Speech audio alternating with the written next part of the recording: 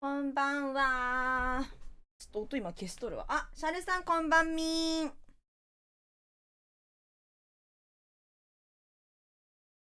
こんばん。うんうん。あ、ちゃちゃまりさんこんばんにょ。あ、猫ちさんこんばんはにょ。100リッツありがとう。猫ちさんこんばんにょ。かぶったわ。こんばんは。あれか。勝ったやつ。あ、空城さん、グッドイブニー、こんばんは。はい。たら、なんでバーキンの相撲のやつの話して、たっちゃんさん食べたんでしょ？100ビッツありがとうございます。ねこちさん、Thank you, Thank you. リエタさん、こんばんは。音今、消しとるわ。こいちゃんが、おくむじゃさん。やすさんがこいちゃんとこ。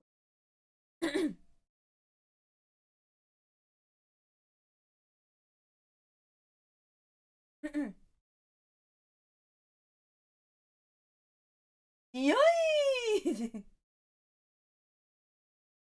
二度と見たくない満足感。なんかさ、ペルソナでもさ、やってるじゃん。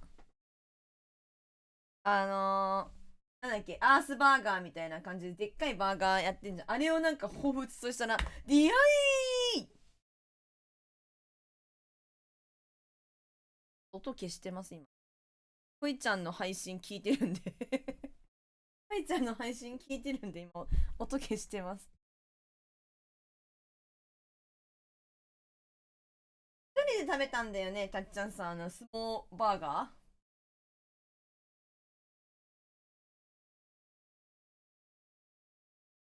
二代目の方が美味しそうじゃない？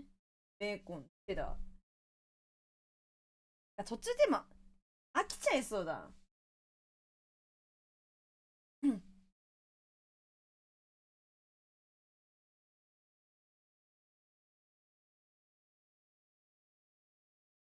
胃もたれ解消スープ今ので、胃もたれ解消スープがあんの？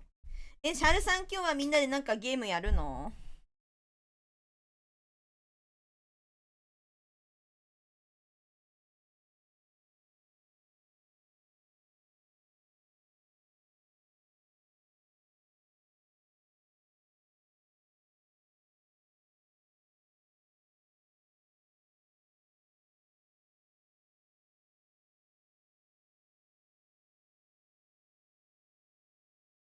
よ、ラコ。トーハー、こんばんみー。よ、ラコ。わかめとか。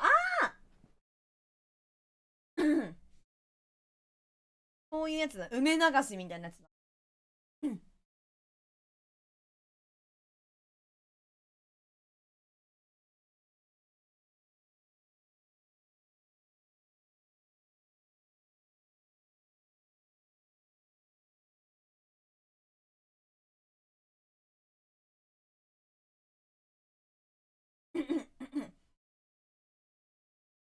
いいなぁ。私、なんかバーガーよりもそういうスープ系好きだから。お、いらっしゃいいらっしゃい。今日はね、ガーティクホンだけでね、こうかと思ってます。だってね、ワイワイでき、整いに行こう。なんか、名前出てなくないこれ。出してんの？待ってんだ、これ。ない。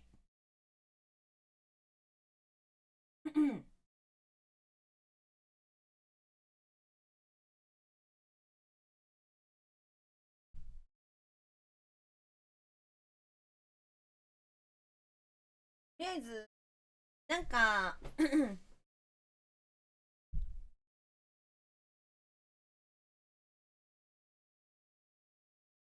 とりあえず何やりたい？あ、本。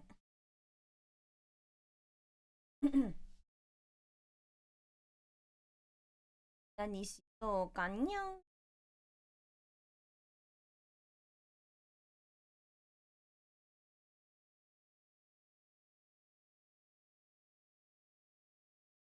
あ、そうそうそうそう。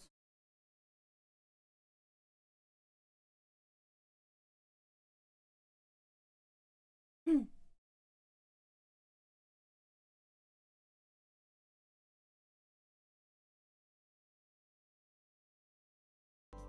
はい、こんばんは。アイブレ、オッケー、アイブレ行こうや。無音だったっしょ。ごめんなさいね。アイブレ行くかよん。アイブレ行くよん。あ、待って、アイブレ行くとか言ってバカじゃん。ちょっと待って。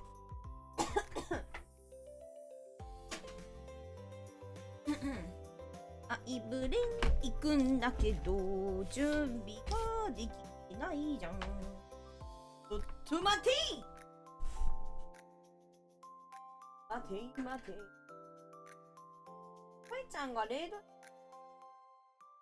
硬いのちょっと待とうか。応援みたいな。ありがとう。こいちゃんこんばんは。ありがとうございます。お疲れ様。待って。フォロールの悪魔さん。フォローありがとうございます。こんばんは。どうもどうも。先ほどはお邪魔いたしておりました。ニョラコと申します。どうもどうも。どうやってやんのこれ。これさ、どうやってレードしてくれた人のやつさ、あれできるのこれ。いや、トマトが嫌いな君、はい、めっちゃ嫌いですけどめっちゃ嫌いですけど。こいちゃんのやつ、どうやってさ、あれすればいいんだやってくれたやつ、マジでわからん。ありがとう、レイド。こんばんは、皆さんいらっしゃいませ。こんにちは。S レイド、スラッシュ。ありがとうございます。これがこいちゃん。待ってください。これに、ありがとう。何から何まですまないね。おばあちゃんすぎ。来ないね。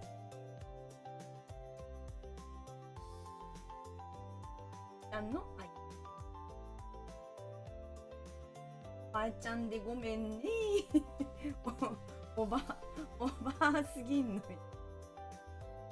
おばあすぎる、おばあすぎる。おえちゃん。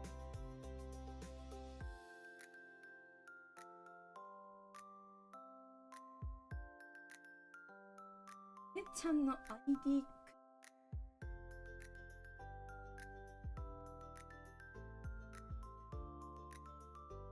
ハッシュ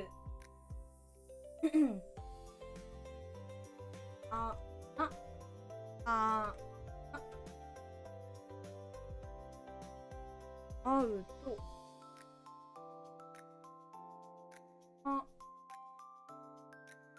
からんいいのかなあれ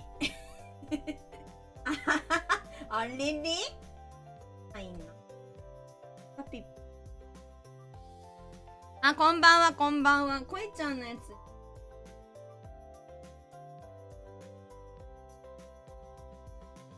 れどうやってやるんだ、ほんと。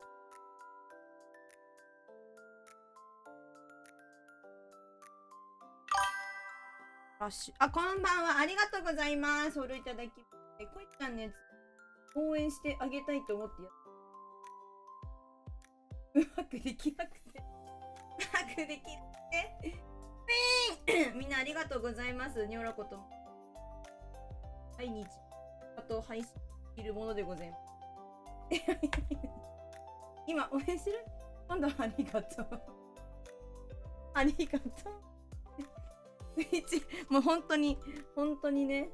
ここまではいい。アウトまではいい。ユーザーネームが出ても、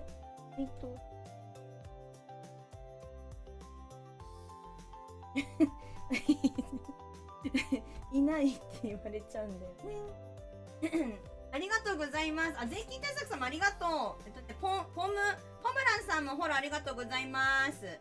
いつもこいちゃんとコラボさせていただいていること。今日はですね、バーティク本やろうかなと思って、バーったらですね、絵が苦手な方もそうでない方も、ワイワイやろうやっていう感じでやらせてもらう。私もめっちゃ画伯なんで、だったら、ご参加しませんか？うん。だからね、ありがとうございます。本当にもう何者でもない。私は私です。こいちゃんみたいにさ、なんかこいちゃんさ、なんか水の妖精ってやつあるじゃん。ないんですよ、私。トラコトス普段はどんな配信？あのね、ガーホン、バロー。あと最近、私は RPG 枠を設けてるんで、最近はペルソナやってますね。ペルソナ5してたりとか、あと気が向いたらホラーゲームやったりとか、あとなんか時事的な配信のゲームとかやったりしてます。やってます。毎日太郎はやってないんだけど、金曜日は必ず参加型バロラントやってます。ありがとう、ごめんね。こいちゃんちょっと応援できなくてごめん。い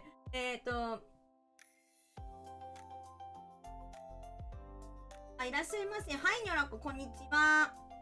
みのるさん、こんにちは。こんばんは。スマホからだったら、タップするだけできる。スマホできる。賢いじゃん。はいですか？天才ですか？こんにちは。どうぞ。天才ですか？どうぞ。エイドからニュース。はい、ありがとう。そして、ありがとう。勉強。これはコンニュラティック本です。はい。Are you still play Persona 5？ まだする。リドルさん、リドルさん、するけど、今日はやらないけど。まだやるよ。ちょっと待って。有力な情報ありがとうございます。有力な情報。ちょっと待って、本当にごめん。始める前にさ、試させてよね。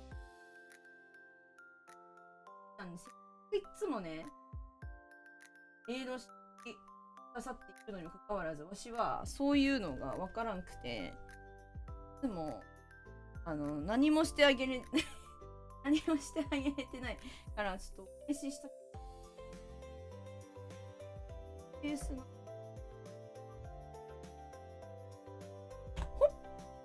どう？お電車の時はそういうことなんですね。今、Thank you, no problem. 全然ありがとう。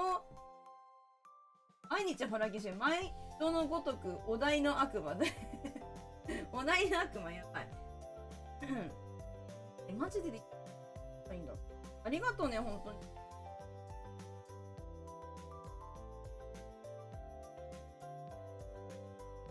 やもうね、応援対象チャンネルちゃんとあんのになんでなんでないって言われるの？あるよね。あるのに。ふいちゃんの配信ないって言われるの。なんでないとか言われない。マジ？そんなバカな。バカなことありますか？あたふたしてるところを考えて生きてる人多そう。いや、おっちょこちょいちょいすぎるでしょ。そんなことないですよ。笑いにし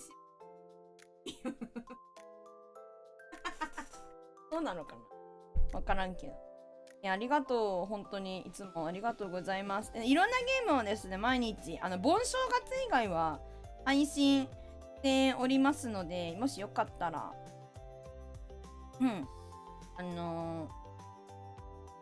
来てください。ふいちゃん一番好きなのは分かってますんで。ふいちゃんが一番みんなが好きなのは分かってるので、マジでよかった。箸休め的な感じで、箸休め合ってるのか、今後合ってる？違うな。が向いたらです。お越しいただける嬉しいです。よし、ありがとう。気をつけてね、こいちゃん。買い物パン買いに行くって言ってたので。さっき言ってたお相撲さんのバーガーキングお相撲さんのバーガーキングさ、なんかたっちゃんさんがここ私の配信に来てくださっているたっちゃんさんも食べたって言っててちょうどタイムリーに、食べてたみたい。一人で食べたのかな。ありがとう。待ってありがとうございます。ありがとう。トロールの悪魔師ありがとうございます。サブスクどうもありがとうございます。さあみんなサブスクの儀式を執り行おうと思う。入力お願いします。悪魔師悪魔師ごめんねこえちゃん、ちょっと待ってくれたの。ありがとうありがとうございます。トロールの悪魔師悪魔さん2代目ベビーボディーバーガーソロ討伐やば。2代目も今も食べれるってこと？あ、マジありがとういいね。悪魔さんもなんか変やな。悪魔師ありがとうね。サブスクって言っていただけるでかいワンちゃんがいますね。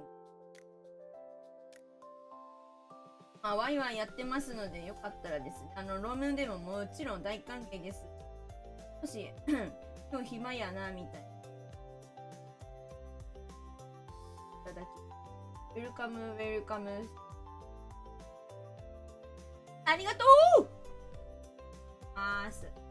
明日失礼、声がですね喋りすぎててずっと枯れてんでごめんなほんとこいちゃんと普通にアイコンと V 体が好き。ありがとうございます。あれしてみんなでかいやつしてでかいやつアイコンこれ可愛いんですよね。ママのねもう可愛いんですよこれね。多分アイコンスタンプもこれておりありがとう。ハイプ来た。ありがとう。悪魔師のおかげでハイプ来た。可愛すぎでしょ。そうでやろう可愛いのじゃ可愛いのですぞ。エクスペンシブさんこんばんはいらっしゃい。そうでやろうポイントチャネポがたまりましたらですね、チコーヨレっていう、チコーヨレ、はい、出ました。喜んで。チコーヨレポイント入りました。喜んで。可愛さ見せつけろ。サンプたくさんありますし、チコーヨレ、喜んで。お代官様。チコーヨレポイント。俺を見ろやめて。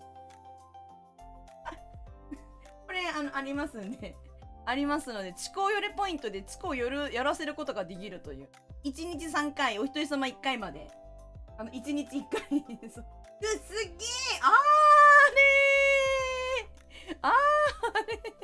これ回れないから横にわかりますか、こう横に揺れてるだけなんですけど最近作りました。在庫切れ注意。そう連発させないようにはしてますので。なんです。どうですか？いいでしょ？こうよれこれ以上ちょっとごめんなさい、寄れないんですよ。寄れないんですけど、ここまではいけるので。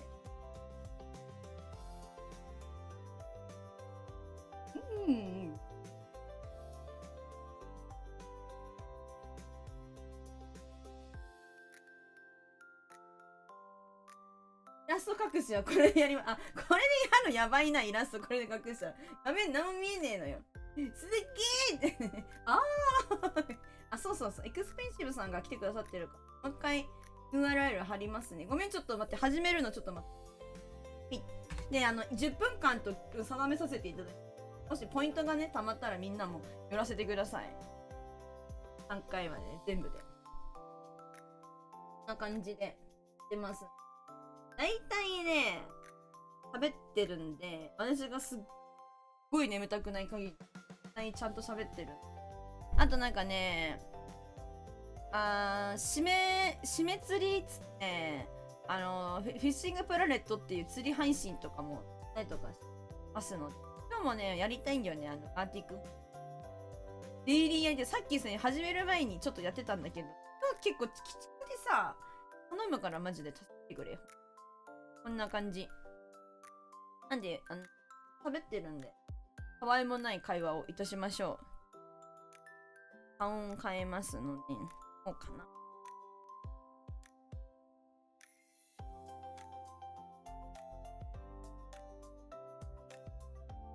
あ、リリ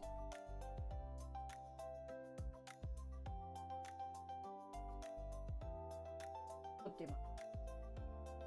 中にする。切れちゃうんだよな、頭のアホ毛がさ。もうちょっと、ダモですか？ダモですか？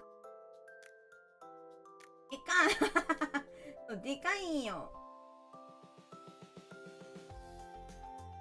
そうなんですよ。目が綺麗なんですよ、私。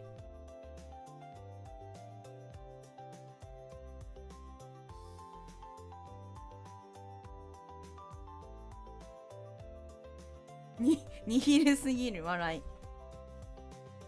これをね、やってくれるからね。ピニョ顔。ピニョ顔いいじゃん。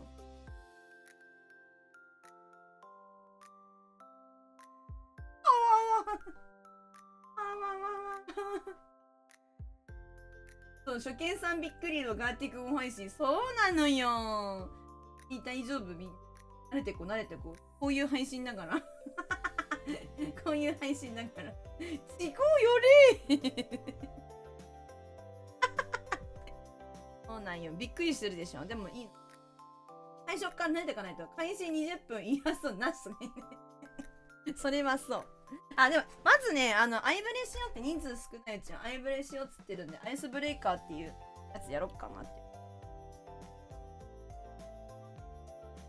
トンハが太ももよこせ、トンハが太ももよこせ、ポイント、チャンネルポイント、1話で1回ました。ねえんだけどな。ありがとう。アイプンワンダーありがとうございます。ないんだけどね、そんなポイント。方がねえな。ないんだろ？ここね。あ、このね、V 体をなんかその、姿を見せることはないからね。足も。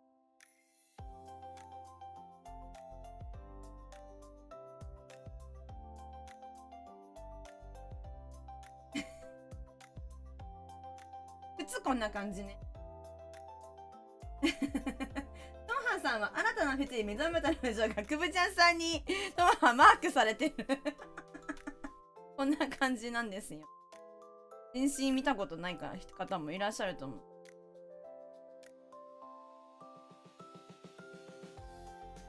かわいいでしょ。かわいいでしょ。初めて見たそうでしょ。全身あんま映さんもんね。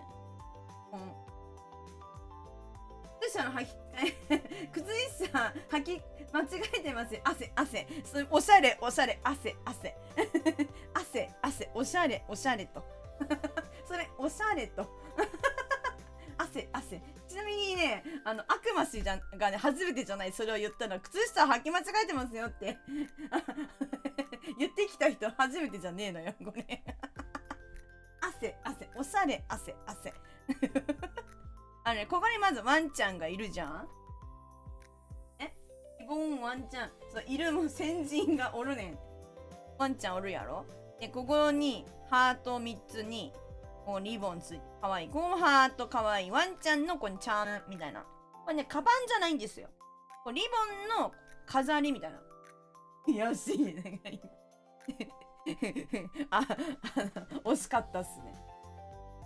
こんな感じになってて、ねえ、なんか腕ちょっとあんま見えないんですけど、ここになんかね、ついてんだよね。ここに、わかる？この。ついてんの。見せられない。ごめん、見せられないんだけど、あんまり。見せられないんだけど。ついてんですよ。これ。ついてるでしょ？ついてて、ここにハートの、これ、ついてる。おしゃれ。おしゃれ。色違い、おしゃれ。これ、おしゃれ。あと、この絶対領域、おしゃれ。これリボンここまで伸びてる。おしゃれ。わかる？あと、この靴、かわいい。もう完璧にかわいい。あそこ、パーツ分けって熱いです。これいいでしょ？これいいんですよ。にアホ毛、このハートになってるかほっぺ、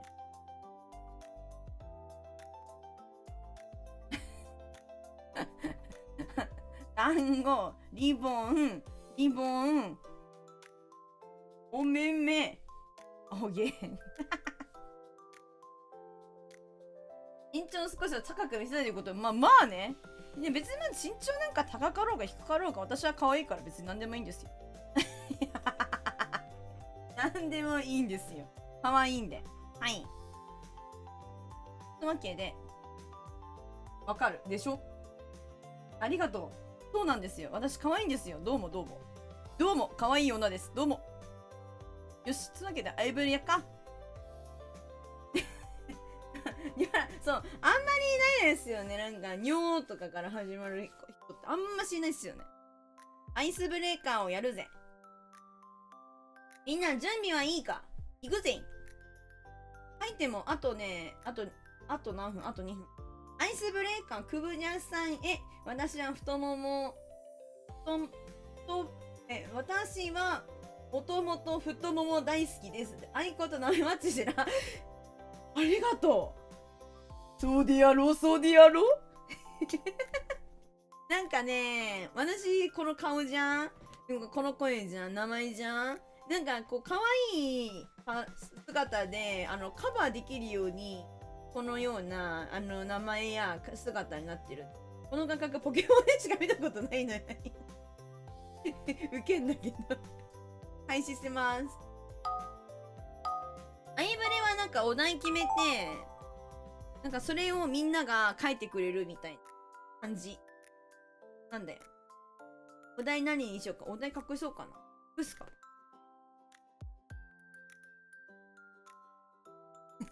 でかすぎんだろ。お題決めてない。どうしよう。わかった。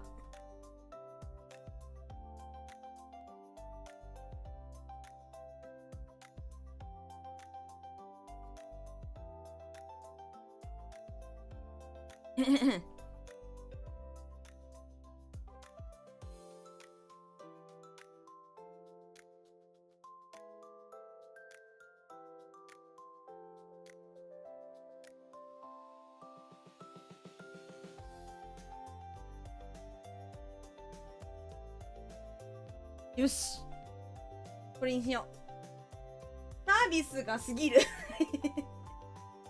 そうでやろう。10分間だから10分だった。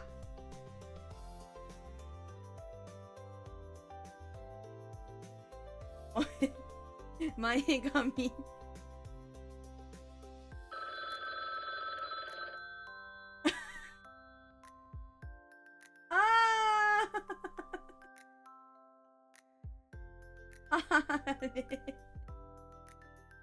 早く、お題早く過ぎてほしい。お題早く過ぎてほしいんだけど。おい、お題やってるやつおるって、マジで。もともと今日は絵描く日だからちょっと私デカめなんだけど。これ、党派だろ、これ。このお題党派だろ。ゆのこさん、毎日見れるんでね。見れます。毎日、盆正月以外はやってるんで、私があと、もうよっぽど体調崩さぬ限りは毎日、やってるんで、ほど体調崩すことはないので、私本当に前もみんなには言ってんだけどね、インフルにもコロナにもかかったことがないっていうここ数年風邪もひいたことないっていうボデーなので毎日見れるとは思う。よほど急に崩さん限り。抹茶さんこんばんは。いらっしゃい。190日連続ご視聴ありがとう、抹茶さん。これね、どうしよう、これでも。私書けないや。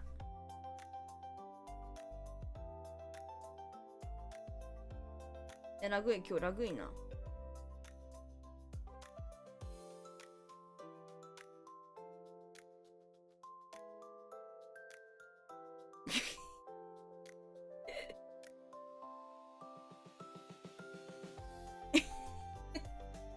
ね。兄を誇りに思うよとか言って。クージャスさんが。これ書けない。書けない。書けないよ。どうしたらいいんだ、これ。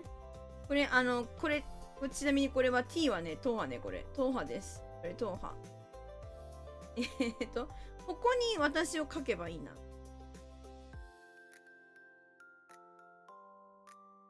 マジで私絵が上手なわけじゃないので、本当に頼む。本当に頼む。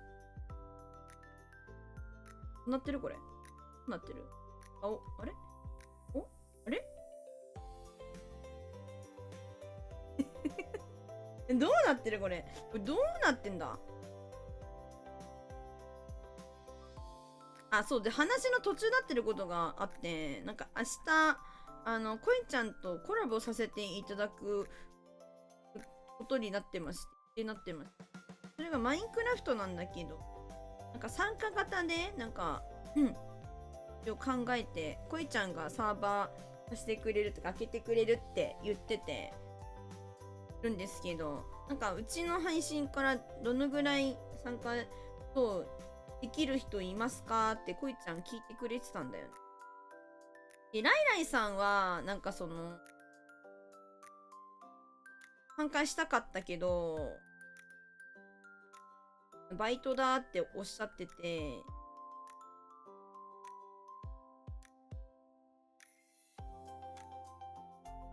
来れないのは分かってて、ジャバ版だって言ってた。そしてこいちゃん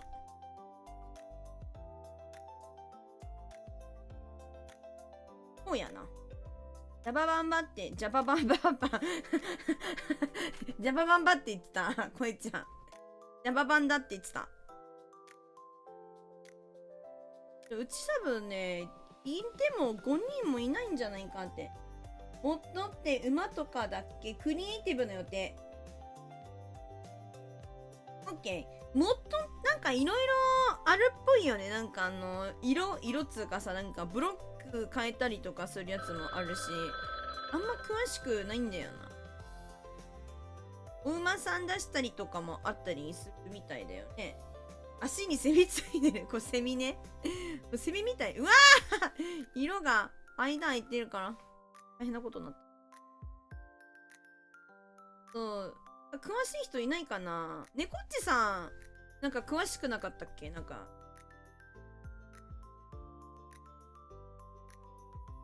なんか言ってたよね。やってたみたいな。色塗るときめっちゃ大変なんよ、これ。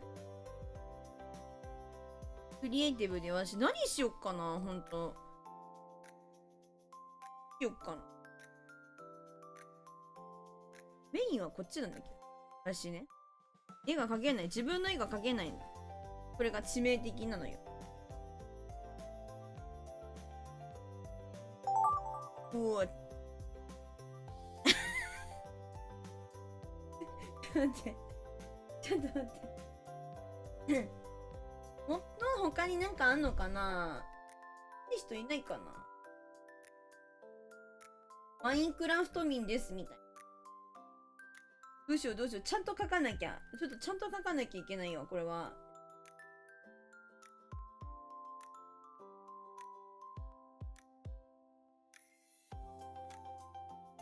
待って、マジでちゃんと書きたい。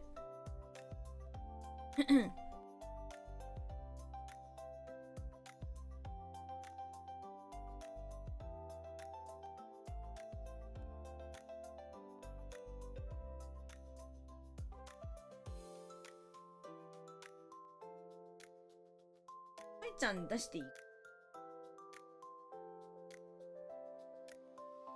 ちゃんちょっと出すね。くいちゃんからこいちゃん。ちゃんちょっと出ます。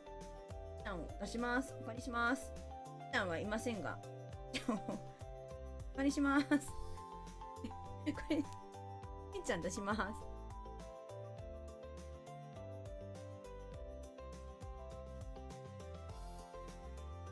またこうなっちゃった。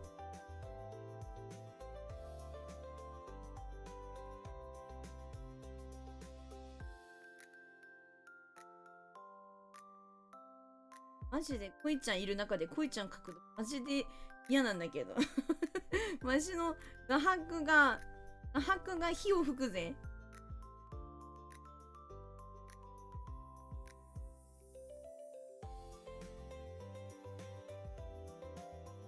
神です。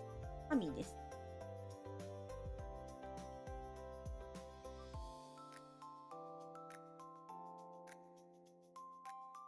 こいちゃんいる中でプレッシャーすぎるくね。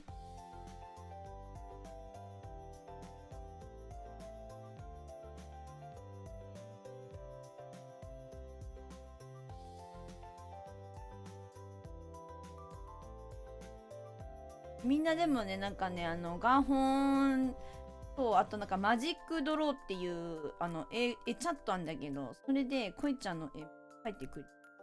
は、ストックがちょっとあります。こいちゃん。こいちゃんの絵のストックがあります。こちらに。こいちゃんのストックがあります。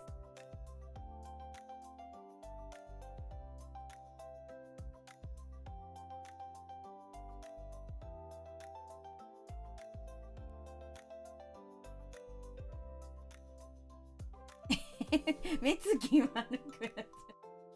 待って、可愛く描きたい。可愛く描きたいの。助けて。用事済ませて画面たら右に大好きがいそう。ちょっとお借りしてます。皆様の推しお借りしてます。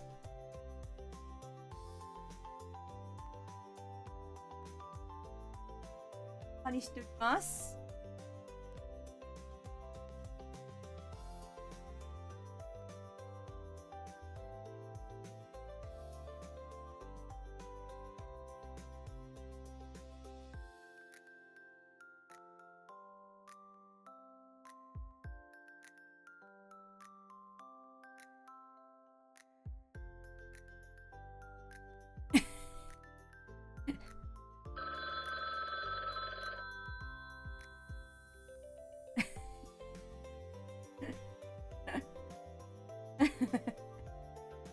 こいちゃん。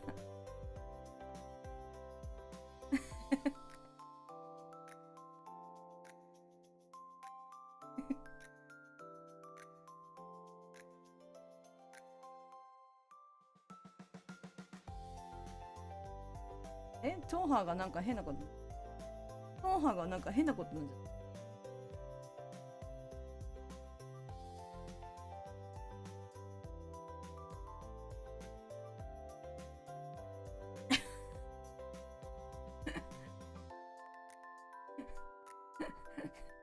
けいちゃんが書けないんだよ。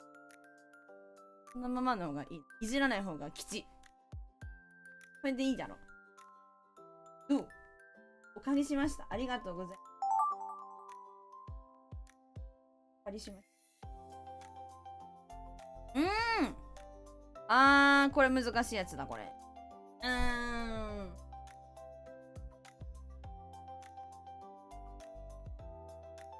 これむずいやつだ。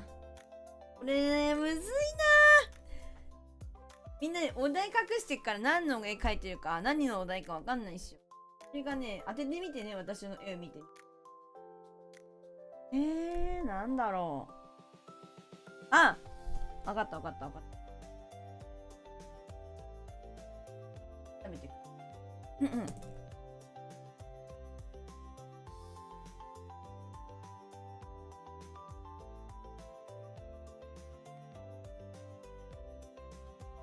みんなこんな感じで私の配信は絵を描いたりして進んでいく感じね。なんかまったり喋りながら明日へ行くんだい。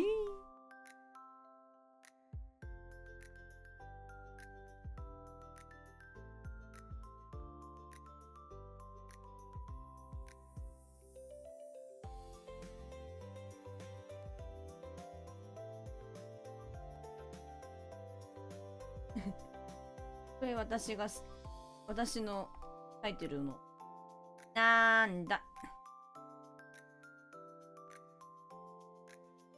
ねえ、多分うまく書け。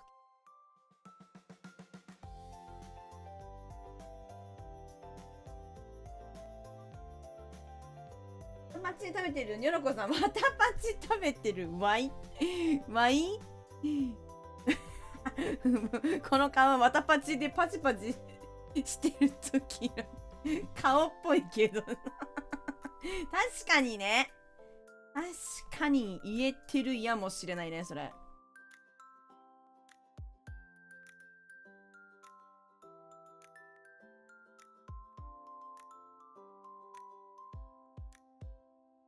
どうぞ。うちの配信ではおなじみのやつなんで、これおなじみのあいつです。これが私はね、だから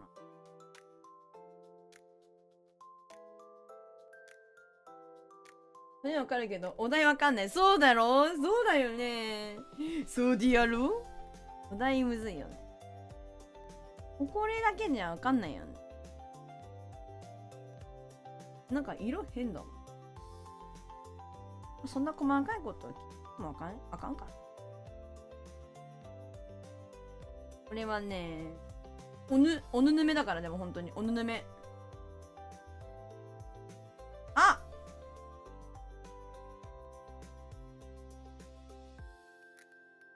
おぬぬめです。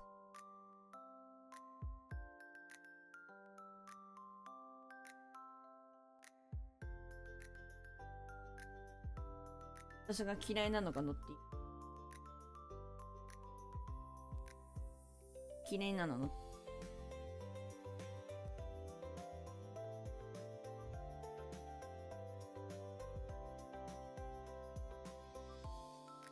タガメいない。タガメいないよ。チーズ、そう。何やっとんねんだ、つっこい。赤星インコこれはですよ。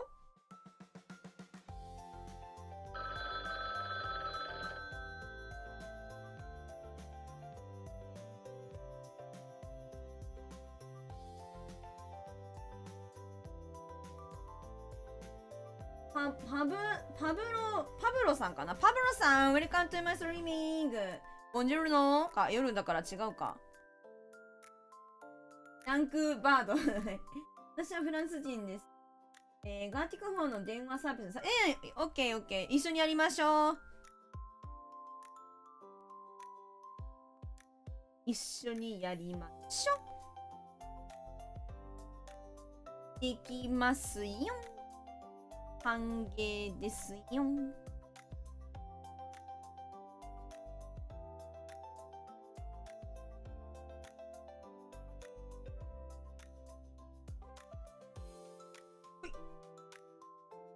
なんか足りないけど、まあいいか。あ、そう、これね。これ最後に、これか。あと、お題考えてや。一緒に。何のお題か当ててみてや。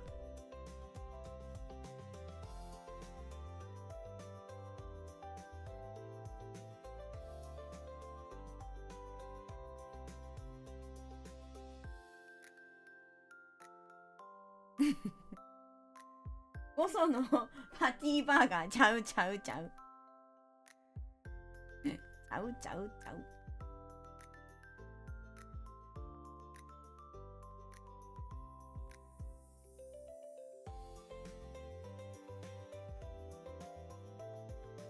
向き。あ、なんか頭もっさりしてないこれ。頭でかくない？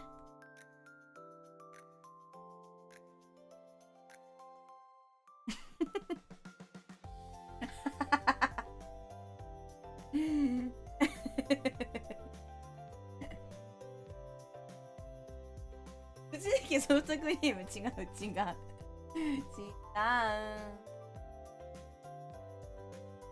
もう一人。方か、まだ。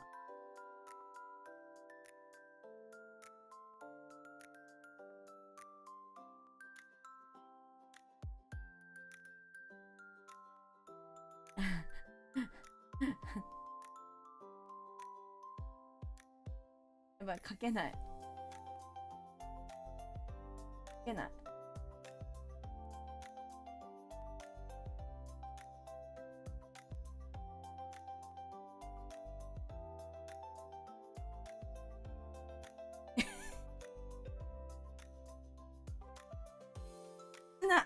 あげないで。あげてない。あげてないんだよ。こんな感じかな。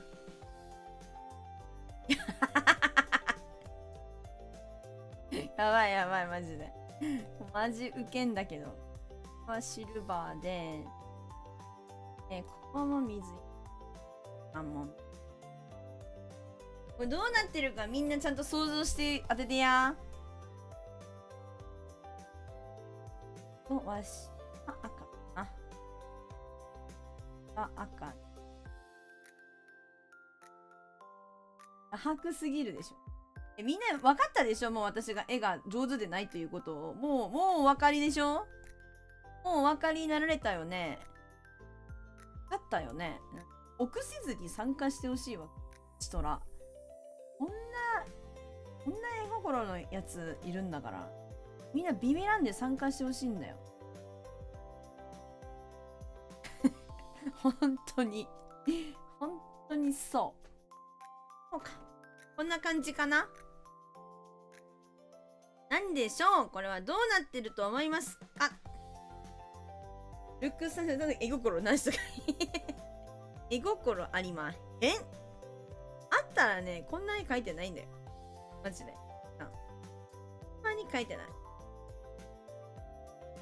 どうなってると思うこれ。当てて、ちゃんと。ちゃんと真剣に考えて。真剣に考えて。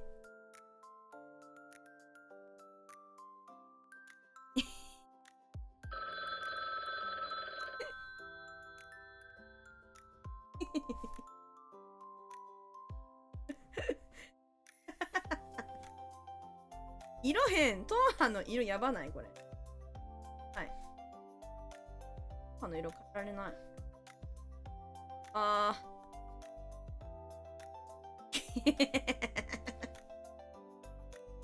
トーハの色やばい。ウケんな。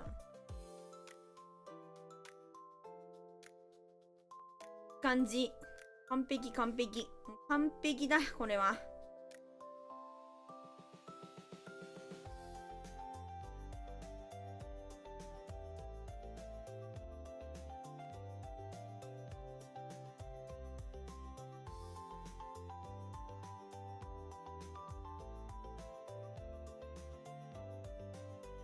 感じ。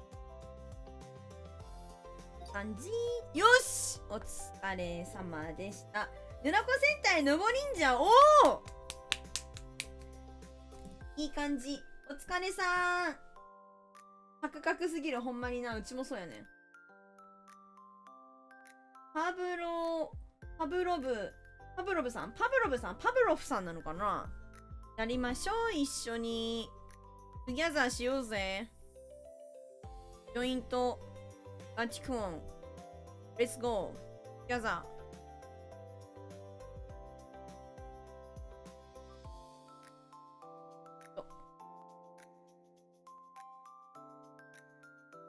URL、ピック。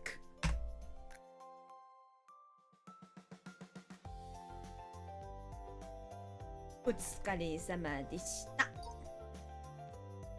では、答え合わせといこうじゃありませんかということですよ。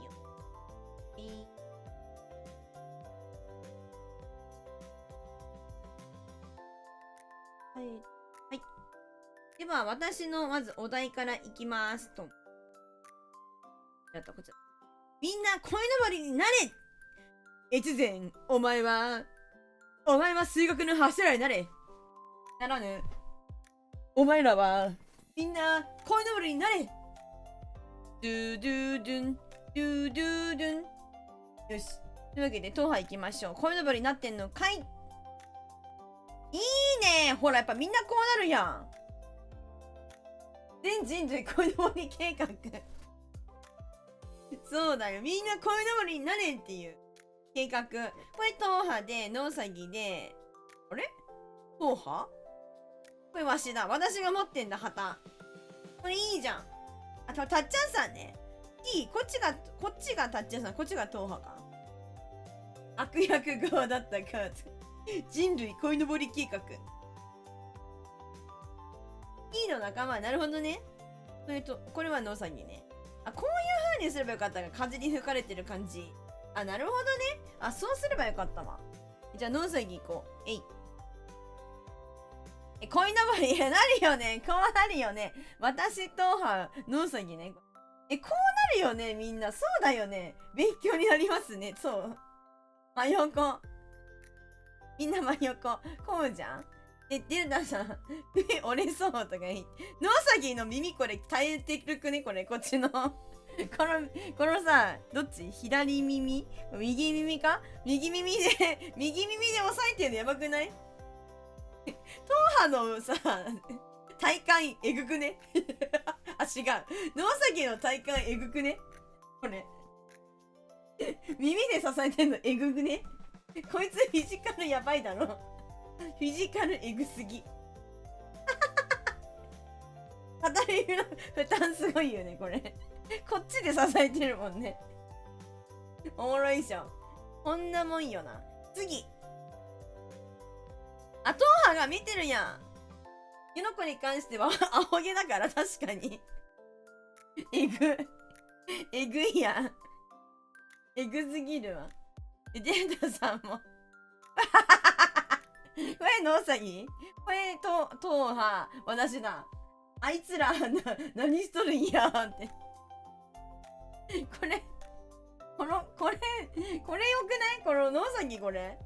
この顔。これ顔いいね。おもろすぎるでしょ。マジおもろいわ。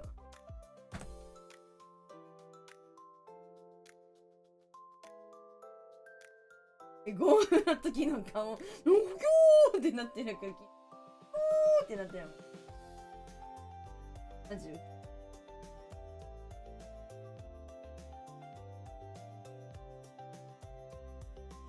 面白い。で、最後私ね、まあみんな驚くなかれ、こうだろ。どう？カラフルでいいでしょ私の絵は。どう？みんな。どう？なびいてる？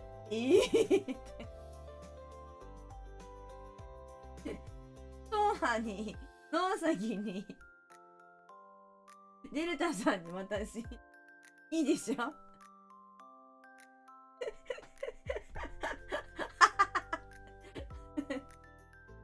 EDM ぐらい色変わるじゃんって。あ、外側のね、色変えたからね。やっぱりね、変えていったわ。なんか緑じゃねえなと思って。変えたのよ、東亜の色。急にピンピカになる。すっごいじゃん。すごいだろこの絵心にもみんなビビってると思うけどな。サーフ号みたいな色違いだよ。サーフ号を受ける。いいよね、これ。上手、みんななんか、ノウサギなんかもう体がもう硬直しちゃって、ピョーンってこうなんかすごい収納されてるから。面白いな。かかれば、私にかかればこんなもんよ、マジ。ありがとう。じゃあ次行きましょうかね。はい。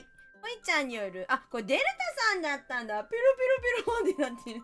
これデルタさんだったんだ。こいちゃんによる、ツイッチ勉強会行きましょう。可愛かった。でもすごい上手。こいちゃんってわかるこれ。こいちゃんが教えてくれてる。こいちゃんわかるわ、これ。上手やん。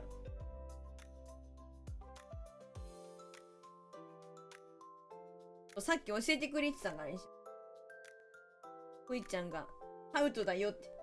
アウトだよって教えてくれてたもん。でもできなかった私。マジごめん。マジでごめん。なんでなんだろう、本当に。なんかヘタピピなんだよな、やっぱ機械がね。スマホながらに少ない線で表現できすごい、本当にそうだよね。スマホでやってるのに。上手だよね、それね、表現が。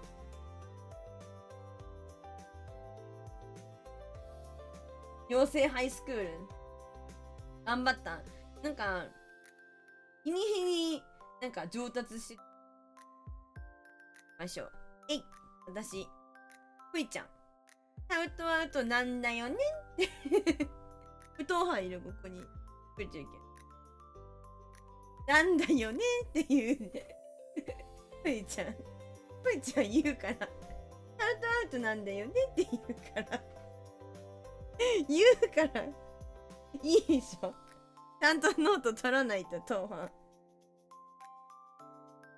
これ結構頑張った方。頑張れた方。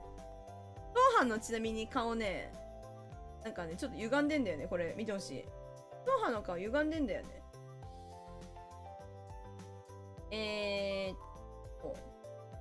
ガンホン、下顎出てるとか、そう。なんかね、歪んだのよ。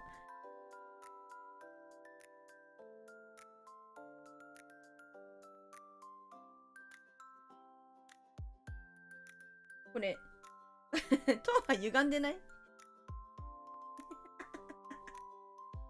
こいちゃん、ここテストに出るからねんっていう。優しいから。教えてくれるよ、こいちゃん。こんな感じ。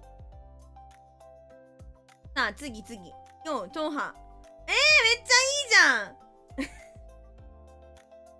ゃんなんか、メガネぐるぐるメガネになってるこいちゃんぐるぐるメガネのこいちゃん。しかもなんか妖精さんってこういう服着るんだね先生って手挙げてるおもろ。こいちゃんスカートじゃなくてズボン履いてるの新鮮すぎるだろこれよう先生って妖精みたいな妖先生だね。私ちょっとあれだな、なんか手でかくねなんか手でけえちょっと手広めでやらせてもらってますわな。かわいいこれこいちゃん。お花のここの髪飾りかわいいよね。クリームパン、そうクリームパンいいよね。クリームパンのおててクリームパンおててや。こいちゃんが教えてくれてる。ここなんだよね。いくよ。デルさん。いいね。メガネこいちゃんも。みんなメガネつけてるわ。デルタさんもトーハンも。やっぱ先生ってこういうメガネのイメージあるんだね。かわいい。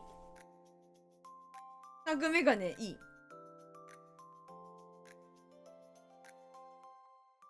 メガネかけてるこいちゃんはなかなかお目にかかれないから、やっぱ絵とかで何か表現できるといただけるといいですね。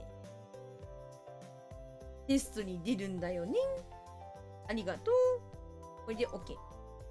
そう。はい、行こう。そのままできる。あ、そう。これは絶対手党派だって分かってたから。うち行きます。ほい。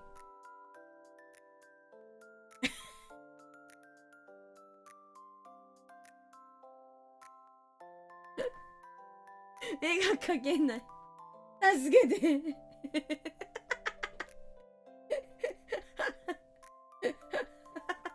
いや、待って。太ももって誰でもよくはないけど。もうなんか、かけるのがもう T しかいなくて。足長族ね。ちょっとお腹出てると、お腹出てる。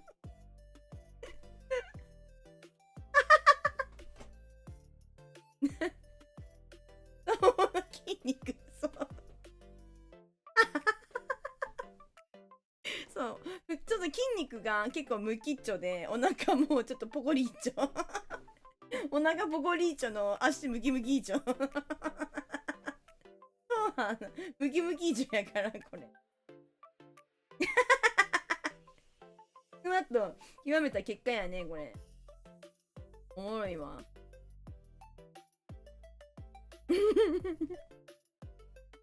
面白すぎる。デルタさん。まさしスリスリしてるやん。アンバランスな筋トレの仕方しやがって。スリスリしてる。誰だこの足。誰の足にスリスリしてるんだ私。やっちまってんなこれ。足スリスリなんて私趣味ないからね、言っときますけれども。みんな勘違いしないでほしいけど、私は別にトーと違って太ももフェチとかじゃないのでね。いい。そんなスリスリしません。座敷わらしの類の妖怪、妖怪とか。でも座敷わらしって幸せと座布団運ぶんでしょ？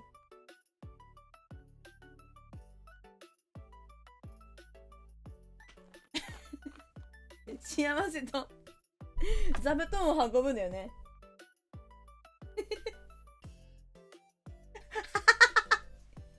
座布団運ぶのは山田くん。いや、それはそう。それはそう。ただ太ももが重くなるだけ。粉木じじいみたいな感じじゃん。粉木やん、それ。粉木やないかい。重くなるのは。嫌になっちゃうね。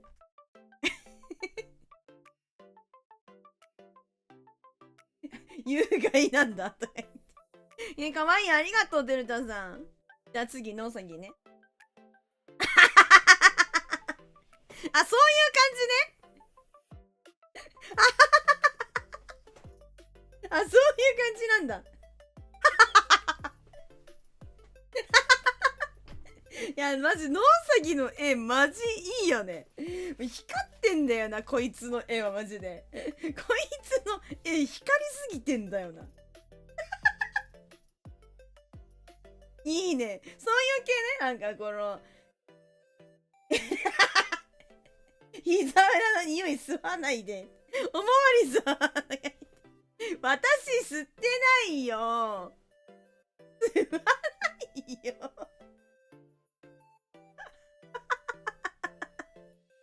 おもろすぎんでしょ、これ。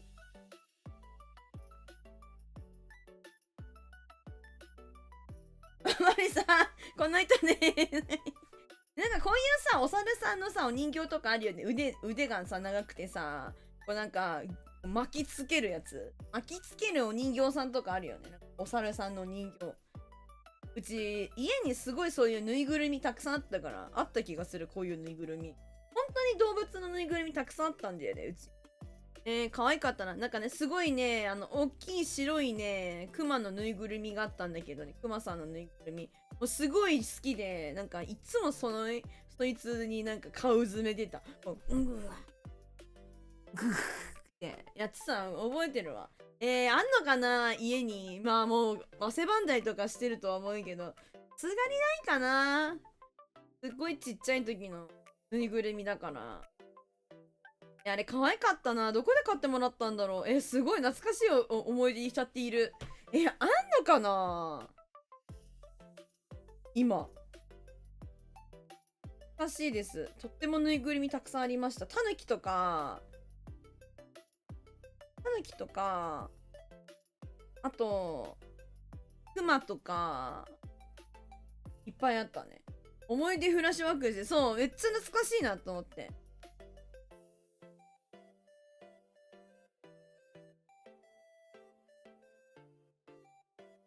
なんかね、ぬいぐるみ式ね、なんかそういう衣装ケースみたいなやつに入れて、しまって押し入れの中に入ってたまでは覚えてるけども、ね、ずっと残るけど、さすがにもう、でも本当に幼少期だから、処分されている可能性はあるな。懐かしいね。懐かしい気持ちになった。トハ行こう。いいよね、トーハー、マジで。ちょっとなんか私これ、太ましくない？この私、太ましくない？でもこのムチムチ太もどっちが本命？どっちが本命なん？太ましくない？ちょっと、ぽちゃっとしてるってことは太ましい。小野友さんこんばんはいらっしゃい。ビッグファーかと思ったとか言って。なんかちょっとなんかポチャっとするやんけ。なんか私が私の太ももになんか抱きついてる。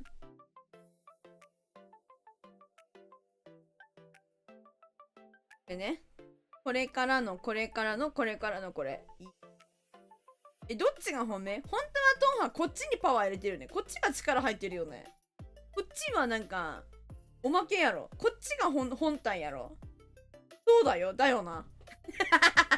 だよな。分かってんだよ。そうだってね。お前のことは分かってるからね。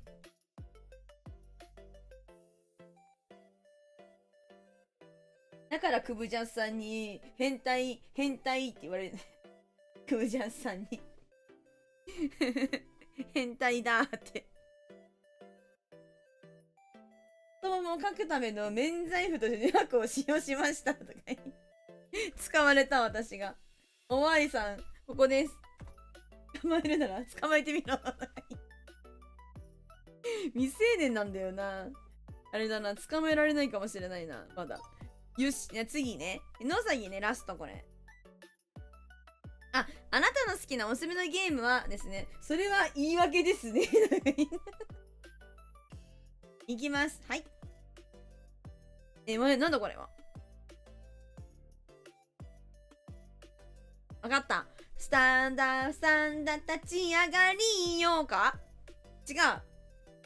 いない入れじゃない？これいない入れじゃない？合ってる？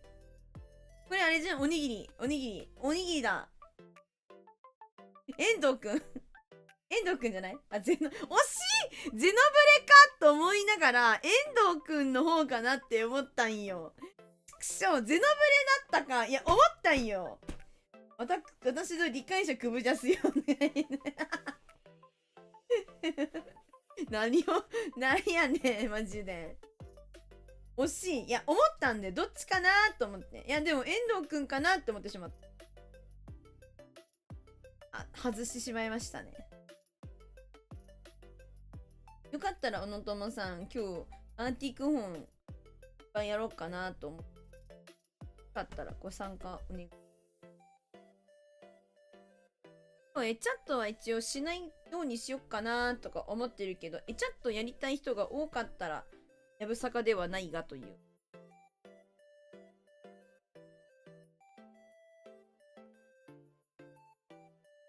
いしょ。うん。よし、じゃあ次行きます。どうぞ。いいね。マリオとガノンドロフ？これは何？スマブラ？マリオとガノンドロフが一緒にいる世界線ってスマブラだよね。そうだよね。なんかこのマリオが情けなくていいな。マンマミーヤーってなってる。マンマミーヤーやん、これ。ガノンドルフンの足ってこんなギザってんだね。マリオかわいい、これ。ドリアおじさんこのガノンドルフってドリアおじさんなんですか？ドリアーって言ってんですか？マンマミーヤーだよね、この顔。マンマミーヤーすぎる。弟の使うマリオが情けないからな。お前お兄ちゃん。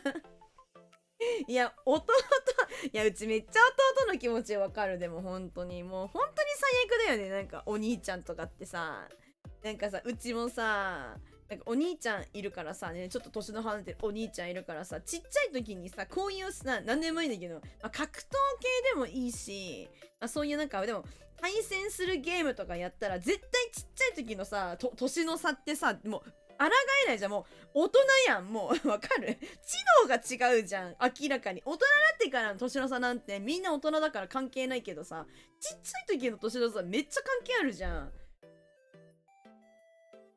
そう。でも私めっちゃボコボコにされてて、もちろん、それ。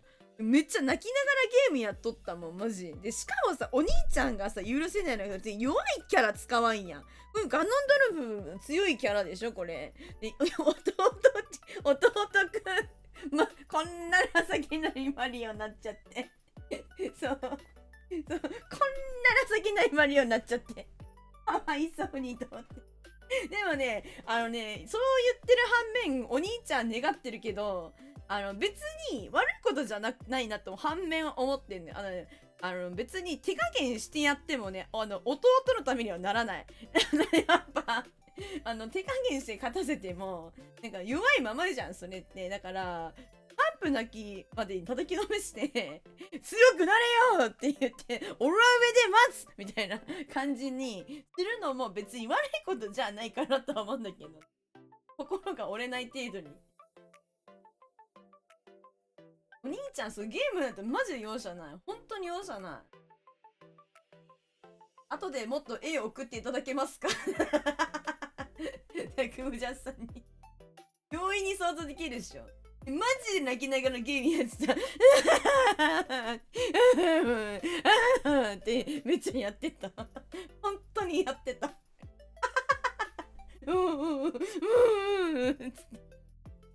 マジだから。これガチやから。でもね、しっかりね、数年越しにね、戦って、お兄ちゃんがそのゲームやってなかったから、しっかり下克上果たして、もう私のね、気持ちは晴れたからいいんだもん。ガノンはね、弱い。そうなんだ。ガノンドルフ弱いんだ。任せろブロ、あなたのために太ももをたくさん作るよって。仲良くなってよかったよ。世の中の理不尽を教えてくれてありがとう、お兄ちゃんとか言って。かわいそう。このかわいいでも、これ弟くんだと思ったらかわいいわ。弟くんの情けないマリオン。マンマミーヤーってなってる。いいわ。ゆうさんこんばんはいらっしゃい。うちのおすすめのこれゲームね。ググピザですね、やっぱり。ググピザの鳥ですね。えらこ、おい、兄貴、ググピザで競争しようぜ。絶対無理。ググピッツァよ、ググピッツァ。兄には絶対できないね。マジ。私ぐらいだよ、でも本当に。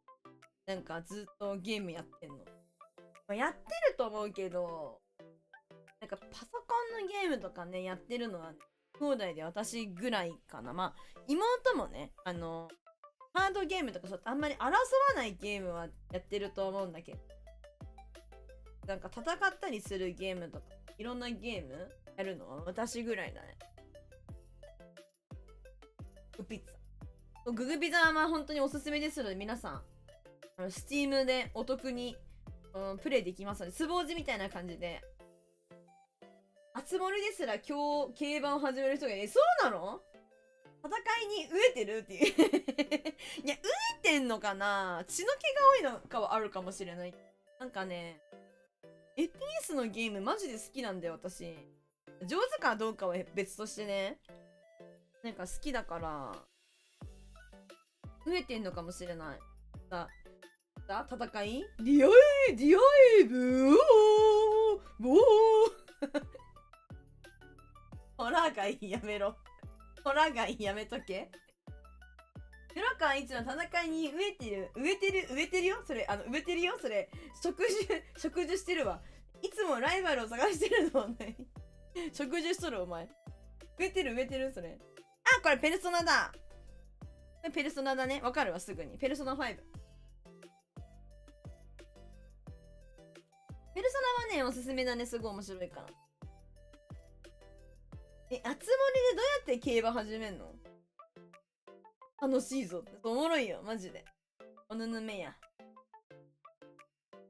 みんなありがとう。なんでと。はい。じゃあですね、標準しよっか？保管すっか？傑作はまだしませんので、コピー品、アイブレ、優美な死骸、コープ。標準すっ競馬のやつ実況付きで熱いよ。そんなのあるんですね。標準する？新しくゲームを買いたいそこの金、ペルソナを買いなさい。確かまだ安い。確かもうちょっと安いかもしれない。少ないから他のものでもいいな。もちろんです。お願いします。標準しましょうか。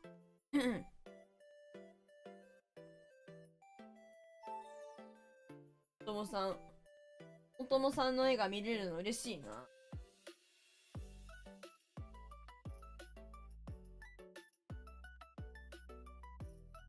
よろこさん元気ください。お、ライオンさんこんばんはいらっしゃい。あつ森の吸盤めちゃくちゃ面白かった。どうやってやんのそれどういうこと？走らせるってこと？ライオンさん元気元気。わしも元気元気元気ないの？元気元気。はよとさん元気元気。はよとさん元気元気やん。誰もわからんかこのネタ。誰もわからんか。誰もわからん？わからんやつやこれ。ごめんだ。なんかの CM ですね。青汁かなんかの CM。はよとさん元気。はよとさん元気元気ってめっちゃ好きじゃなかったんだよな。CM がね、別に企業の批判ではなくて、CM があんま好きじゃなかった。標準いきますけれども、参加いらっしゃいません。手とかで道を落とし穴を設置。それでなんかゴール決めるみたいな。今日絵描きゆきゆき。私、絵が上手じゃないんです。描いていきたいなと思っております。参加ご希望の方はおらんかね？おらんかね？おらんかね？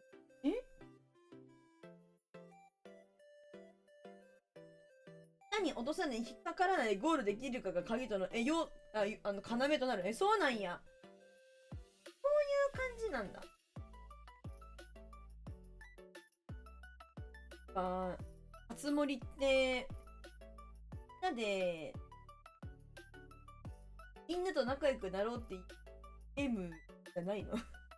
争わなければいけないの？同士で押して落とし穴に落とすところが一番湧いた。気になる。そんなんなるんだけど。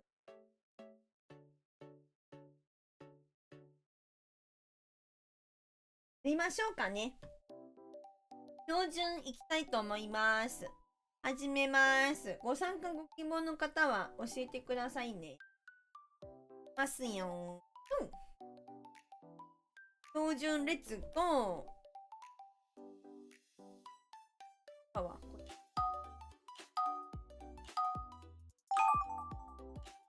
さあ、レッツゴー。お題を決めなければいけませんので、お題を考えたいと思います。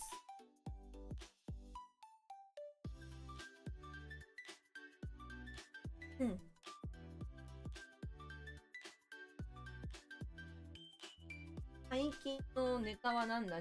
なんだ？時事ネタなんかねえかな？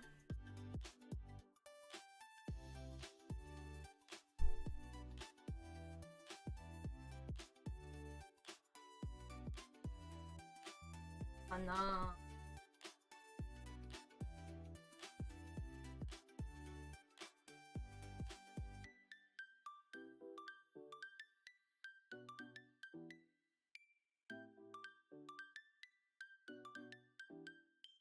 何がいいかな？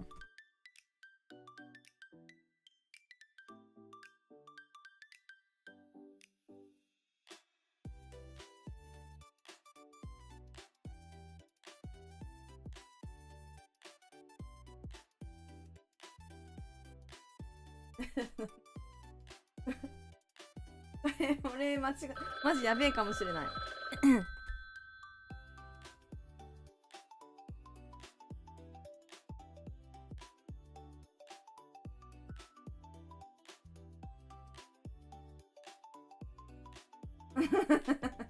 これはね、お題やべえわ、マジで。待って見えてるまずいキャ見ないで見れてない。これ何？わからんやつ来た。見てないよねみんな。これ何？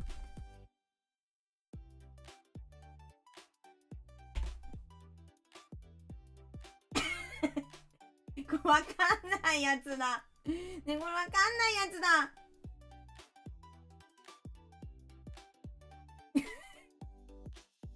俺がわからないやつだ。ちょっと待って。どうなってんだ。どうすればいいんだこれ。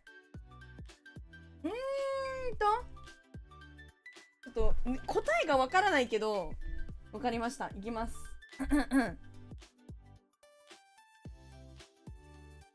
さやってないんだよ。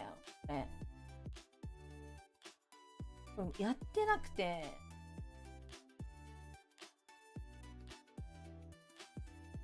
なくてさ。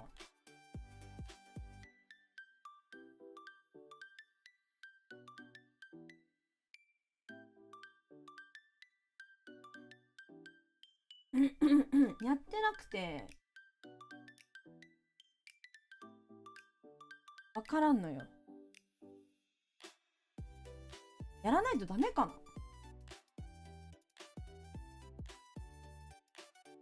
やらないとダメかもしれない。いつか。マジで苦手なんだよ。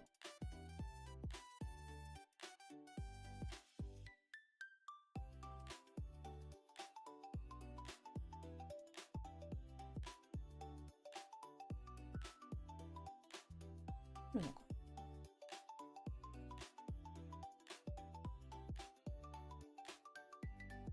来るのか。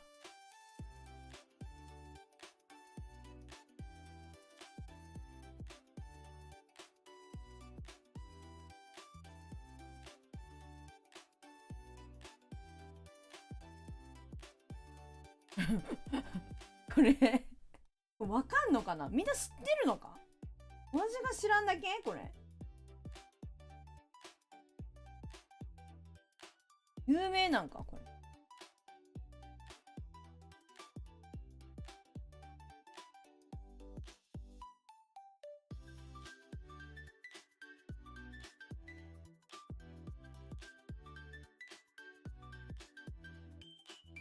こう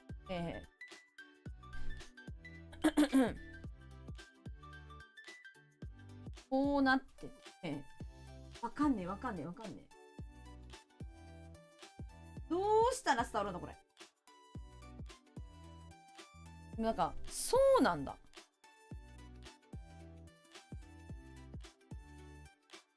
この字が重要なのか。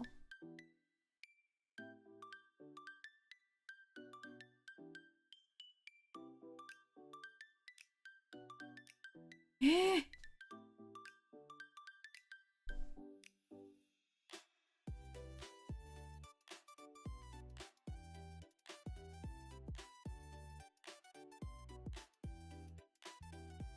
ってないと。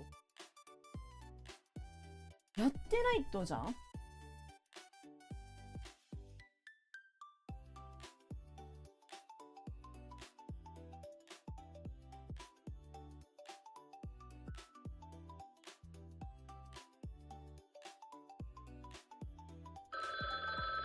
やばいやばいやばい。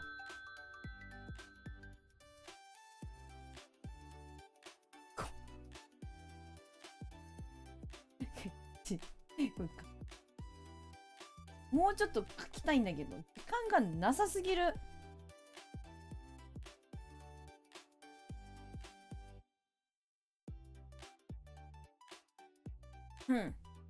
こうで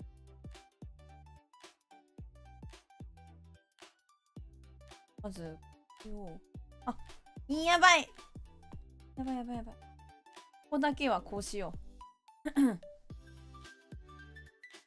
どうしたらいいこれ。塗れないかな。これ塗れないかな。あるだ。塗れないか。うわ、ダメだ。うわー、むずい。これわかんない。これわかんのかな。頼む、伝わってくれ。これなんだこれ。わかった。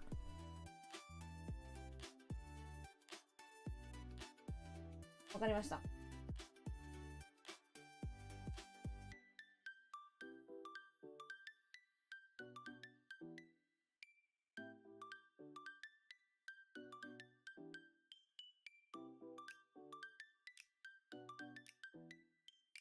よし、完璧。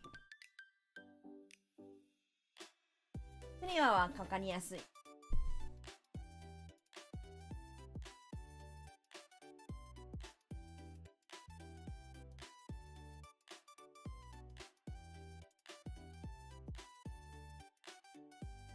私がさっき描いたキャラクターってどのぐらいの時から選ばれたんだろう。全然そのキャラクター知らなくてさ、からいたんかな。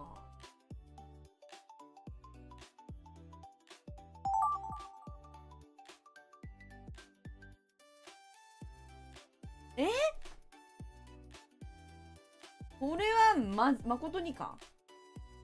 やばいやばいやばいやばいさ。やばいやばいやばいね。お題ばっかり来てる気がする。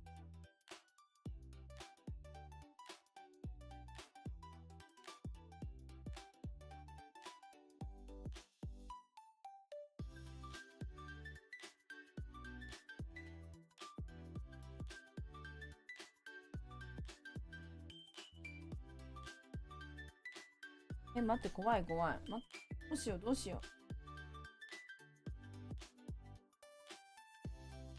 う。待って、どうしようこれ。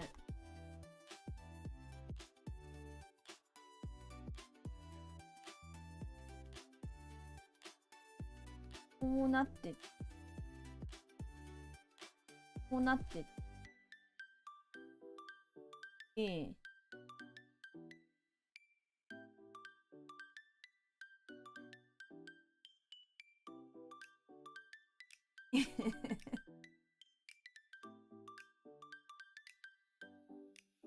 なって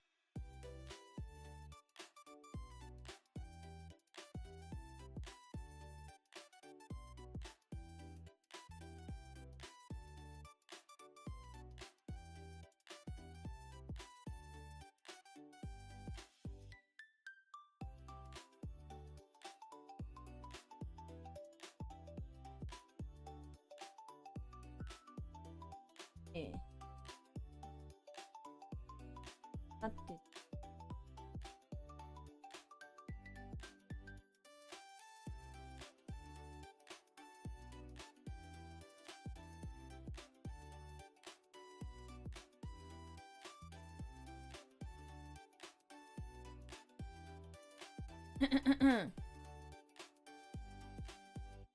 ここ分かりやすい方が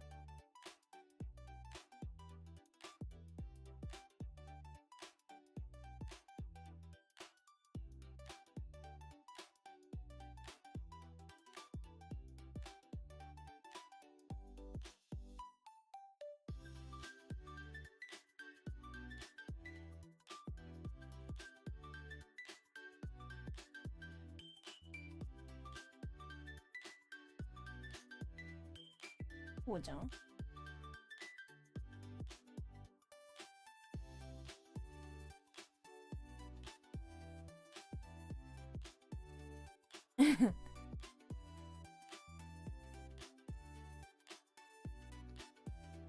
ピヨン。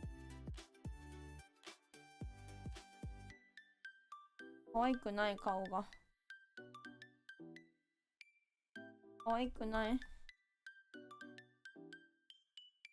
可愛くない。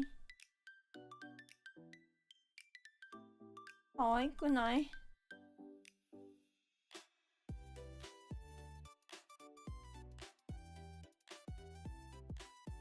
可愛くない。可愛くない。可愛くない。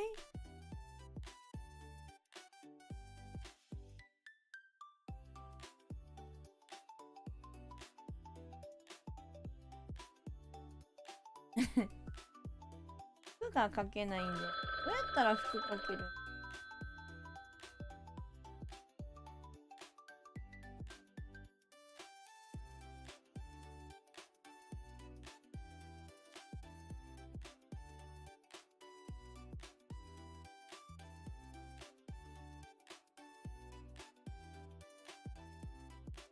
こうで、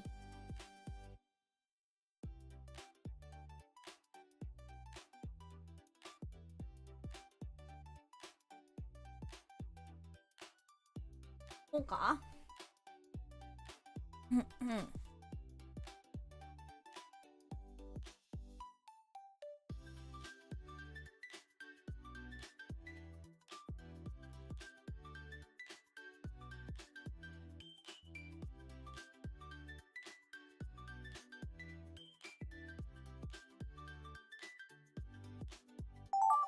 おお。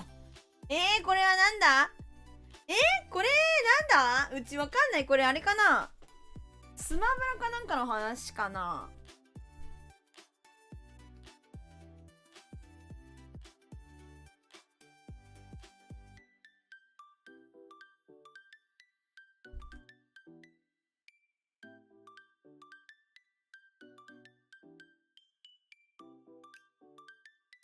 よし、これだ。欲しいね。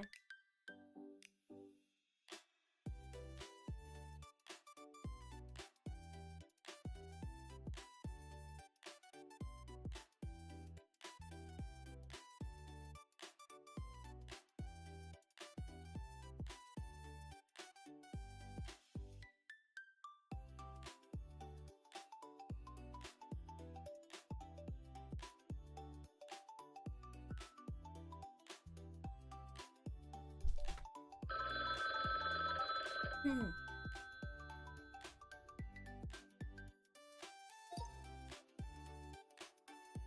まあです。あれ、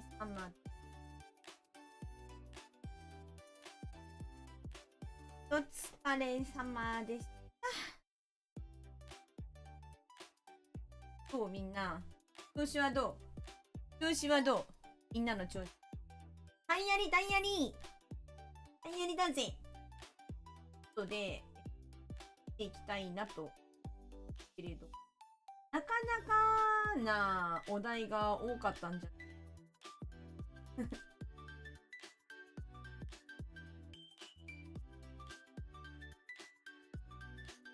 調子悪いっちうちはね、なんかね、かけないっちだったね。なかなか難しいお題が多かったです。ではではで、私のまずお題から参りましょう。なかなかなお題、そう。自分はなかなかなお題出してると思うし。自分はまずこれですね。エクスペクトパトナーエクスペクトパトナーなんか時事的なやつがいいかなと思ったりとかしてたにもかかわらず、パトロナームが頭に出てきちゃったから、そうした、じゃあ、党派見ていきましょう。えいあ、いいねパトロナームあ、そう。そう。よくわかんないけど、守護霊だっけみたいなやつを呼ぶやつ。ルーマスって照らしちゃってるもんねすごい顔で照らしてるもんねこいつこんな顔してルーモス悪心の顔でルーモス暗いわまあ眩しいってなニョラコの守護霊なんだろう。チワワかな。あれじゃない、プードルじゃないうちプードル好きだから。それか熊牧場やね。熊牧場守護霊熊牧場や熊坊そこはねどっちかやな。ありがとうルーモスっていう。ムエさんこんばんはいらっしゃい。ムエさんムエさんムエさんムエさんムエさんムエさんムエさんムエさんなんだっけこれなんだ CM だっけ。ほんまたねスマミラロート製薬だそうや、そうっすね、小野友さん。ほんま楽しそうだね。ありがとう。そうだ、ハト飛ぶやつだ。ちょっと待って、マジでなんでこういうリズムがね、頭にね、こう、降りてきちゃうんだよね。聞き覚えのあるというか、脳がね、こう覚えてるやつ、それが今、無産で再生されちゃって、止めることができなかった自分の力、この薄く左だよ左腕が、抑えきれんかったわ。バトルのクマボ呼んだとか言って。いいな、クマバトロナムで呼べるのよくね。スマスマ始まるとか。あと飛べます。線香花火、線香花火やばい。線香花火こんな持ち方したらマジで熱い。マッカランチ、党派勉強が足りない。スマスマの前にね、その詩見たことない。確かにな。そうかもそうなのかな。と肛門と同じ現象が起きて、そうそうそう。ロートン製薬でんでんでんでんですね。小野友さん。握手しましょう。あざっす。あざっす。線香花火が落ちたとこそった顔これ迫真すぎるだろ。もう本当に脳にね、降りてきちゃうからしょうがないんだよな。しょうがない、しょうがない、しょうがない。抑えることができない、それを。よし、じゃあ行きましょう。小野友さん。自分の無力さを憎む。ロート製薬 CM でググってきたらいいと思う。YouTube で。だからこれは、お題はエクスペクトパトルナームなんですけど。お題がエクスペクトパトルナームなんですけどっていう、この会話。この会話が。もっと勉強しなきゃ。なんですけど、なんか、トーハンはね、守護霊呼ぶやつだとね、忘れてて、ルーモスをやってしまったらしい。だから、白真のルーモスね、これ。イギャリって言った瞬間に指先光ったのがね、やば。イギャリいちいちピカピカ光ってたな。裁判長めっちゃ眩しいやろな。おもろすぎ。ありがとう。じゃあ、小野友さん参りましょう。えい。ルーモス、杖の先に明かりを灯す呪文を唱える。お、いいですね。伝わってるよ。よかった。伝わってるよ、トーハ。野崎行こう。よ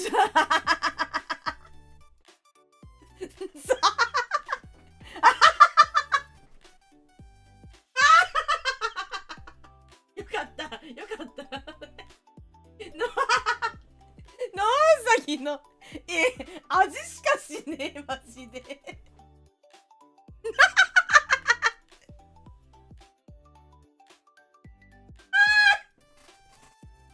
野崎。音割れてる、ごめん。悪役令嬢、ゆらこの高笑い。この顔、ね、この顔、やばい、じわる、マジで。音割れポッターや。あ、音割れのやつにしといた。音割れってあんの？そういうのがあんの？音割れとかあるの？ニュラコ最近、知らない。音割れ知らない。ウケる。音割れハリーポッター？ググってくればわかる？ YouTube で。出てきたらわかる？何言ってんだっけYouTube ね。ゴーノポッター力、待って。待って、ゴーノポッター力のハリー。えぐい有名、ほんと？音割れハリーポッターシリーズ、えぐい。YouTube あんまりおっぱらのやつ。のサイトでも出てくるかしら。画像しかちょっと見てくるわ。ちょっと待ってや。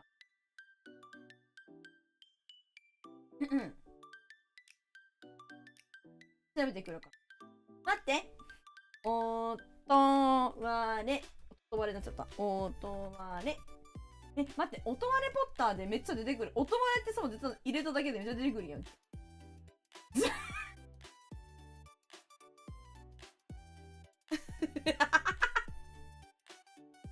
れやばいやん。音消して聞いてくる。ちょっと待って。音消して聞いてくる。これ流しちゃダメだよね。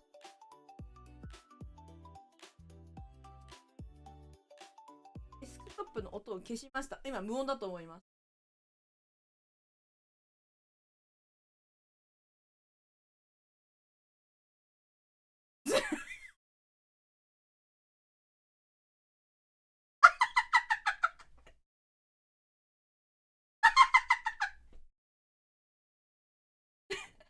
おとわりハリーのチャージ音めっちゃ好き。チャージ音って何ですか？また一つ賢くなった瞬間である。これでロート製薬はチャラ、音割れてるだけ。いや、マジで。ピーボピーブピーブピーってなってる。音割れてる。音割れてるだけで、こんなおもろいな、ハリー・ポッターって。だって、それはそのさ、最初のさ、パンパンパンパンパンパンって最初からおもろい。パンパンバーバーこれだからハリー・ポッターはやめられない。待って待って、その、チャージ音ってなんだ？どれだ？チャージ音どれだろうこの絵やばい、マジで。え、トマレハリーは逆再生版、あ、そうなんですかおとまれシリーズってこんなにあるんだね。なんか、おとまれトーマスとかもあるし、おとまれ大輔もあるし、おとまれ、なんか他にも、アンダーテールとかもあるのか。おとまれストームとかある。ブンブンブンブンブン。ブンブンブンブンブンブンブン。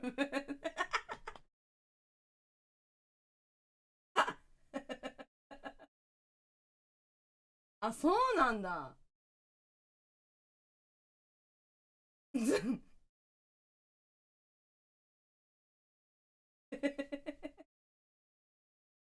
音、これ、音量注意で。もしご興味がある方がいらっしゃいましたら、どうぞご覧ください。私は流せませんので、音量は注意で。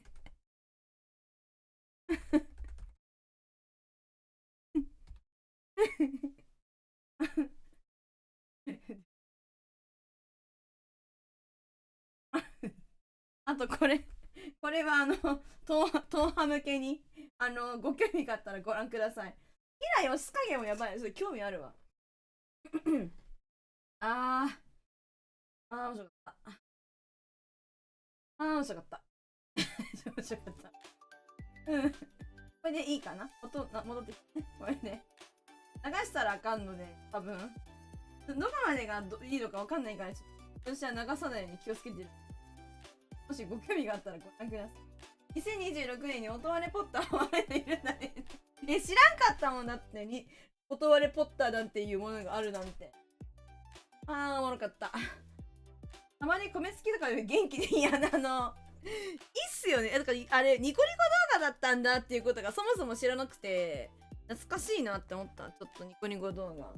米付きいいですよね。なんか当時のみたいな、こんなこと言ってる人いるんだって。あとなんかマジでコメント職人みたいな人いたりとかしておもろいですよね。面白かった。じゃあデルタさんいきます。ニャラスペクトパトロナーいいね、合ってる。いいね。ずーっとちゃんと一応続いて合ってましたね。ハリーポッターできてます。ありがとうございます。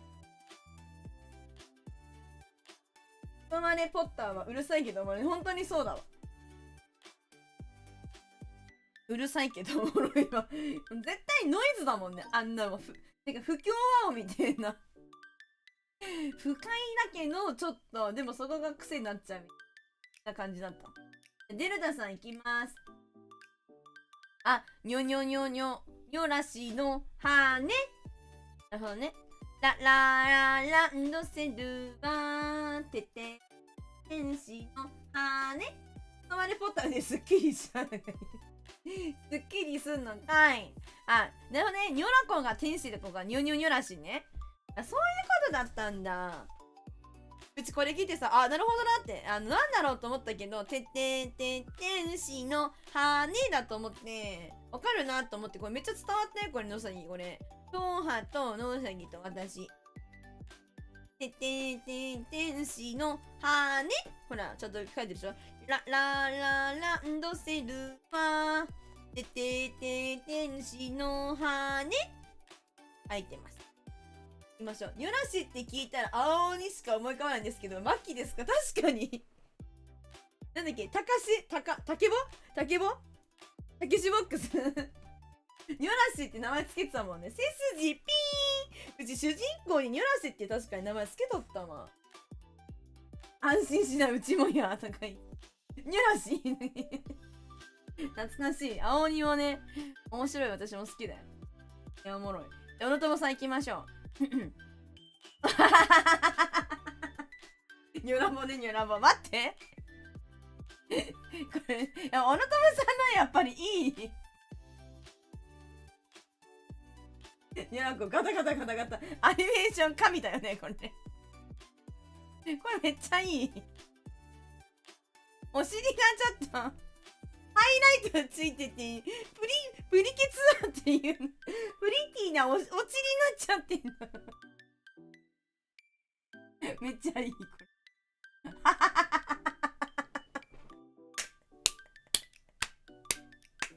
止めてやったぜ。止めてやったぜ。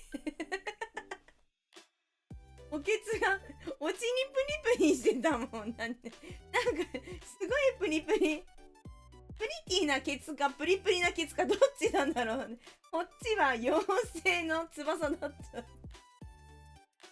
妖精の翼っつのあんの。ほら。牛の羽。なんかすごい磨かれてるお尻。お尻が。バサバサ翼妖精の翼。そんなんあるんよ。知らへん。うち知らへん、それ。うん。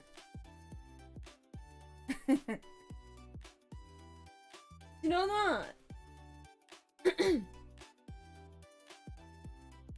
知らねえ。マジで知らねえ。あれ妹さん妹ダンスみたいな。違う。やっぱいいですね。本当のさんの絵。はい、1賢いポイントゲット。はい、1ポイント賢いポイント。喋れなすぎて草。でも、ちゃんと伝わってるね。お尻、ブリンバンバブリンバンバブリンバンバボンじゃん。夏いじゃん。お尻ブリンバンバンボンだったら嫌なんだけど。もうダメ、もう喋りね。牛の羽かっこプリケツ。ほら、お前もケツフォーカスしとるやん。だよな。おちりプリプリにフォーカスしちゃうよね、これ。プリプリの。ここしか見えねえ、今。ほうはってば、本当に、お前ってばそういうところぞ。プリケツだから仕方ないで言って、それな。あ、ナマズに半飲みにされるニョラコ、これね、マジでね、終わってきたんよ。お、すごいかわいいかわいすぎる。男の子の耳と天使の口がパズルになりそう。確かにね。パズルなんか、ナマズだった？そうか。牛の羽。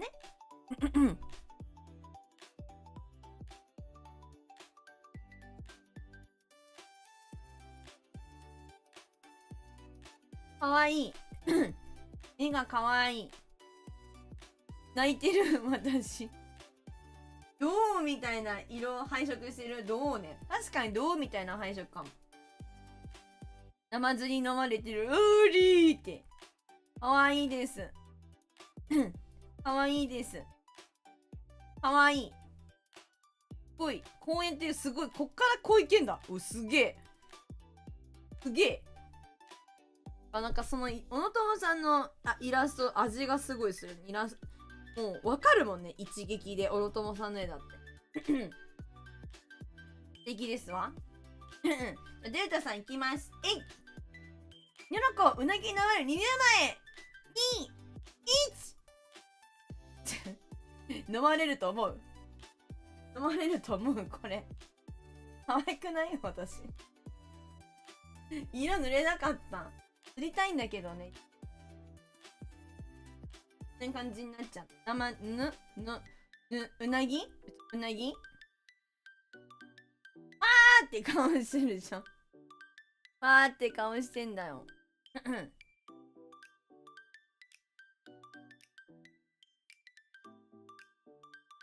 なんかこう、ハゲとかなーさんの顔してるいいよで丸のはできるよ。すごい。喉詰まるよって。どっちの心配どっちの心配してんの？同じの心配してないの？もしかしてだけど。うなぎの心配してますか？マジでさ。頭から飲むのかなこういう時。やっぱ足からなのかな頭から飲み込むつもりだよ。あったね、これ。困った。みのるさんこんばんは。こんにょらです。キラリンレボリューションのなーさん。知らない。キラリンレボリューション知らない私。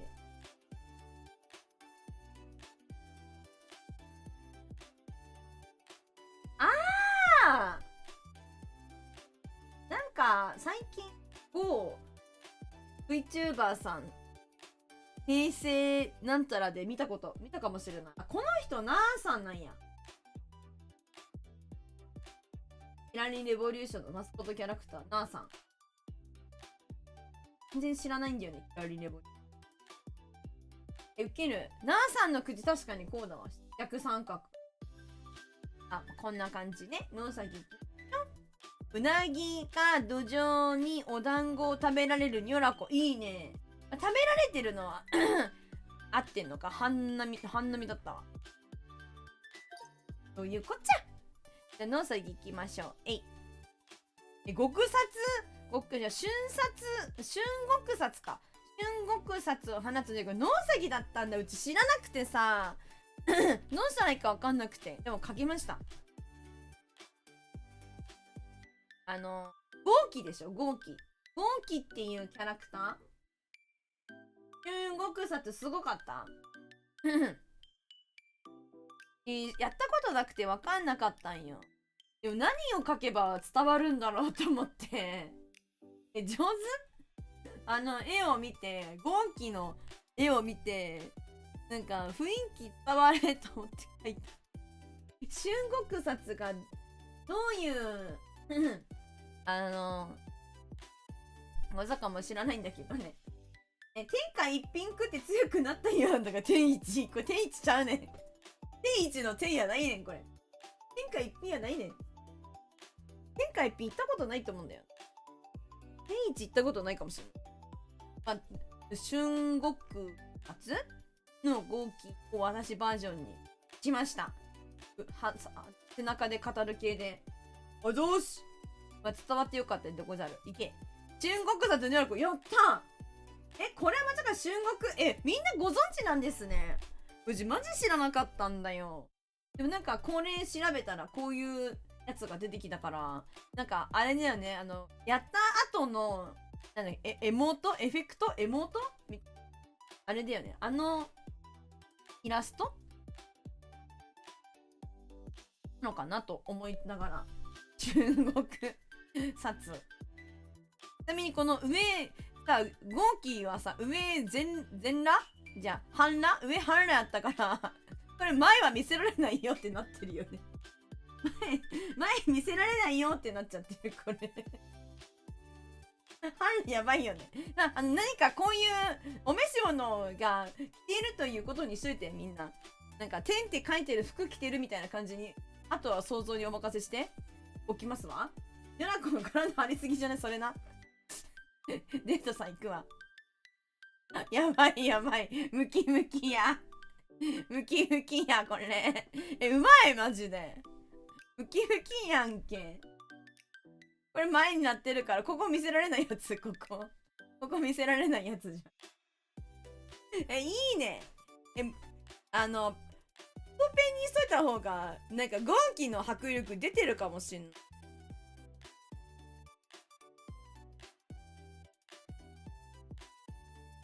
迫力出てるくない？こっちの。バンドエイドやなって。バンドエイド。これが、マッチョニョラゴンって書いて。マッチョニョラゴン。マッチョニョラゴンかもしれん。マッチョニョラ。ありがとう。オルドムさん行きましょう。サバイバルを生き抜いたニョロコ面構えが違うね面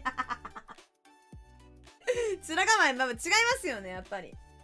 前はバンドエイドでね、面構えが違う。間違いない。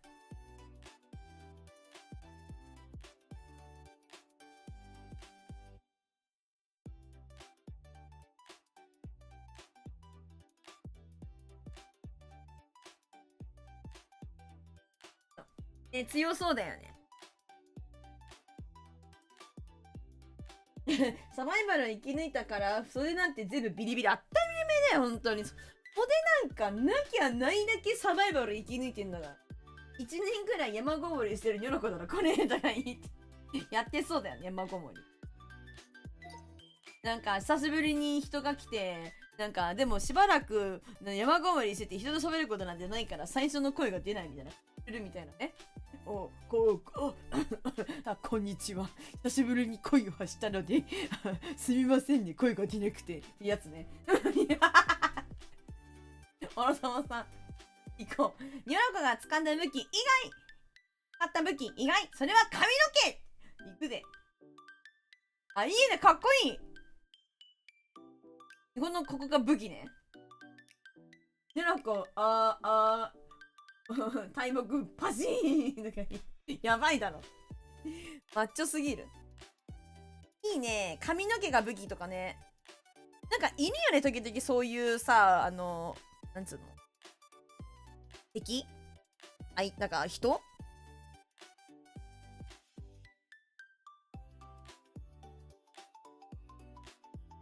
あ、ごめんなさい。あ、マイバト案件。これマイバト案件か。なんかいるよな、髪の毛針になるとかさ。いるよね。なんか何のアニメだったかとか全然思い出せないけど、いるよね。意外。バキで見た。バキいるの？あ、みのるさん190日連続更新ありがとうございます。ありがとうございます。あと10日で200日のお客様でございます。ありがとうございます。こんにちは。どうも、今日もありがとうございます。ありがとう。いいね、これ鋭い面。これデルタさん、これいい。デルタさんの絵だなってわかる。ありがとうございます。のさんにね、何かを投げるニョロコ。何おいけ。あ、だからだったんだ。髪の毛回して固めて耳に入れて、耳の管バラバラにするっていう。なんてことなのそれは。なんてことなの？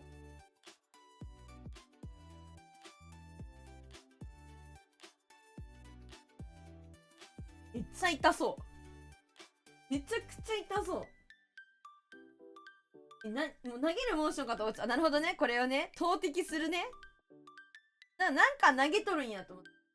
バキ、ロー描写多いから。やばい。なんか、すげえ、そんなのやるんだと。マイバットなの全然大丈夫やん。ハテナボックスで、私はね、ハテナボックスを剛速球で東波に投げつけるニョロコっていうわけで、まあ、合ってますね。剛速球ね。ハテナボックス。ハテナボックスもさ、あれスマブラとか私わかんないこれ。疑おう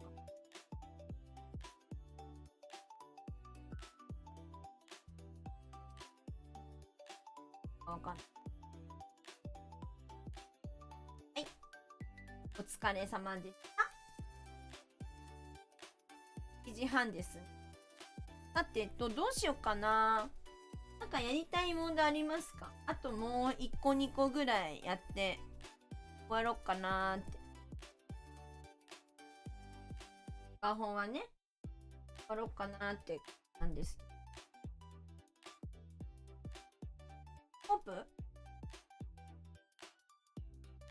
手的には保管？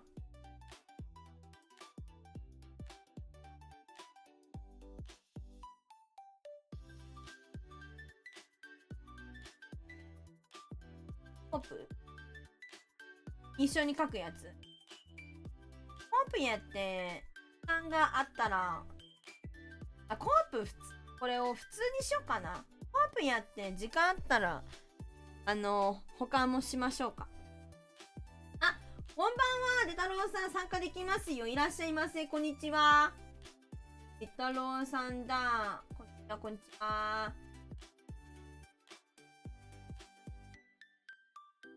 ウィンよ、ショットお願いします。なんかいいよ。だから、トーマが言うんや。今ですね、コープやろっかなーって出たとこで。普通に書く。こちらこそありがとうございます。コープやって保管やろっかなーって。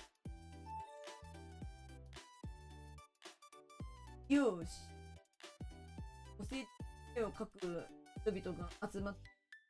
今宵の宴は楽しいね。今宵の宴も楽しい。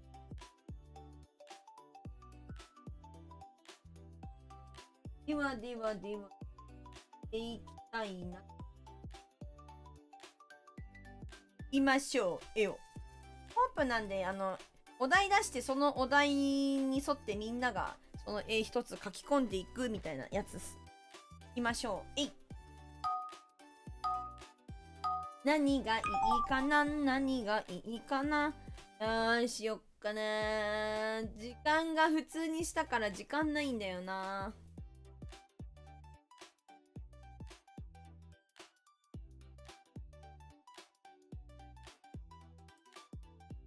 マジどうしよ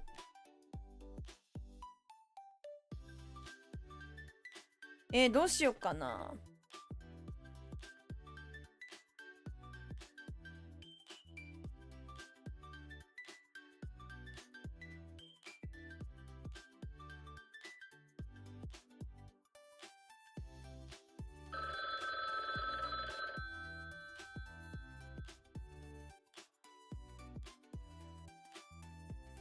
何しよう。やばい。待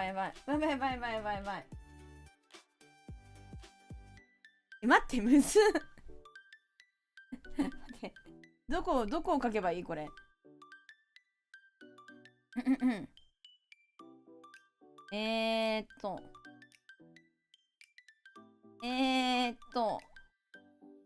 どうしよう。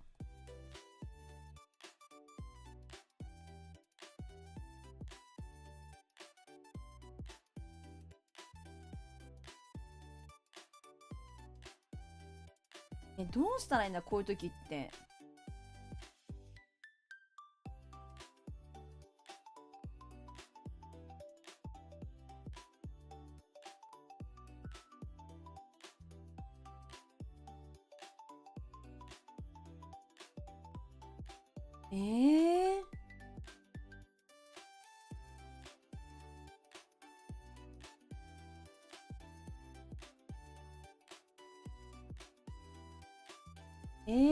こうじゃないのかな。待って、どこ書けばいいか分かんなくて、うちちょっとダメかもしれない。どこ書こう。ばあちゃん書ければよかったか。ばあちゃん。ばあちゃん。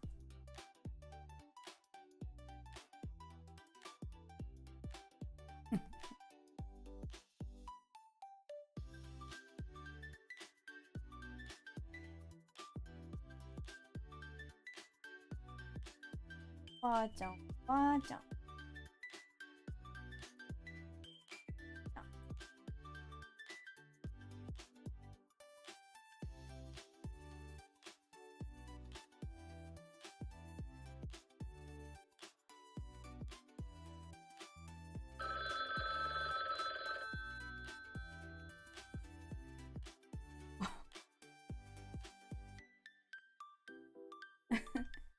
おばあちゃん。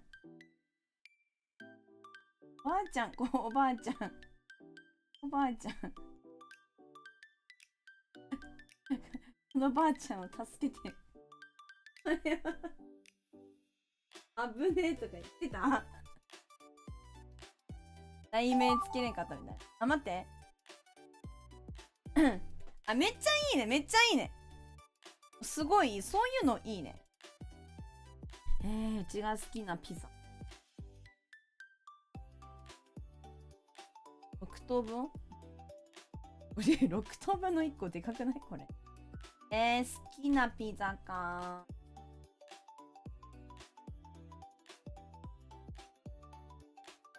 あ、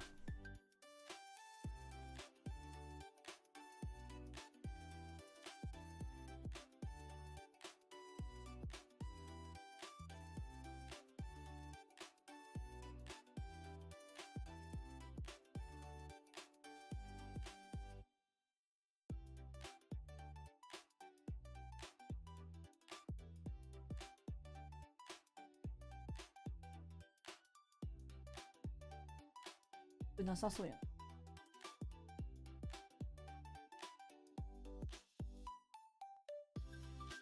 美味しくなさそう。美味しくなさそうだな。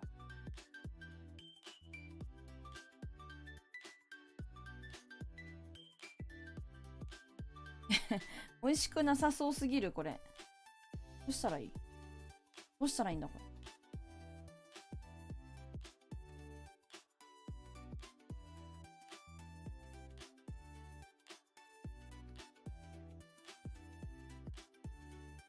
なんかこう。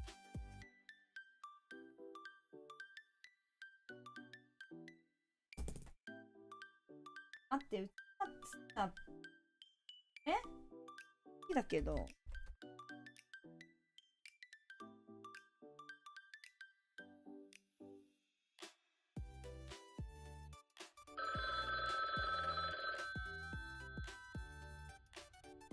そうだよね。多い。丸めなきゃよかったか。丸めてしまった。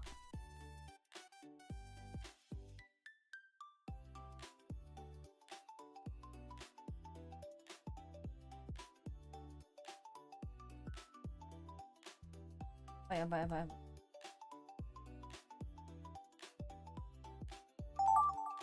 い。かけなかった。まずいまずい。どこ書けばいい？どこ書こう。これね、どこ書くかもね、結構重要。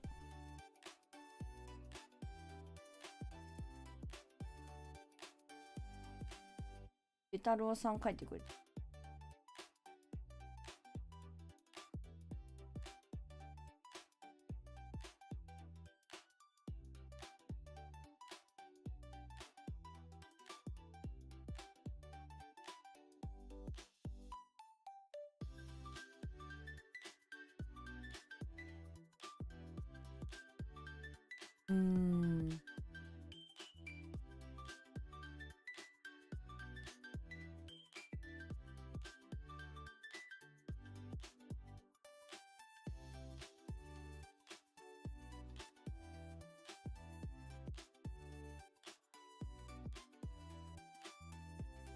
やばい、私漢字かけてるのやばくない？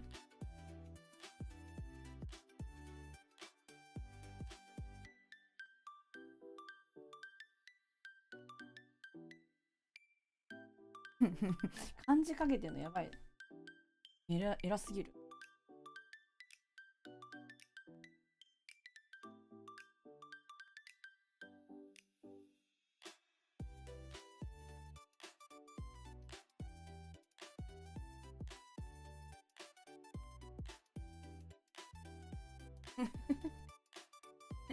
おじさんが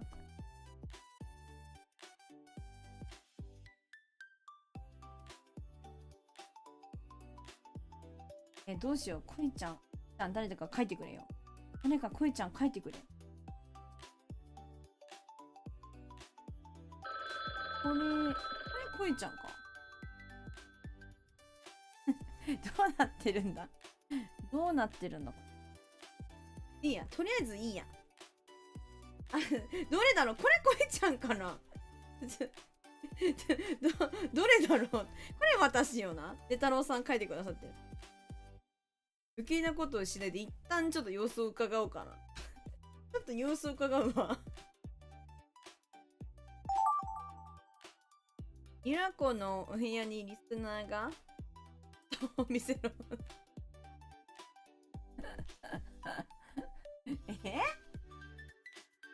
なんだって？悪いやつがいるな、これは。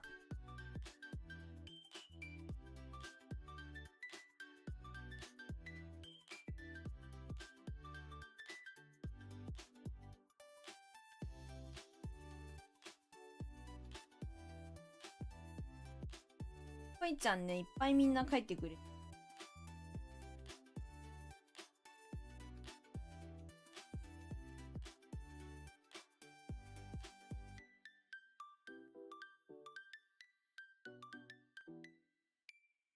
あ、そうちゃうのね。そっかそっか。じゃあ、塗るか。嬉しい。ありがとうございます。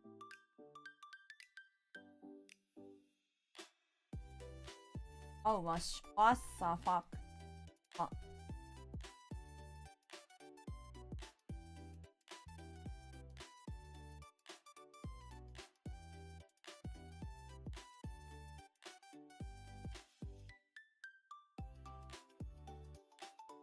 どこ書けばいいのこれ。書くとこないよ。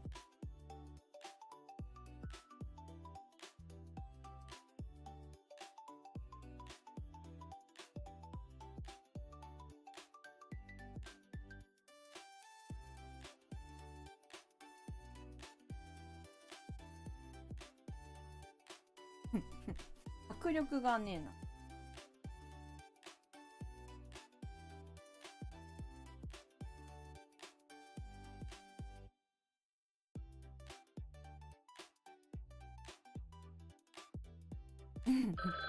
どうすればいいこれどうすればいいマジでどうすればいいバチ悩みなんだけど。最近の悩みはこれマジで。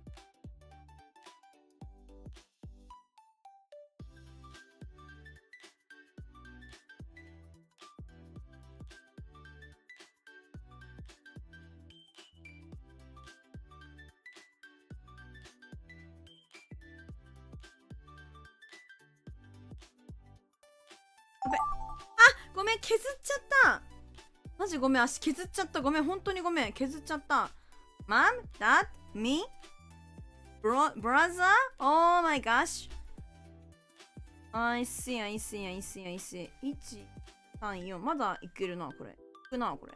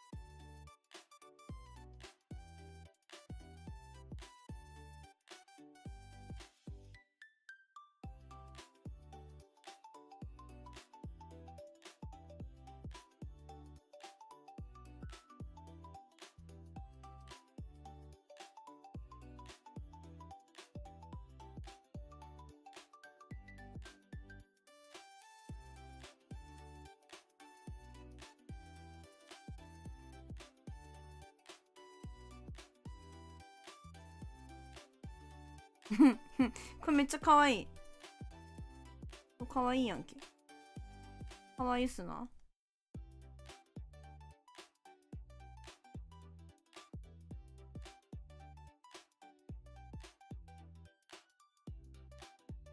これね、プモちゃんです。プモです。あ、プモ、ちょっと待って。プモの色。プモ。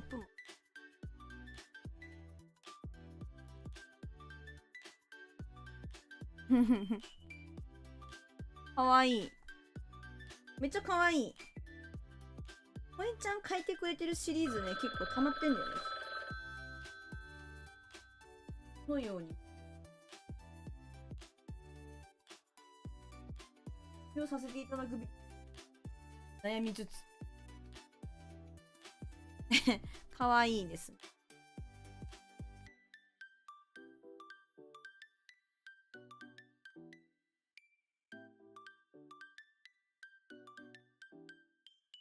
これかわいい。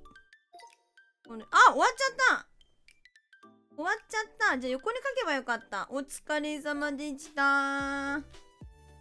終わっちゃった。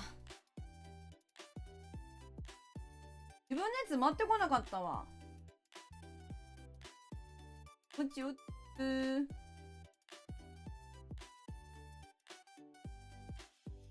よし。ということでね、描いていただいた絵を見ていこうかなと思います。まず私のお題は妖怪大戦争です。いきましょう。えい。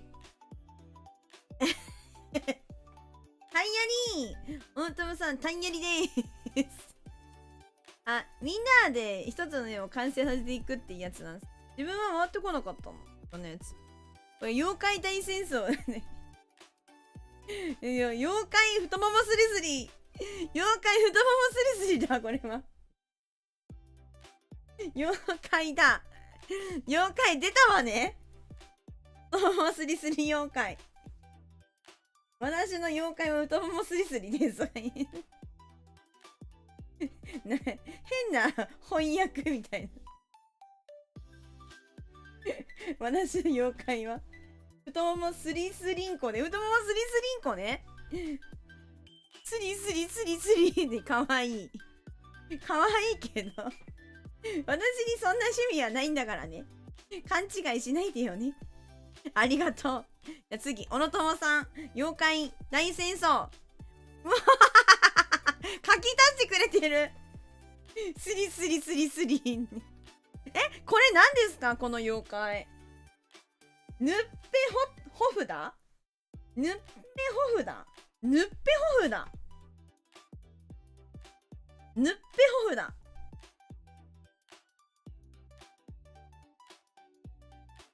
知らない。ヌッペホフヌッペホフこれな、どういう妖怪なんだこりゃ。ヌッペホフホホフフヌッペフホフヌッペフお肉、あ、お肉なんですね。お肉の妖怪なんだ。ヌッペフホフは江戸時代の妖怪巻に書かれて日本の妖怪。一般的にはヌッペフホフやヌッペッポーヌッペッポーという名前で知られている。顔と体の区別がつかない一頭身の肉の塊の姿をしているだって。その肉を食べると驚異的な力が得られて不老不死になれるという説があり、漫画や、創作作品のモチーフになることもあるだって。妖怪ウォッチのランク E のタンク系妖怪としても登場するんだって。知らん。ニオシリーズだって。ニオシリーズニオシリーズでも出てくんの？芋焼酎さんいるかな今日。芋焼酎さんねえかいないかも。そうなんだ。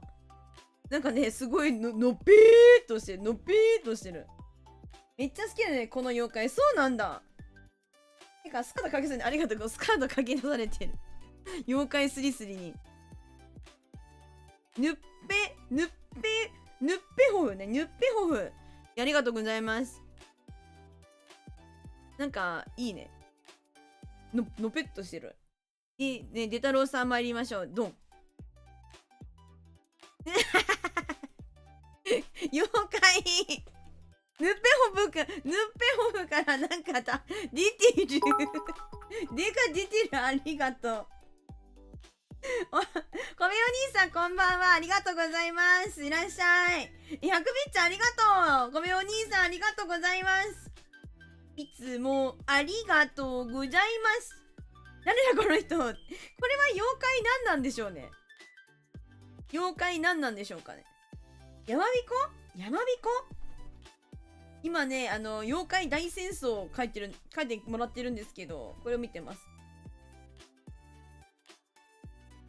山びこという妖怪を出てくる。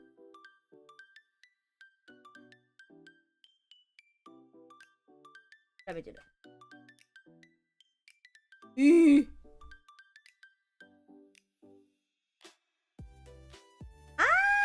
これだ。ある。なんかなんて言えばいいんだ。藁のほっかぶりみたいなの着てるやつだ。かぶってるやつ。こんな妖怪もいるんだ。なんかね、かわいいよ、山彦。かわいい。地域によって呼び方が違うんだって。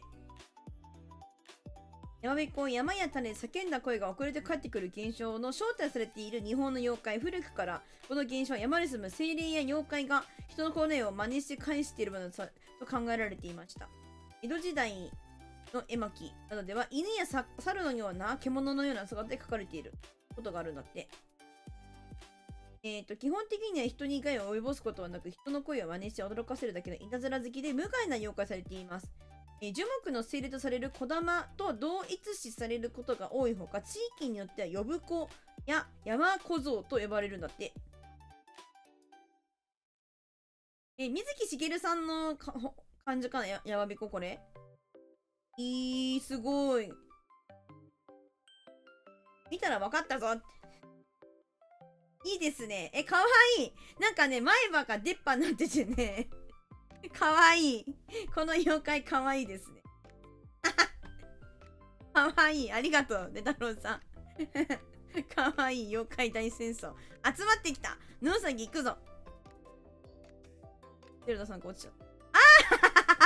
なんだっけ、名前忘れちゃったっけ。妖怪ウォッチだ。妖怪ウォッチッチだ。妖怪ウォッチッチ。妖怪妖怪妖怪ウォッチッチ。友達大事。ウィスパーで戦争参加しないで。ウィスパーか。めっちゃ味するわ。味しかしね。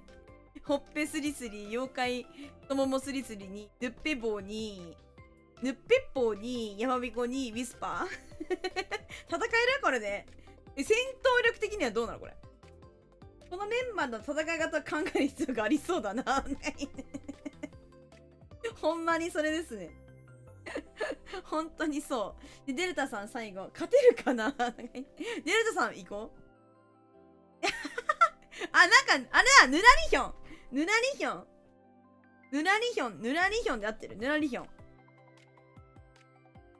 ィスパーは、解説役に回ってもらう。解説役ってことは実質、ほっぺスリスリ、ぬっぺ棒に、ぬらりひょんに、やまびこしか戦闘ないってこと ?1、2、3、4体。4体か。一旦場面だ。そっちだ。そっちだ、そっち。ごめん。一旦場面だ。あ、ライライさんだ。こんばんは。いらっしゃい。お疲れちゃん。勝てる見込みある？勝率何%ぐらいこれ。勝率何パースかかわいい。一旦モメンは強い戦闘力増しました。じゃあこれで補充されたウィスパーの分補充されましたか。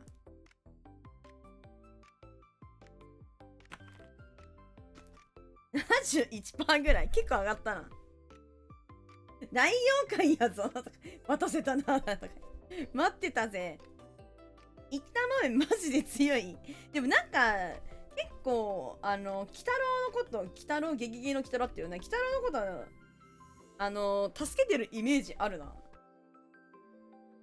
ありがとうございます。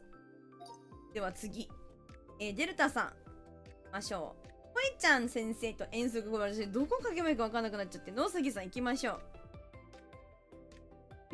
これは野崎？これ自分？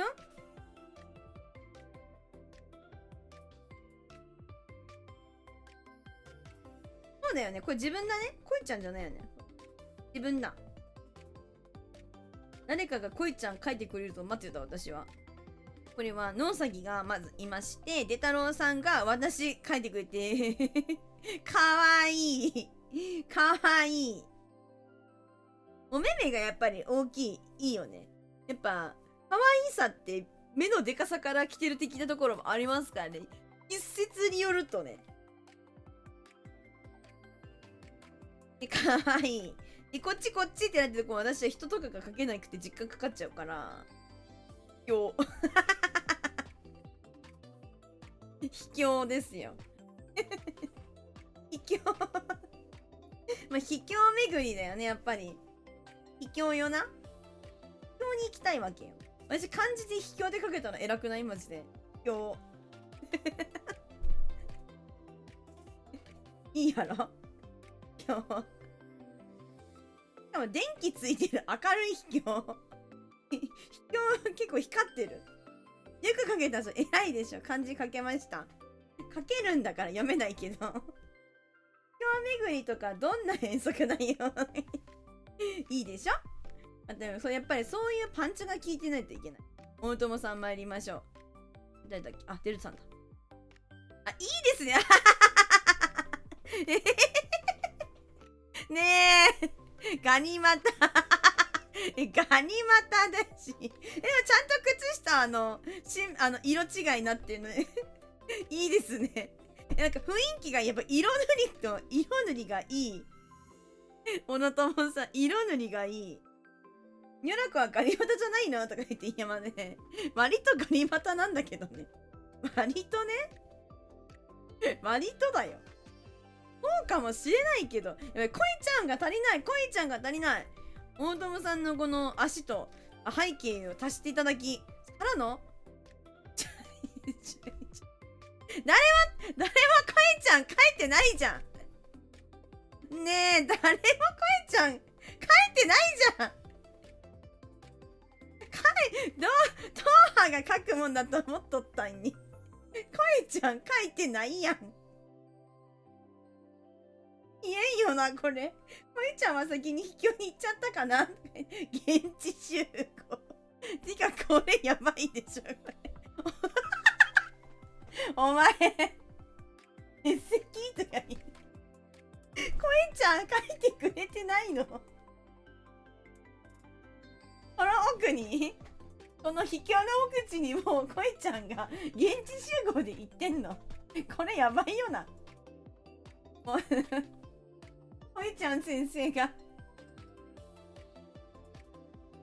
もう誰も書いてないよ。おもろ。お前これに力入れたなとはマジで。誰だよこれマジで。誰なんよこれは。もう欠席の人は、左上に写真であるやつをこことかね、左上にね、この辺にお休みしちゃった人1個とかね、あるもんね。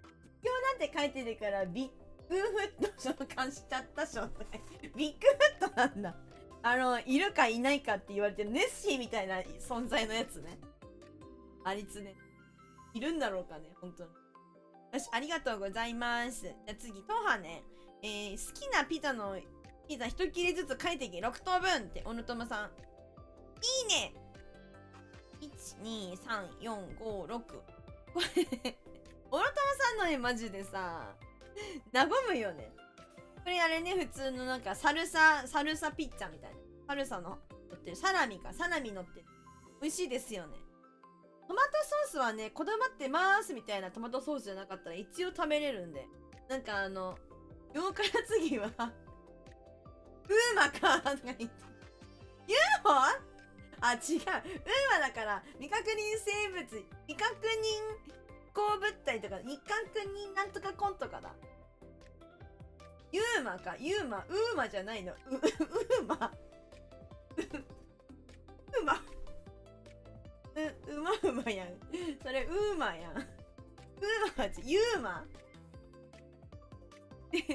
うちの同級生にユーマいるわ。ウーマは馬なのよ。ユーマくんなんよ。ユーマなのよ。ウーマね。美味しいピッツァです。6等分してくれてるけど、ここだけめっちゃ広いな。ここ儲けやないか。4回目ならたくさん乗ってたユーマくんマジでかよ。こんなにいっぱい。で、うちこれ、シーフードピッツァ。私はシーフードピッツァにしました。なんかエビがうまくなさそうな。シーフードピッツァです。6等分にしてるけど、書く人もしかしたら5人しかいなかったかも。デルタさん。シーフード好き。これはあれだね。マルゲリータ。いや、うちだからトマトが嫌いだからさ、基本的にあんまトマト乗ってるやつが好きじゃないんだよ。シーフードピザとかの方、ホワイトソースのピザが好きなの。避けて通ってるからさ、生きてる上で。トマトを避けて通ってる節がある、私の中。やっぱなんか人間大きいところ避けてる。ピザ食べないから分からんのだって。あ、そうなんや。そうそうそう、トマトがね、なんかこだわってますみたいなソースなかったらまあ別にいけんだけど、加熱してたら、あとなんかトマトの実がもろに乗ってなかったら別に食えるんだけど、でもやっぱりなんか避けて通って、だってさ、やっぱさ、こだわってますみたいなソースの方が多いやん。なんかトマトの種とかあるとめっちゃテンション下がるんだよね、マジで。マジテンション下がる。あーってなる。さあ、デナロンさん行きましょう。ゲテモノやゲテピザや、かわいい。でも色味がかわいい。かわいい。かわいい色味してる。すごい配色が好き。私こういう配色マジ好きなんですよね。なんかさ、なんつうの、ピンクと茶色っていいよね。ゲテきた。いいよね。色味がすごいいい。ゲテだけど。どこの店で売ってるのなんかって。妖怪じゃない？妖怪店じゃない？妖怪店。ゲタピザだ、ゲテピザ。手作りやば。アポロあ、アポロ色だね。確かに。そう、好きなんだよね。ああいう色味の配色。戦闘始まりそうなピッツァ戦闘。なんか、こっち襲ってきそうではあるよね。いいですね。ありがとうございます。まあ、美味しくはなさそう。グルメ界のピザかな美味しくはなさそう。野崎ね。いいねいいねピザ、野崎もマルゲリータピザそれだけお得すぎて、そうだね。やっぱ広いところみんな避けて通るんやな。人間やな。なんか日本人って感じするわ。なんか。体力7ゲージありそう。チーズたっぷりのやつ。まあ、なんかピザって言ったらピザ食べたくなってくる。甘いやね。クワトロフォルマッチ。クワトロフォルマッチってどんなやつですか？クワトロフォルマッチ。耳の中もチーズたっぷりのやつ。なるほどね。クワトロフォルマッチ。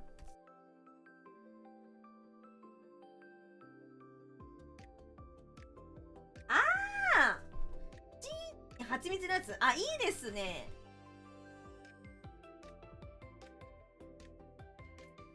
なんか美味しいですよね。意外となんかその、蜂蜜かけて食うやつ。美味しいですよ。私も好きかも。なんかクワトロフォルマッチだと思って食べてないかもしれない。ちょさ、クワトロフォルマッチを調べてさ、Google でね。そしてなんか関連みたいな感じでさ、めっちゃ出てくるじゃんか。クワトロフォルマッチはなぜ蜂蜜をかけるんですか？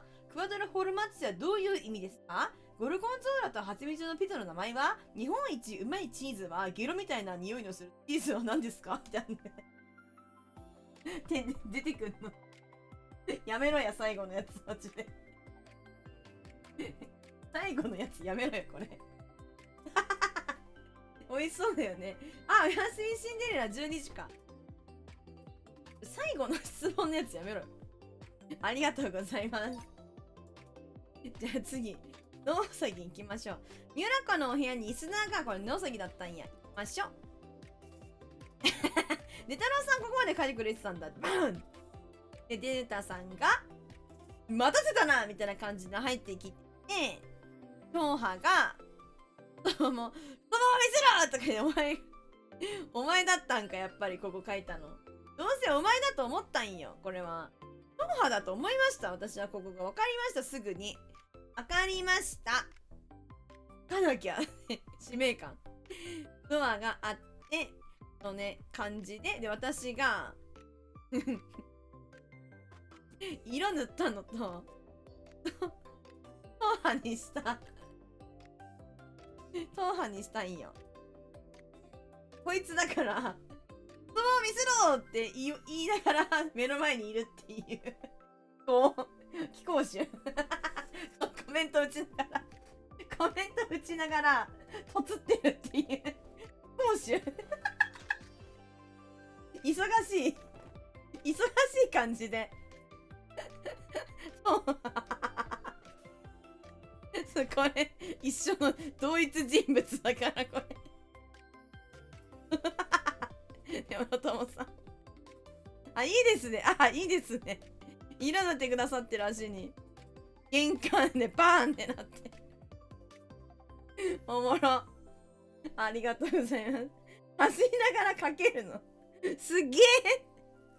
走りながら開けながら、トライセラーって、チュチュチュチュチュ。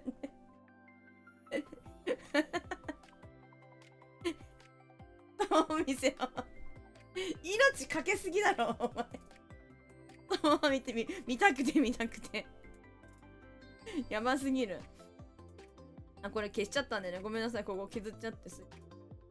ああ、面白い。ありがとうございます。小野友さんのお題いきましょう。困っているおばあちゃんを助ける実は優しい小当ての男。これごめんなさい。私がマジで絵心がなくて、どうしようか迷いまくったあげく。どうしようみたいな。困ってるおばあちゃんって大抵さ、立教なんだっけ、立教合ってるその、わっちょの生首そう。立教なんつうのあれ、橋あるじゃん。道の橋。なんつうのあれ。立教隊はい。立教は大学違う。なんて言うんだっけああいうさ、なんか道と道、あ、歩道橋。歩道橋。そうそう、歩道橋とも言うよね。そう、歩道橋にさ、荷物持って、登れないおばあちゃん助けたりとかさ、そういうのが多いかなと思って、歩道橋書こうかと思ったんやけど、なんか構図がどうしようって思ったから、ばあちゃんの生首を書きました。でも、それをトンハが。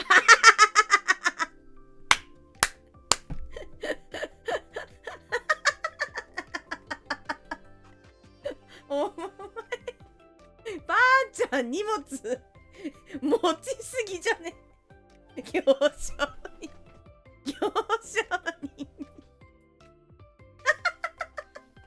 ばあちゃんこのくらい困ってて欲しかったね。これも逆に1000人困ってないだろもう。こんな筋力あるなら別に困ってないだろ。困ってないです。このおばあちゃん困ってないです。あと多分家でぐらい物持ってるもんだって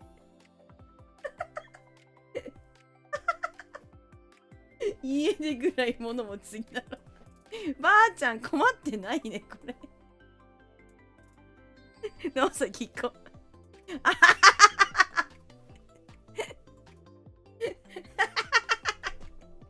れこわもてのこわもての優しいモヒカンやべ。モヒカンメガネ。モヒカンメガネやべ。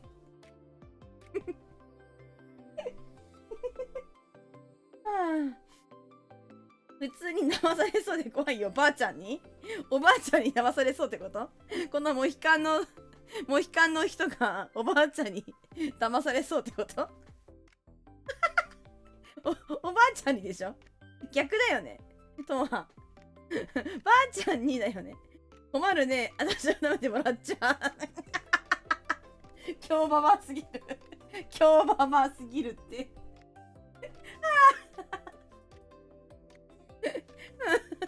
限界ばあさんくらい強いと思うよ。限界ばあさんない。追いぼれちゃいないよっておもろ。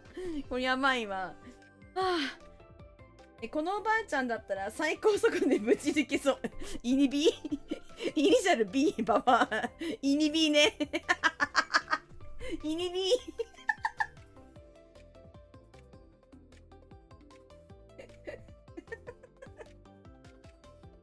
お腹痛い。お腹痛い。イニシャル B。あ出た最高。トンハが見てるわ、トンハが。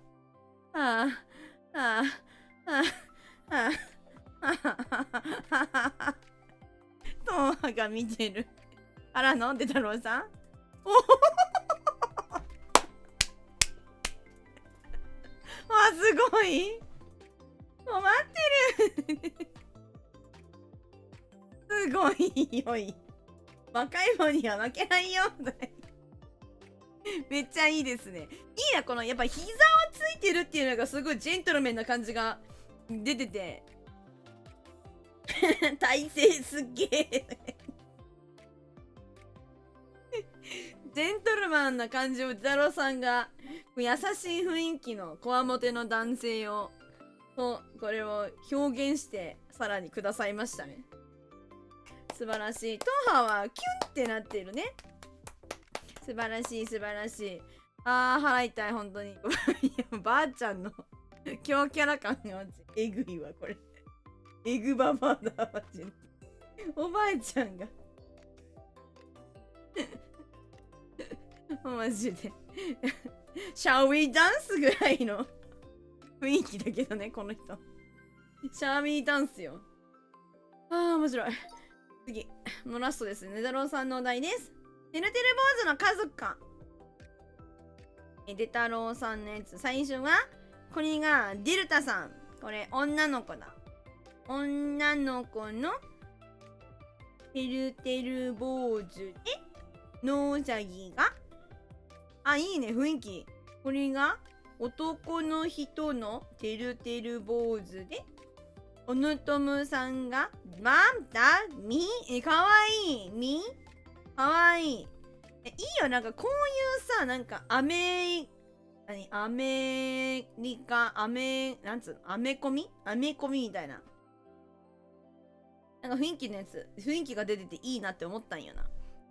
ミかわいいミトンハがブラザーこれブラザーね。それで私、もう一人書くかと思って、ここの隙間開けなきゃと思って、私、ここに書いちゃったんだよな。しかも色付き。ペットプモちゃんね。うちのスタンプの看板ワンちゃんの。看板ワンちゃんですね。これ犬、クマじゃなくて犬なので、ワンちゃんです。こやつを、隣に化け物いるやつやんって。ペットを首吊りにしてるように見えて怖いよってサブスク。そう、サブスク。ありがとう。ライラーさん分かってんな。そう、サブスクって言って出てくるワンちゃんね。首吊りじゃないよ。だってどう見ても頭に紐あるじゃん。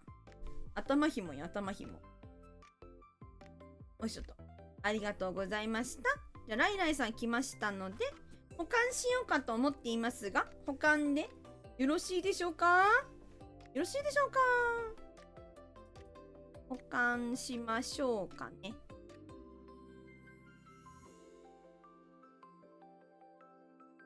保管普通にして、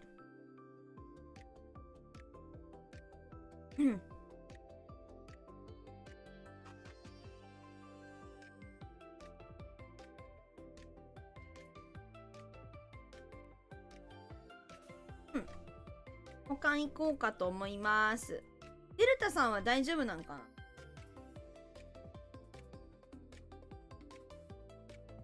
な？ああ、面白い。保管はね、なんか適当な線とかを書き、Yes, OK, thank you. それになんか見えてくるものを書くというやつです。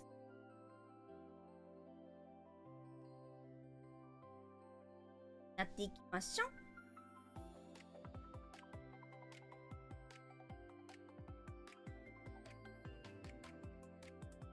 じゃあこれで。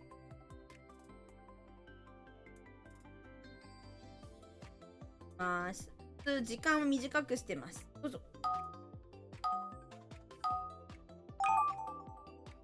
よし。まずここなのよ、問題は。どうしようかな。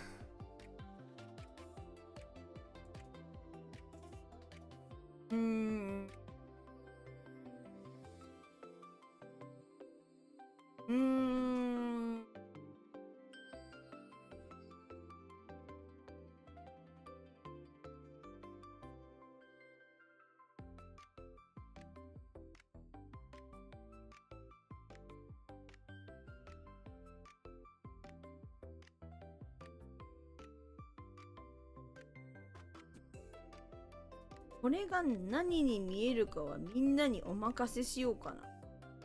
こうしよう。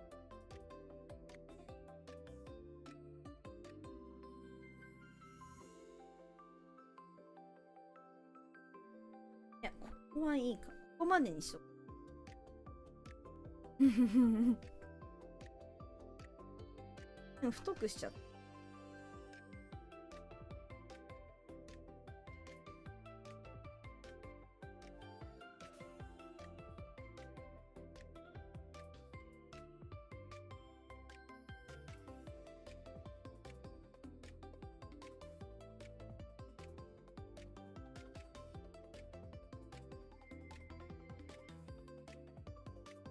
何に見えるかな。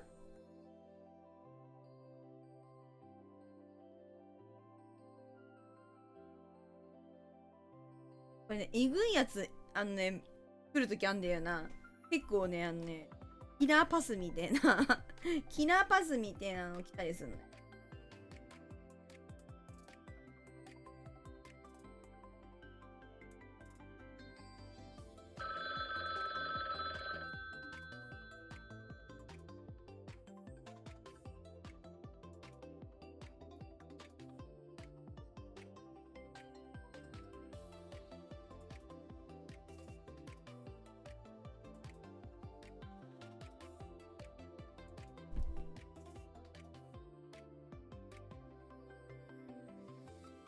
長いな、これ最初。完了。よし。うわー、どうしよ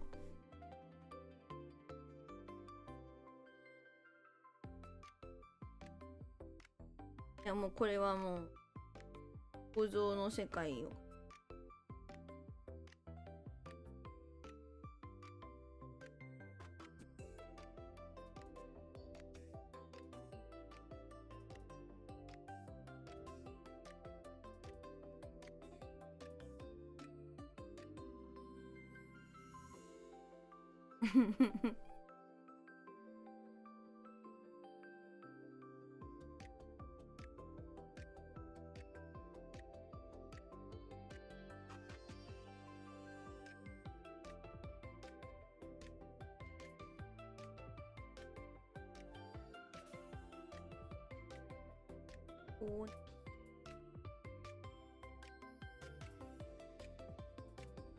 足かいたら途端にキモくなるの。やばいよね、マジで。かいたらキモくなる。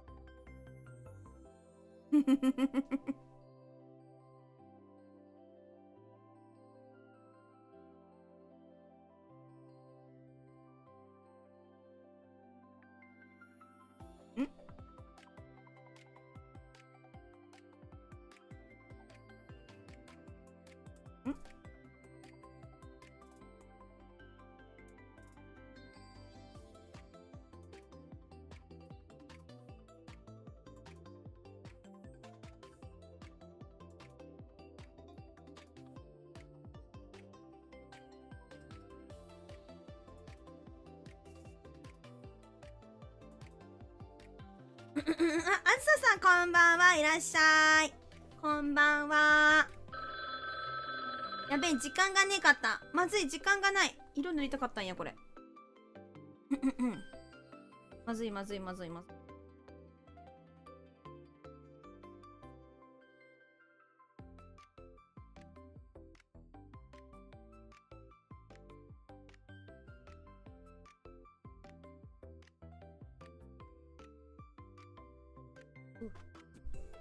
まずい。ああ、色塗れなかった。え、これなんか透明だ。なんもない。これ自由に描いていいのかな。これフリースタイルだ。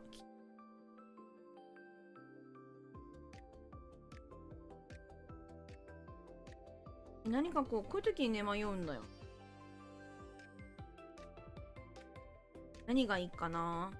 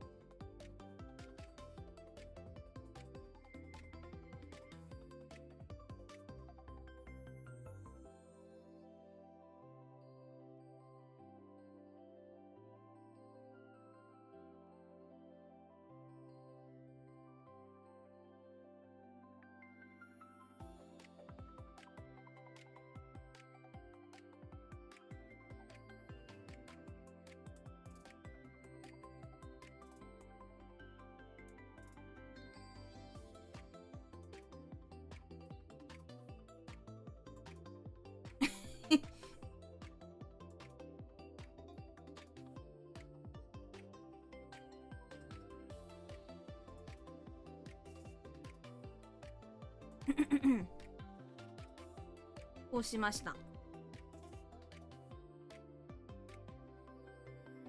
あ、やばい、隙間がある。ここまずい。あ、まずいぞ。まずい。この隙間まずい。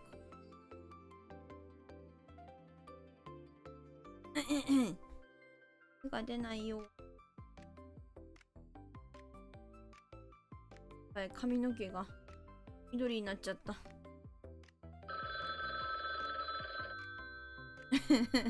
マインクラフトニョラコ。マイクラニョラコ。ダイヤ装備。ダイヤ装備。一丁前。一丁前ダイヤ装備。暗いな。これだな。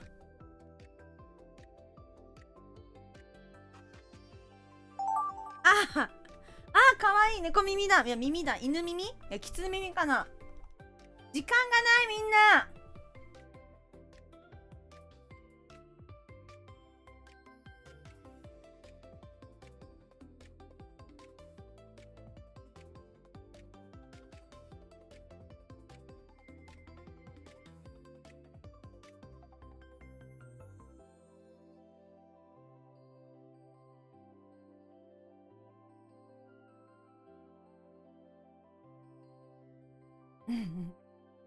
どうしよう。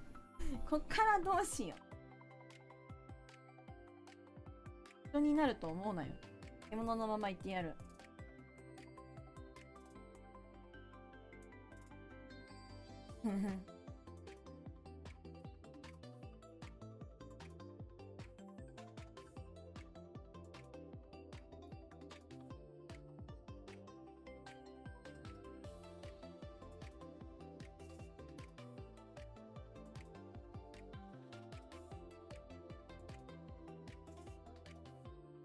わあ、これあれだな。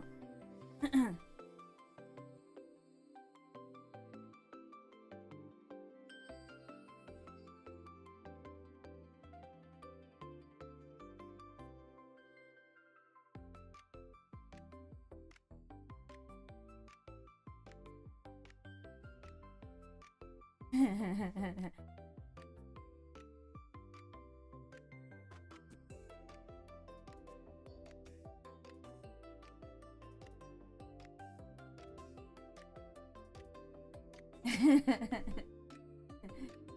れ、ここのさ、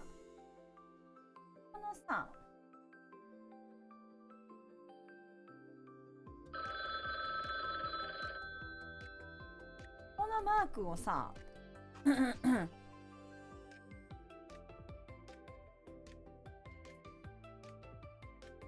うしたらいいじゃん。途端になんかみたいな感じになるやん。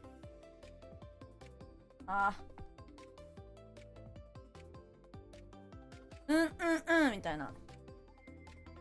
よし。これね。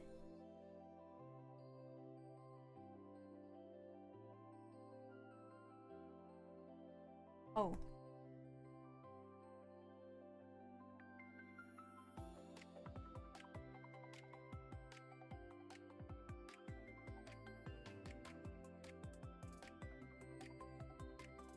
どうしよう。ここまで書いてくれてるからな。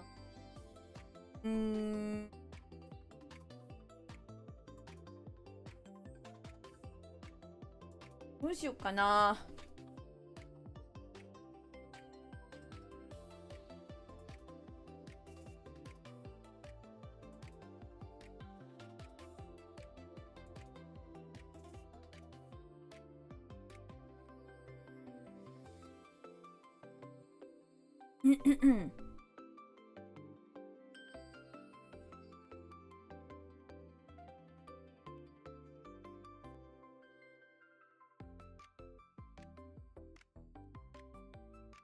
何を書いてるか見てね。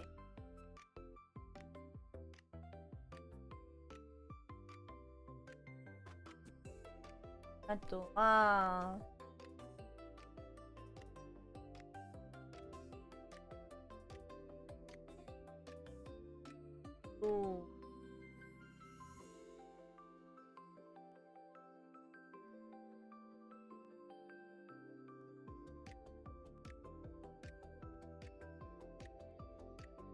え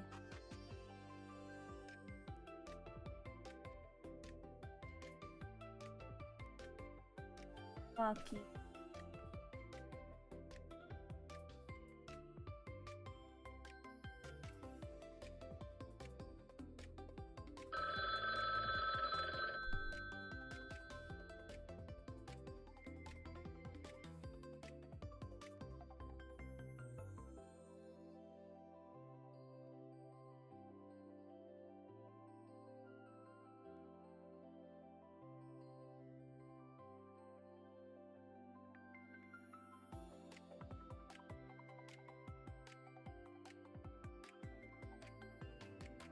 よし。一致だ。ははははは。これ、これ、これ、小野友さんだ。どうしよう。これどうしようかな。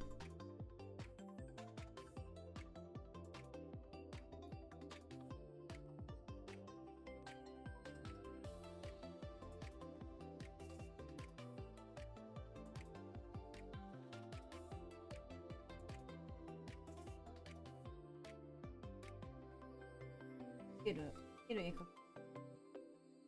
絵心なくて描けない。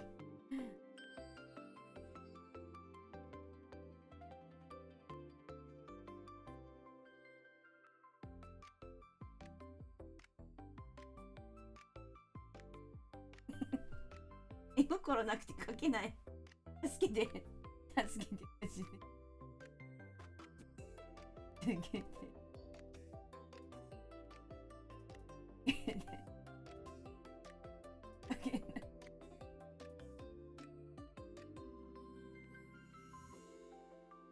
こうでいいの？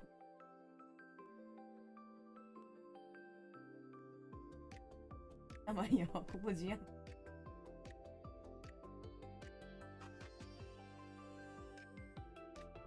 顔描いていかなきゃいけない。描けない。描けない。描けねえ、こっから顔描けねえ、顔描けねえよ。諦めるな。諦めたらそこでなんとか、安西先生。諦めんな。書いていけ。いるじゃねえか。いたじゃねえか。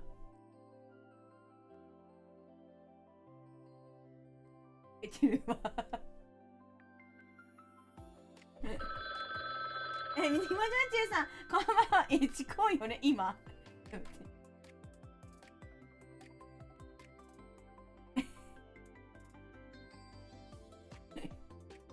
ちょっと待ってね。ちょっと待ってね。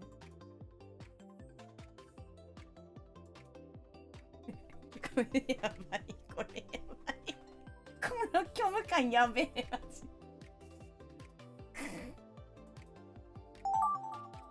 これ自分に戻ってきちゃった。オッケーオッケーオッケー。じゃあ自分のやつ喜んでーはい。チコ寄りました。喜んでーただチコできるで通知したので、ついね。ついね、今がチャンスだっていう感じで。いやーありがとう。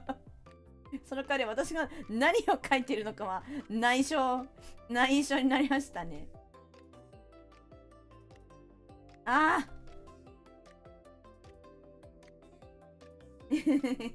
かわいいじゃろ。そうなんよ、私ってば。とってもかわいいの。当たり前なの。本当にかわいいの。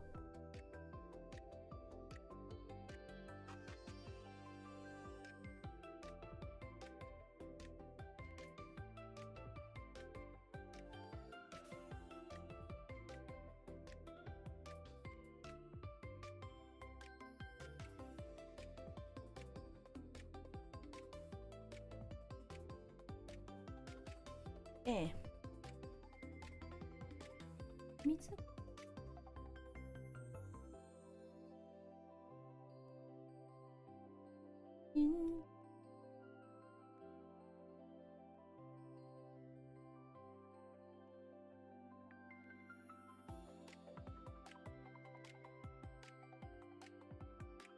いいで。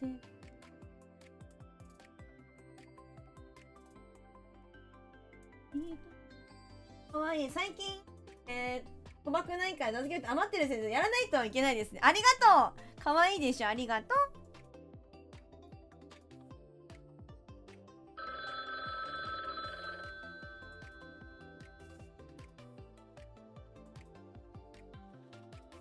もう色塗れへん。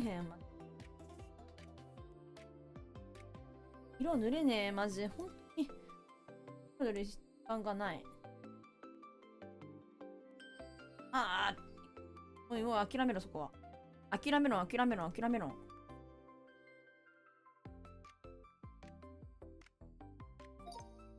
まさん。お疲れちゃーん。行こうよ。いや、どっかでやんなきゃダメっすね。やっぱ賭け事。みんなのチャネポをどっかでかけないと。何でかけようか迷うんだよな。いつもなんかかけられそうなやつねえかな。なんか本当に自分が操作しないそういうなんかギャンブル的ななんかねえかな。みんなでかける。賭博とかに抵触しちゃうのかな。難しいところだ。お疲れ様でした。というわけでね、作品の内容を確認していきたいと思います見えるとみんな見える見えますかまあ見えないよね見えるわけないのよ。そうなんよ。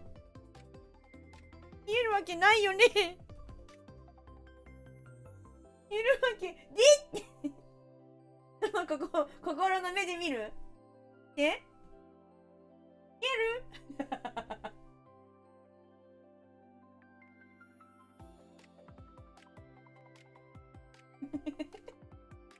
まあまあ、発表するので、ちょっとちっちゃくさせていただくが、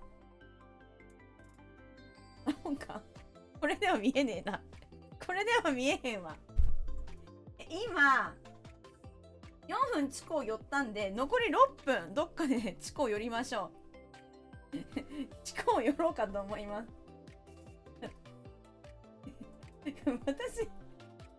私半分、えぐいな。ちょっと待って。一回戻るね。すいませんね。あと6分ね。覚えといて、6分。よし。いきます。というわけで、私のお題はこう。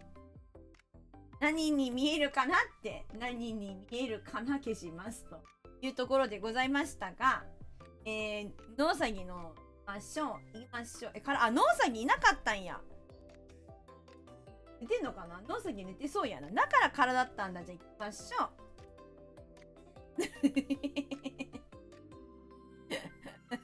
う。ズボン。いいですね。くびれえぐい。背中肉。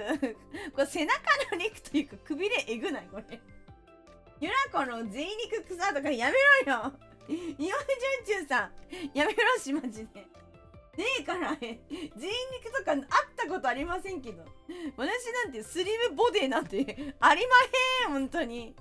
ありまへん、本当に。ありません。贅肉とかない。本当に。あったこと一度もない。ウケるほんで、太郎さんマジ草生える。くびれ方えぐすぎてえぐすぎおもろ。ありがとうございます。なるほどね。こうなったんだ。ウエストラインで合ってんのかな。ウエストラインで合ってますかね。この人はなんか、すげえの削るやん、これ。今、この対戦やってみて。空を仰ぎ見ることができますので。たまには仰ぎ見ることもいいのではないでしょうか。この人、そしてあれだね、なんか、また上、なんかあれじゃない、短くね。上がんだ時にのかかるお肉、これはいいもので言いづらいよね。これね。プラスなんだ。絶対もじょうちゅうさんは贅肉草とか言って、マイナスだね。マイナスのこと言ってる。よし。ではではでは、ライライさん行きましょう。待って。かわいい。一瞬かわいい私が現れて指で押さえ込んでる。潰されてる。でも潰されてない私ギリ耐えてないこれ。ギリ耐えじゃない？位置違うからギリ耐えじゃない？危ねえ。潰されたことなったぜ。危ねえ危ねえ。かわいいこの表情。この表情かわいくない？行くもまたよし。良きかな良きかな。ちょっとプニプニしてるのがいいみたいな方もたくさんいらっしゃいますよね。プニプニがいいみたいな。かわいいこの顔。かわいすぎる。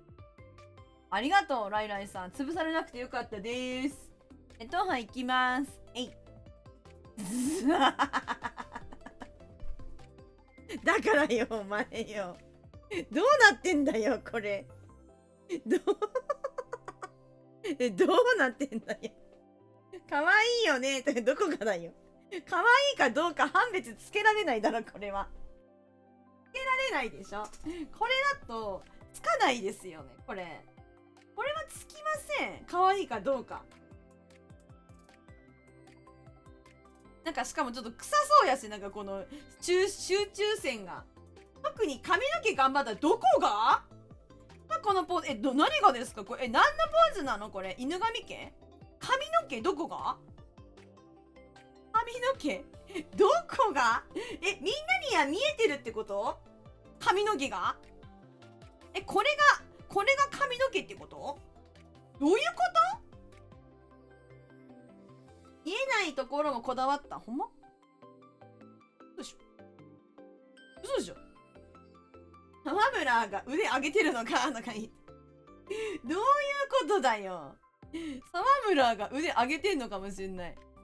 ドゥドゥルーっつって。沢村はマジで意味わかんない格好してるもんね。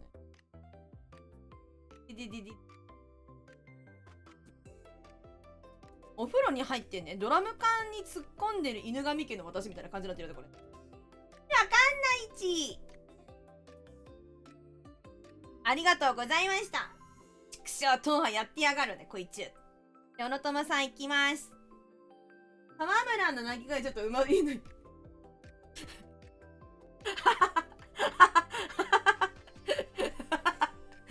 ポケモンの鳴き声ドゥドゥルーで。そんなとこ褒められると思ってなかったから。ノーガードだった。おろやばい。そんでこの絵なのやばい。コンクリートに埋めないで。物騒だから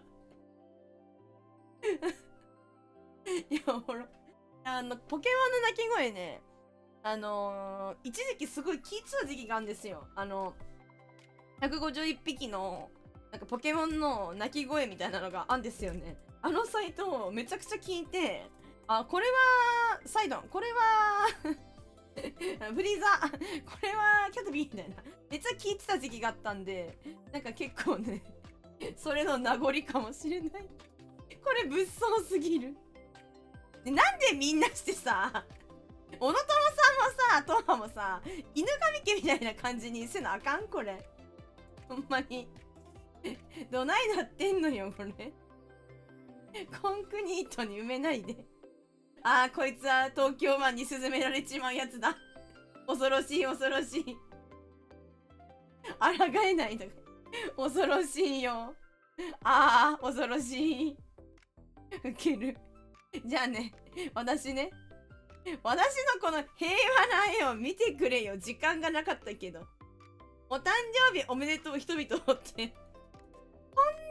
に平和な世の中なのに私。人々、描けなかった。色が、なんか、はみ出ちゃったし。夜神家になってるし。これとかも。これはなんか、すごいし。これ、こんなに平和なのに。こんなに物騒な。なんでなの？おら。いるな。面白い。ありがとうございます。では続きまして、トハ行きました。テオハだったんだ、これ。うちこれ、ライライさんだと思ったんだ。うのとむさん行きます。かわいいかわいいこれ。なんか急に三沢感で途中まですごい、お、そうかそうかって、そうかそうかそうか、お、そうかそうか三沢ってなってんね。三沢感がありますね。おもろ。かわいい。かわいいけど、三沢感が拭えねえ、わしには。拭えてねえ。かわいいですね。髪の毛がこの群青色みたいな感じで、私は結構好きです、これは。小野友さんのなんか絵って、お目目がさ、特徴的とかなんだけど、こういう感じで絵もなんか、味わい深いですね。味わい深い絵ですね、これ。面白い。ライナさん行きます。出たかわいいあれじゃないおつかるみー。おつかるみー。カルビちゃんわしかいや、わしやな、これ。カルビ風だけど。カルビちゃん風だけど、にゃらこ、わしか。おまんか。ありがとう。おつにょらこだった。おつにょらこん。カルビちゃん好きすぎカルビちゃんね、好きよ、私も。わかってあげられるよわかってあげられるよおつかるビーもいいし。かわいいよね。ありがとう。いや、うち、耳にょろこいい。顔も好き。ありがとうございます。ありがとう。ありがとう。ありがとう。やっぱ私はニョラトクなんでね、今日は。ニョラトクの日なので。で、私。どういそうでしょこういうキャラクター。こういうキャラクターいそうでしょで最初はこれなんかプリみたいにしたけど、これ、月マークにしたけど、途端になんかさ、セーラームーンとかにいそうな雰囲気出るなと思ってこうしました。別に元ネタはありません。思いのままに描きました。猫。生き物。ルナミが出てる。ルナ、なんか、木に変わってお仕置きよ。なんかこんな猫ちゃんいましたよね。なんかもっと可愛いけど。なんかさ、2匹いない可愛いやつとさ、なんかダークっぽいやついませんでしたっけ？あんま知らんねんけど。なんかいた気がすんだけど。気のせいかな。こんな感じに。マークにしたっけ？途端にセーラームーンみたいな。セーラームーンもね、可愛いよね。好きなんだ。ありがとうございます。じゃあ、野崎は、魚盗んでそうとか言って。盗まねえよ。多分寝てる。野崎。太郎さん行きます。いやはははははわ、すごいデタロウさんすごいこれやで誰しもが耳に見えるこれを口すごいネズミの口ネズミみたいな生き物の口すごいかわいいそしてこいつ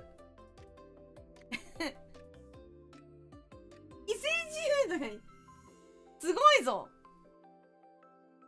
やっぱこうよやっぱデタロウさんよマジですごい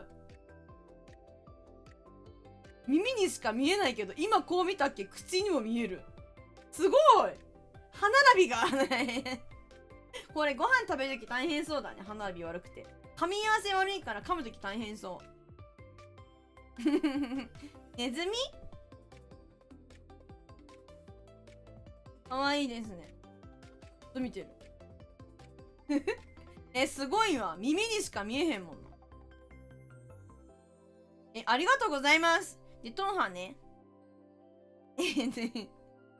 ねえにゃんこにさ服噛まれて持ってかれそうになってる餌やんなんかこうやってさね野生のさ猫とかさ生き物運んでるよねご飯ワイがご飯かにゃこれはワイかにゃなんか野ネズミとかを捕まえてくるやんか、猫って。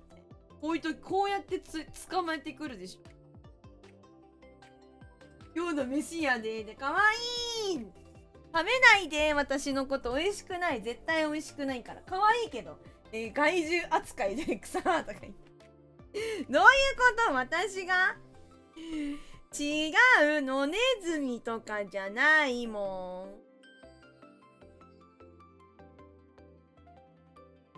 ん。よし、ありがとうございます。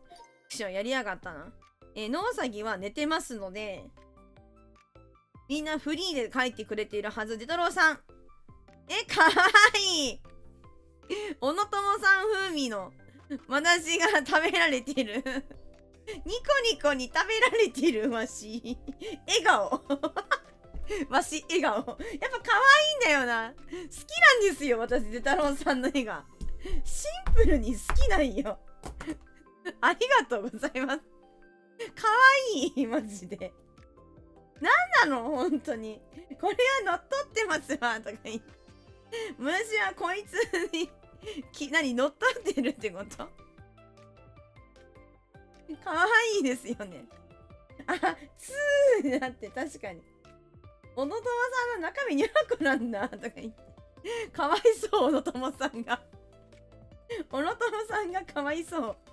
それは、さぞうるさいことでしょうね。ありがとうございます。かわいいですわ。しっかりこれ飲まれてるもんね。書き方すごいな。ここからのこう書けるのすごい。俺がニュラコだ。中身バレちゃった。小野友さんの中身バレたか。私は小野友さんの中に入っているのだ。だから実質小野友さんが書いてる私ということか。私これマインクラフト風にしたマイクラやるから。ちょっと点滅してるのは意図的なものではなかったか。点灯してるね。どう？マインクラフトによろこ。緑緑色してるの不吉だよね。不吉一丁前にダイヤ装備してる。ダイヤソード。クリーパーによらこなのにダイヤ装備つけてる。いいでしょ？クリーパー何度やられることか。ダダーン。で、続きまして踏破いきます。かわいい。かわいいね。ありがとう。かわいいよ。かわいいんだよ。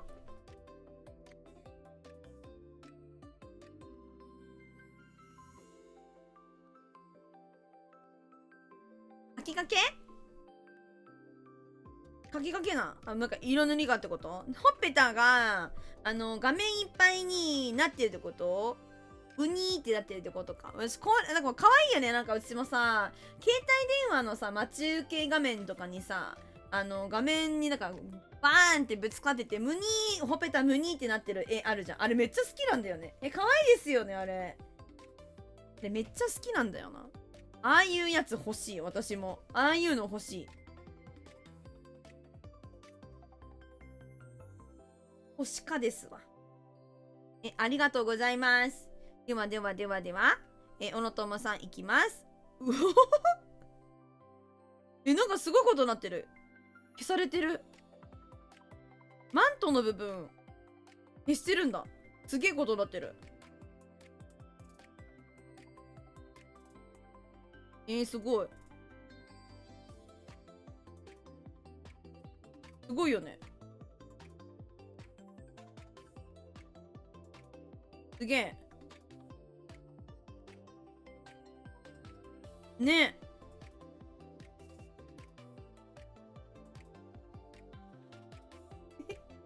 すげえ。アニメーションもね、駆使したいよね。透明マントン、そういうことね。隠れてるんだ。すげえ。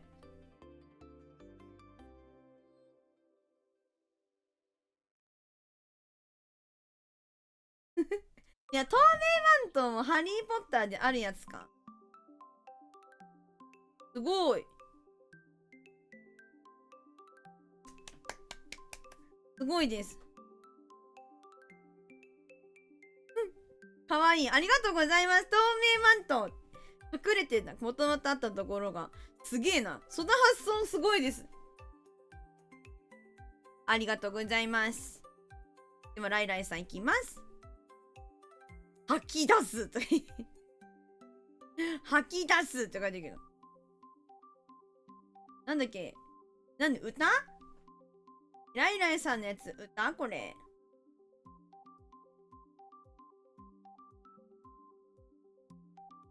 歌か。吐き出す焦燥の日いるわけをそのわけよ。何の歌だろう。うちはアジカンだね。吐き出すの果てつ隔てのわずかに浮かんだよし、わかんないこれ。何の歌？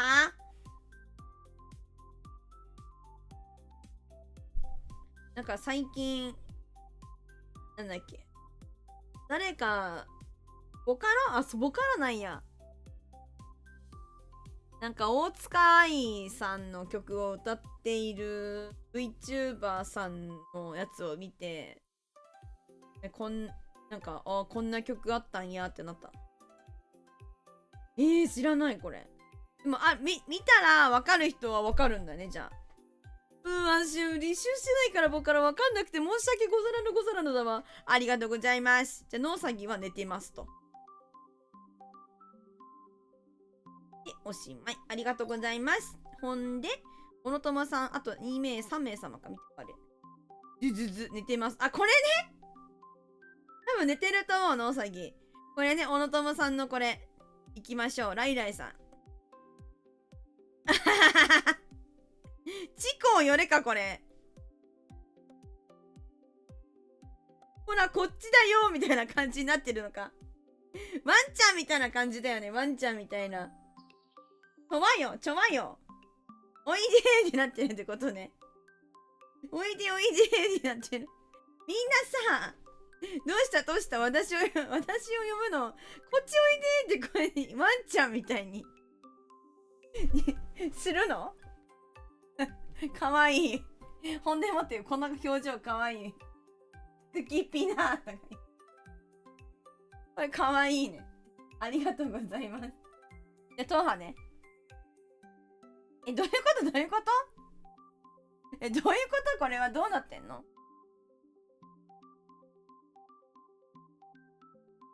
どうなってるのこれは。これどうなってんの？ちびにゃらこ？これはちっちゃくて、本当はこうだよってことか。いじめなんで。そういうことね。こういうことか。なるほどね。ちびにゃらこ。うちうちっつって行く子、しかもその向かってはいるんだね。前向かってはいるのか。かわいい。ありがとう。で、ノウサギは寝てます。そういうことね。でしょうが。で太郎さんいきます。かわいいんだけど。かわいい。かわいい。アヒルちゃんたち。こっちこっちって言ってるけど、行かねえみたいな。ヤクガリバー冒険みたいになってる。これがってこと？そうキューね。いいよね。かわいいですよね。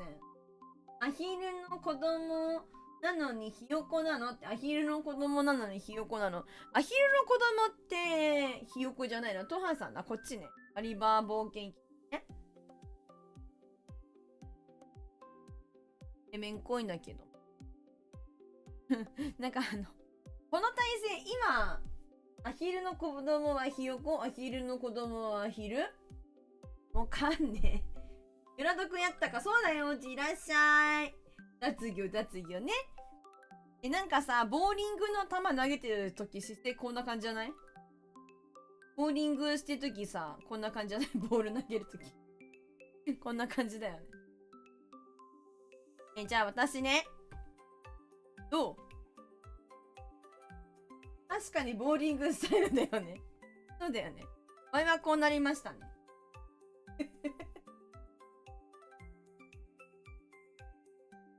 なんかこう、手をさ、こう組んでさ、よいしょってさ、なんか上げるのあるやんか。ああいうイメージで書いたんだけど。だからこれまあ、ここから回転します。これで。ピョーンってなって、くるくるくるってこう、なるイメージで書いたんだけど。あるじゃん、なんか、上に飛ばす、なんかチアリーディングみたいな。チアリーディングみたいな感じのイメージだったんですけど。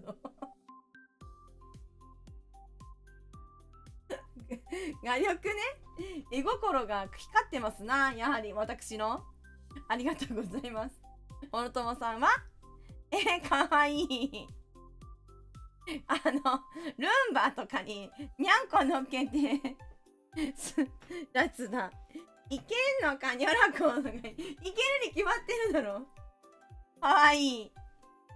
にゃんこかわいいよのともさんのにゃんこ。かわいいね。ありがとう。シューってことはない。猫を皿に乗っけて滑らしてるってことこれ。そういうことおもろいんやけど。猫もびっくりしちゃうね。あーって感じ。あーって顔してる。ルンバじゃなくてルンバかな。ルンバか。ルンバだとしたら、滑らしてるよ。でも、小野友さんがさ、スンってこう、スンってやってるよね。加速させてるよね。ありがとうございます。じゃあ、デタロウさんの、デタロウさんのこれね。お任せください。私。色塗りきれなかったんよ。色塗りきれなかった。特に意味はないんだけど。なんか、不思議な物体をたくさん描こうと思って描いたんだけど。色塗りきれんかったんよ。もっとね、色をね、はっきりした色に塗り分けたかったんやけど。塗りきれんかった。で、農作業は寝てて、そう、宇宙人みたいな感じにしようかな、みたいな。ありがとうございます。でも色塗りきれんかった。タコちゃん。イカかこれ。イカちゃんイカにしたいよ。反対になってみてる、今。こんな感じにしたかったね。色塗りきれん。顔がもうちょっとな、特徴をつけられたらいいんだけど。勉強ですね。じゃあ、ののともさん行きましょう。かわいいカタツムリ可愛くはないか。で、カタツムリ私さ、怖くてさ、怖いんだよね。可愛くはないか。カタツムリと、ヤドカリヒゲのやつ怖い。かわいい。ルダロウさん、お好みのやつで。なんかさ、カタツムリってすごい寄生虫がいるっていうことを聞いたことが。だからね、怖いんだよね、カタツムリとか。怖い。これナメクジかな。ディンディン、パーンチュロイコークロリディウム目が緑になるやつとかもそうだし、なんかうちね、昔読んでたすごいなんか死体とかを扱う漫画があって、あまり言っちゃいけないかな、これ。なんかあれなんだけど。落ちてないよ。います？落ちてないっすよね。いますか？私。配信つながってますか？配信つながってますか？つながってない？もしかして。落ちてないけどな。あかんかもしれん。そう。つながってないよ。なんでつながってんじゃん。あいら心でつながってんじゃん。そう、なんかね、そう、それで、なんかそのね、話では、なんか人間も、なんかその、カタツムリみたいなの食べたくなっちゃって、それがなんか寄生虫の仕業で、目ん玉をくり抜かれちゃうみたいな。鳥に繋がってないな、繋がってるか。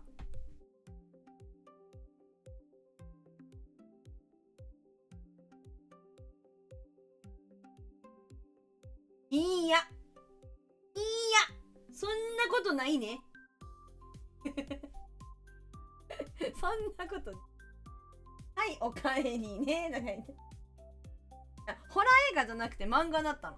でそれを、だからカタツムリにその寄生虫が寄生してて、でそのカタツムリと目やっちゃったとかしたっけ、なんか人間がそれ食べたくなっちゃう、食べたらそのなんか目がくり抜かれているなんか人たちがなんか見つかるみたいな感じで、なんでだろうみたいなの、なんかその主人公っていうか、その物語の主人公の男性がなんか解決じゃないけど、なんかこう問題を解いていくって、解くっていうわけでもないけど、なんか答え合わせしていくみたいな漫画だったんだけど、結構好きだったの私。途中からねちょっと買うのができなくなっちゃってね、今ね買えないんだよね、それが。しかもなんかねあったんで、そういうのが。でなんか人間が電柱とかに登っちゃうの、なんかで鳥がそれで目がギョロギョロってなってパクってなんか食べちゃうみたいな。でもまたそう食べられた鳥にまたそのカタツムリにいた寄生虫が寄生してどんどんこう蔓延していくみたいな、そういうなんか輪があるのよ。なんかカタツムリがそっから怖くなって、なんかだし普通にそういうなんかそういうのはフィクションでもなければフィクションでもないんだよね。本当に多分なんかまあそこまでじゃないけど、カタツムリにはいろんな寄生虫がついているっていうのは事実なわけなんだけどそれもあって食べたらいけないよみたいな、怖いよみたいな感じなの、私にとっては。ロイコクロディウムとかなんか名前がちょっとは存じ上げてないけどね、怖かったな。でも好きだった。なんかそういうなんかね、なんか変わってる漫画っていうなんか好きだったんだよね。途中まで家にあるわ。左の伊藤くんか右のマブラブか、左の伊藤くんマブラブ、もう体見たら殺すしかなくなっちゃったじゃんって、まあ、そこまではねあれだけどね、まあクロサギ死体や本舗みたいな、名前は結構ねそのまんまなんだよね。まあなんかその、まあ、面白いイタコの主人公みたいなで、なんか亡くなった死体とか触ったらなんかどうして亡くなっちゃったんだろうみたいなのがわかるみたいな。でそれでなんか無念を晴らしたりみたいなこととか、まあそういうなんで亡くなっちゃったんだろうみたいな事件じゃないけど問題を紐解いていくみたいな、なんか漫画なんだよ。確かにそういう名前だった。黒いけど結構ね、そうなんだみたいな話もあったりとか、漫画好きな方にはおすすめ。MGS5 にも近い話だったら、そんな話あるの？ MGS カタツムリ見ても殺さないであげて、あいつらも命だ。食わなきゃいい話だ。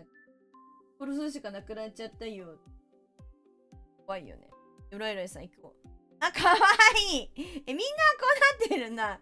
かわいいんだけど。これはかわいいじゃん。なんか間抜けな顔してるから。間抜けな顔しててかわいいんだけど。かわいいね。いい感じ。いい感じでやんす。で、太郎さん、ハートって。かわいいですよね。ギョロギョロメメがかわいいよ。ギョロメメが。いいですね。かわいい。なんか、ウミウシあれ、ウミウシメンダコとかさ、結構かわいいもの。私結構好きなんよな。で、トウハね。何どうなってんのこれ。どうなってんのこれ。お墓にお水やってるってこと？柳だよね、これ。ってこと？お墓参り？お墓参り？どういうこと？芋試しびっくりした。お墓参りしてんのかと思った。お墓にお水かけるじゃん。懐中電灯でびっくりした。なんか、よそ様のお宅のお墓にもお水巻いて回ってんのかと思っちゃった。びっくりしたわ。集団墓地で打ち上げ花火とか、なんか不謹慎すぎるよね。絶対炎上するやつやん。そんなことしません。肝試しね。よかったよかった、びっくりした。これ、じょうろに見えてさ、じょうろでさ、人様の お墓にお水をかけてんのかと思って、ちょっとびっくりしたんよ。あー、びっくりしてよかった、肝試しね。肝試し絶対怖いからね、やりたくないけどな。ガチのやつは絶対怖いから行きたくない。なんだろう。なんつうの、その、怖い、なんだっけ、なんて言えばいいの？肝試しで合ってんの？絶対行きたくない。なんかさ、心霊スポットか。心霊スポットとかも絶対行きたくない、私。廃墟とかも絶対行っちゃダメ。だって廃墟とか本当に不法侵入だからね、みんな。あれは。勝手に入っちゃダメだよ。危ないし。絶対ダメです。私はおすすめしません。全くもって、なんか賛同できません、それには。私ね、私は結構幽霊信じる、別にオカルトとかスピリチュアルな話とかじゃないですけど、お化けって別に本当に見えないだけでいるんだろうなって思ってる派なんで、なんかそういうところには行っちゃいけない。ダメ。ダメ。その子たちをそっとしてあげなきゃ。かわいそうでしょ、うちらだって。なんか、そっとしてほしい時にさ、うるさくされたら嫌じゃん。だからダメ。お化けもそうだから。きっと。もう、そっとしといてあげることが大事。で、デタロウさんの絵ね。デタロウさんの絵もなんか、お目目ギョロギョロで、ね、カラフルなナメクジかわいいよね。みんなそういうコンセプトだった。やっぱ。かわいい。これかわいいじゃん。でもやっぱ緑の目してるから寄生虫ってこと寄生済み。そういうことだよね。あはは。やっぱ伏線回収お話の回収してたのよ。ずーっと私、ここの絵を見るために今までの話があったみたいな。プラナリアっていうの？その寄生虫今まではここに繋がっていたんやな。そういう寄生虫がいますよ。いい、なんか笑ってるし。キャッキャッキャッキャッって。いい、ラブだね。これは。素晴らしい。お幸せに。猫じちゃん、お幸せに。幸せになれよ。よしと。じゃあ最後、ライライさんいきまーす。あ、これね。この絵ですね。当派いきましょう。私。あ、そういう感じだよね。やっぱりこれ何これ。これなんだピカピカの何太ももに決まって太ももか。うちマラカスに見えて、マラカスアイスって思ってたら、太ももに決まってなーとか言って。ちくしょう。トンハはもう一日中太もものこと考えてたね。今日は可愛いね、トンハ。太もものことばっかり考えてるね。ありがとう。小野友さんはかわいい。ツヤツヤの太もも、そう、ツヤツヤの太もも。色パッキリしてていい。なんか私、ビビッドなカラーが結構好きなのよ。だし、このなんかこういうさ、顔の漫画も好きなんよ。わかる？アニメ？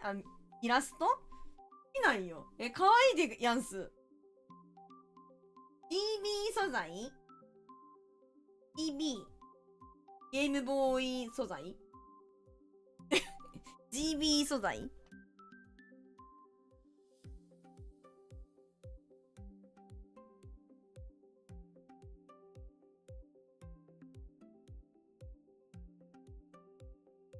かわいいよね。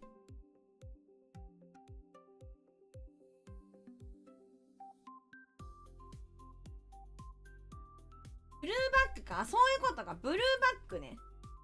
ブルーバックでいいのか。ブルーバックじゃない。グリーンバックか。グリーンバックってこと。助かった。ちょうど切らせたところなんだよな。なんかグリーンバックね。なるほどね。どうぞ。グリーンバック素材に。どうぞ。めっちちゃパッキリしてる。今度からこれ背景にして配信しなきゃって投下して。投下されるからってこと？かわいい。でも本当になんか使えるのかな。なんかよう分かっとらんのよな、あの仕組み。よう分かっとらんのよ。かわいいです。ありがとうございます。ゲタロウさん参ります。グリーンバック。かわいい。VS って感じ。ありりとぼけてる、すっとぼけ。黒マキーで抜くのだ。黒マキーで抜くのだ。黒マキー。黒マキー。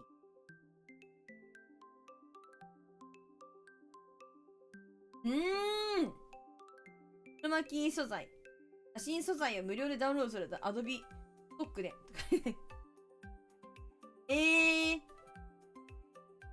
そうなってんだ。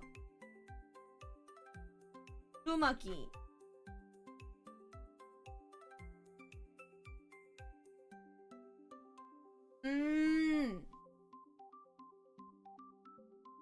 ついにニョナコとニョナコが誘拐するときが誘拐で合ってる？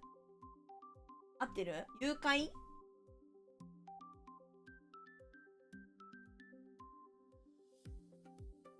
違うな、漢字。あれ？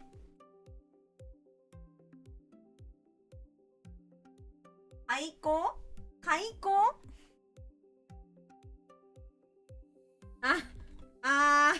雑業。開口ね。開口するときが。開口ってどういう意味？マジ漢字むずいやんけ。ふざけやがって。わかりやすい言葉で僕伝えてくるよ。きれい。デタロウさんだぞ、デタロウさん。ありりってなってる私と、ありり何のことわからないなーってなってる私と、ってなってる。っていう顔で見てる。かわいい。私何書いたっけこれ。これね。ちなみに私はこうです。私はこれです。嫌いな食べ物。スイートなのがつい出会ったみたいなかな。これね。嫌いな食べ物。ジブ。これだけじゃないけどね。書けなかったから全部。嫌いな食べ物。トマトとさくらんぼとバナナと。キウイ、スイカ、メロン。マンゴー。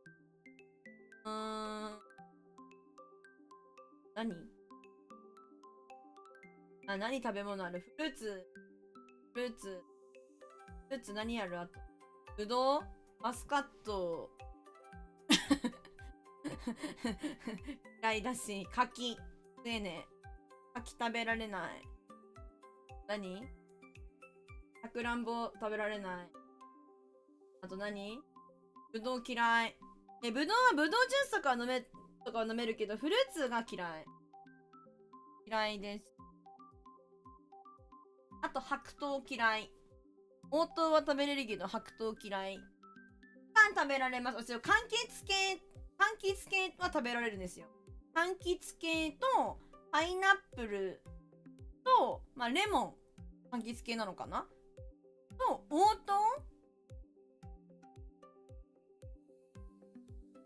桃と、あと、アレルギーだけどリンゴは食べられるんですけど、あとは好きじゃない。梨とか、ラフランスとか。嫌い。食べられない。フルーツの盛り合わせとかもうちょっと無理かも。ちょっと無理かも。ちょっと無理。ちょっと食べられないかも。ドライフルーツも好きじゃないし、食べられるフルーツだったとしても、ジャムとかにされたらもう終わる。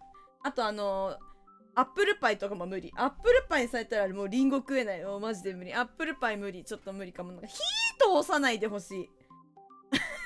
火通されたら終わる。マジで。加工されても無理。なんかドライフルーツとかね、ジャムってるとか、ああなると食べられない。好きじゃない。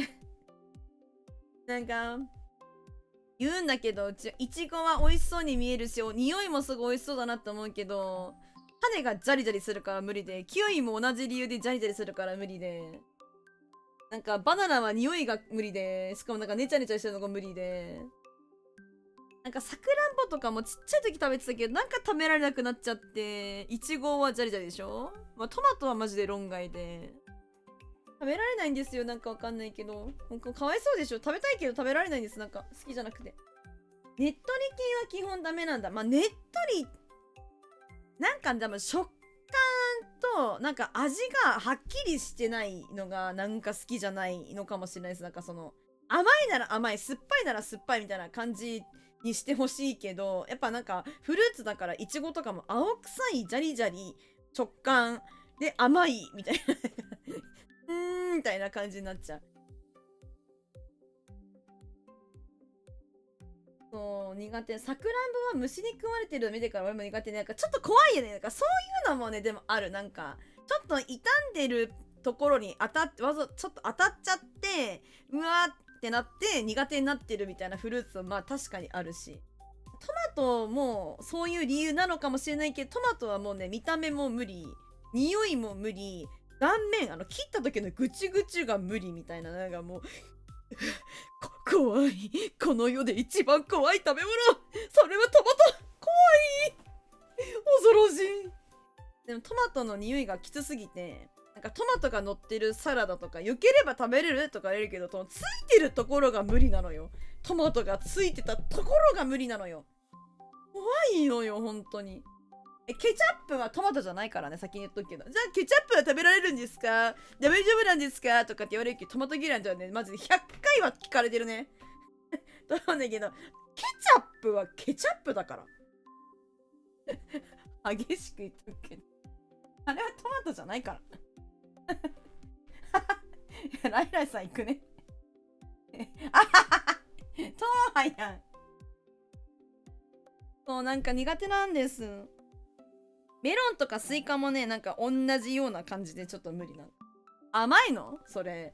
何なのみたいな。食べられなくなっちゃって。苦手なんですよね。トーハの OK みたいな。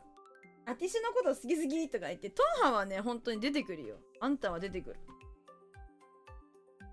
はい、ありがとうございました。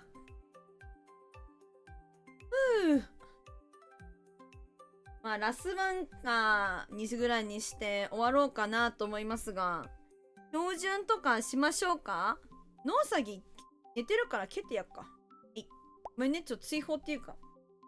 夢に出てくる？でもね、トロハ夢に出てきたことあるかな？なんかね、時々あるかも。トーハじゃないけど、なんかもちろん皆様のお顔とかはネットの世界なので見たことはありませんけれども、的な設定でなんかみたいな感じでなんか出てきたりすることはあるよ。小野友さんありがとうございます。お仕事頑張ってください。ありがとうございました。久しぶりにご参加いただいてありがとうございます。お疲れ様です。はい。お疲れ様でした。皆さん落ちられるんだったらこちらで終了いたしましょうか。ライライさんとゆうさんお疲れ様。やすみやでん。ライライさんとデタロウさん絵描かれますか？3人で3人でおつりしますか？描きたい気持ちもありつつも3人でできること限られてる。3人きりだねトハお疲れちゃんけるアイブレエッチな雰囲気にはさせないとか言ってならないだろならねえだろなんで私の顔そこで乗っけんだよ。私の顔かよ。ライライさんとデタロウさんが書き足りなければもう一戦アイブレと行きますが、3人だからめっちゃ早く回ってくけどめっちゃすぐ終わるめっちゃすぐ終わるやん。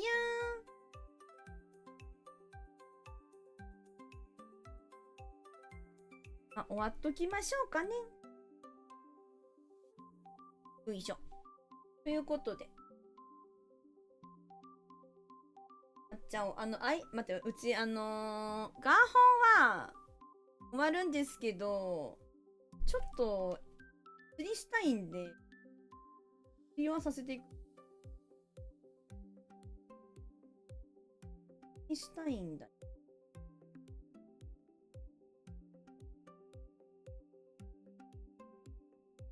いしょ。オッケー。ありがとうございます。すいません、デタロウさん、ライライさん。1回、2回ご参加、1回か。1回か。ご参加になっちゃって。また、毎週土曜日やってますので、好きであればまた、釣る、ご参加お願いします。お待ちしております。ありがとうございます。ありがとうございます。で太郎さん、お久しぶり。ありがとうございます。あざすあざす。あざすあざす。というわけで、ちょいとね、釣りをさせてくれん。私に。プラネットっていうゲームがあるんですけど、それをするのが、なくてですね、日本語ね。大丈夫？ちょっと画面変えますね。ちょっとだけね、まあ、雑談配信、釣りが興味ない方も話してますので、ラジオ的な感じにですとか、まあ、お付き合い、ロムでももちろん大歓迎なんですけど、いただけると。ほんましゃなしやで、ありがとう、おじ。コンソメ美味しかった。コンソメ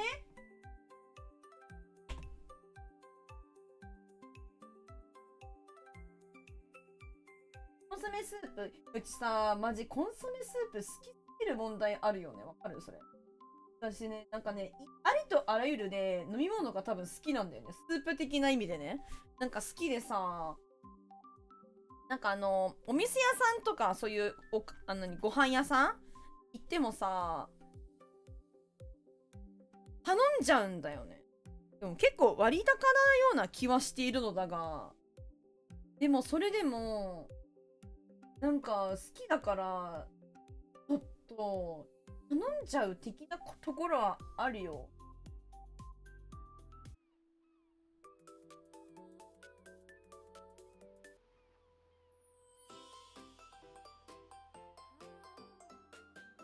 大丈夫かな？ティン、ティン、ティン、ティン、ティン、ティン、ティン、ティン。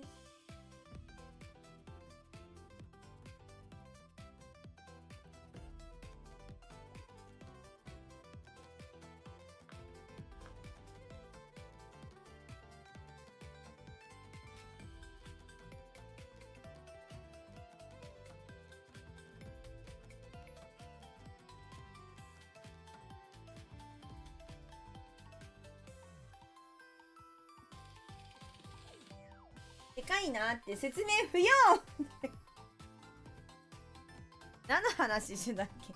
あ、そう。スープ飲みたくなるよねっていう話してました。あと6分ね、32分まで、チコヨレポイントが、芋焼酎さん、チコヨレポイントの時間がまだありますから、6分間はこの画面ですからね、みんな。はは。はははは。で、今ね、デイリーを終わらせたくて、デイリー終わらせるのに、セレガン合ってるかな？セレガンってところに来てる、モンゴル！私はモンゴルに今いるっす。あ、待って、あら？固定消してた？今。私消してた？固定消えてるこれ。あ、消えてるか。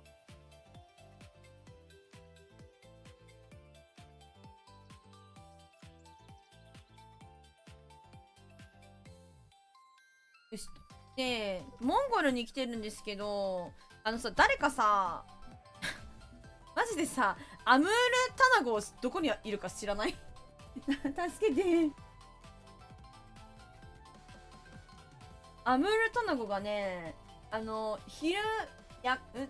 高生っていうの、行く性、漢字読めない。アムールタナゴ、どこにいるか知らない。で、冷水を好み、流れがない、あるいは緩やかな貯水池計測します。アムールトラガオー。アムールタナゴ、そう、タナゴなのよ。この捕まえにくい魚、捕まえにくいって書いてある。最悪。藻類で覆われた石や砂や水底のある人の気配が少ない静かな場所に生息。水深2メートルあたり小さい群れをなしで活動ってなぬ。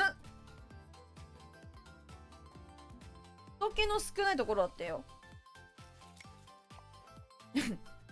みんな私の顔しか見えてないと思うんだけど。まあみんなはね、ワイの顔しか見えてへんと思うんやけれども、すいません。アムールタナゴを探しに今モンゴルにおるわけだが、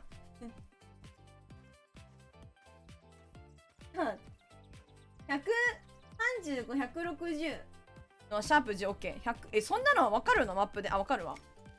ありがとう。始まりお師匠いらっしゃったんだ。いらっしゃいせ。さ、マジマークがもう実はないんだよね、私。秋マークが。待ったな。なんか消さなきゃ。増やす？レートコインで増やすか？増やすわ。17個しか使わねえし。増やしたわ。買っちゃった。135の35。30プラス 135？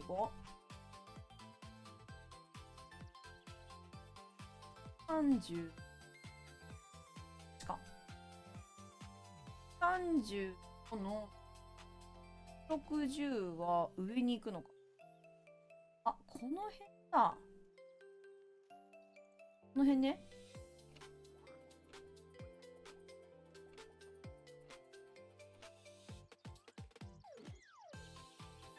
ここだ。ありがとうございます、お師匠。川の合流地点だとこ、了解。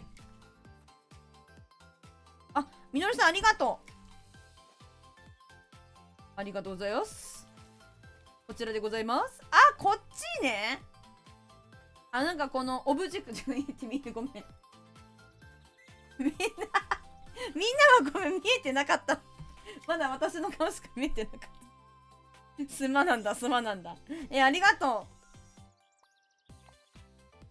う。みのるさんのやつは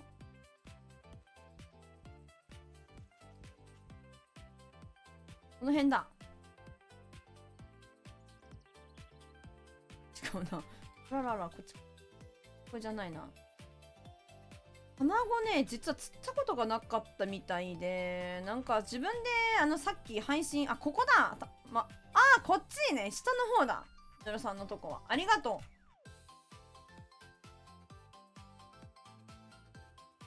う。釣ったことがなくて、配信前にちょっと試しに探してみようと思ってちょっと釣ってたんですけど、なんかイデとかなんかそういうイデとかいう魚がいるんですけど、そういうやつしか釣れなくて、なんかすごいここ全然どけへんのやけど、釣れなくてね、ちょっと困ってたんで。昼に活動してる魚っぽいから10年。クッキーも10にしてやるか。すぐ釣れそうかな。あと1分ぐらい、あと30秒ぐらいかな。この画面いっぱいのわし、終了のお知らせ。終わりました。縮みますね。おひょーうひょー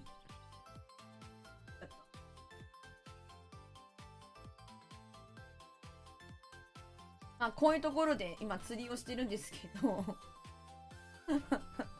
ここね、なんかこういうオブジェクトがあるんよね。ちょっとお師匠に教えていただいた場所で試してみよ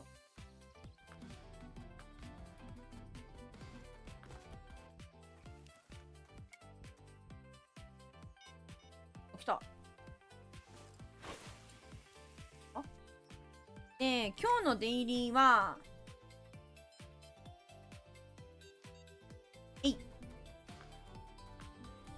こんな感じ。ちょっとやってるけど、セレーンが川、この、モンゴルで3.7 キロ以上の魚を釣れよ。で、ホワイトムース一軒や、あとはブランドノーズミュー、ちっちゃい魚ね、釣れよ。アムールタナゴ釣れや、ロンスターに行って若い、これ、若い魚はね、アメリカナマズの若いやつがいるから、それ釣れよって言ってるのと、あと、ブランド、ノーズミノーめっちゃ釣れって言われてて、マットウォーター行けとかなんか言われてて、すごいなんかしんどいっちゃしんどい。なんか逆にさ、なんかこうちっちゃい魚なんだよね。なんかまあまあその言ってる魚が。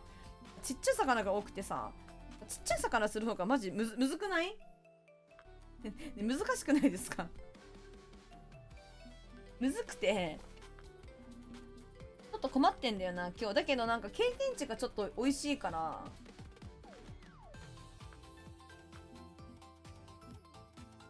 期待してはいる。ピンキ虫などなんでもいいよな。なんかちっちゃい虫だったらなんでもいいんだろう。あ、いっぱいいるから。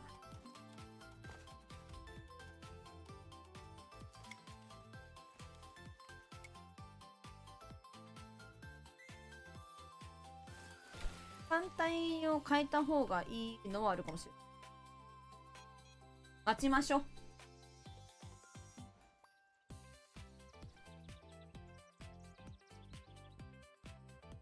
出るかな。なんかログインバグみたいなの時々あっから困るんだよ。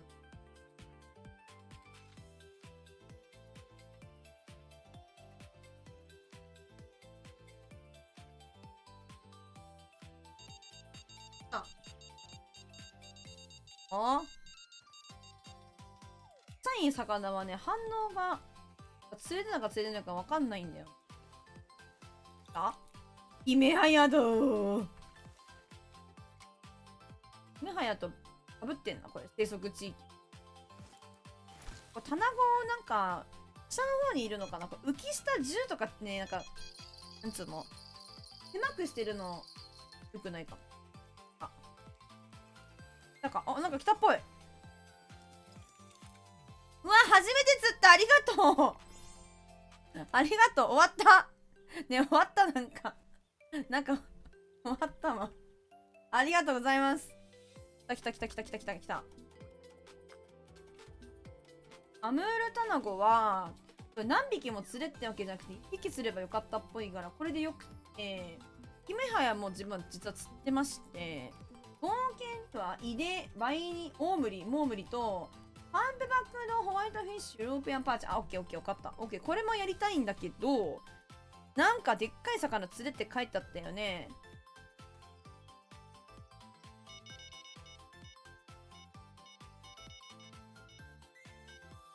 何でかくしたっけ？その辺多分いつとかも釣れると思うよな。釣れました、無事。ありがとうございます。どうしようか。まあ、大体同じところだったね。私がなんかこの辺かーってマークつけて。ありがとうございます。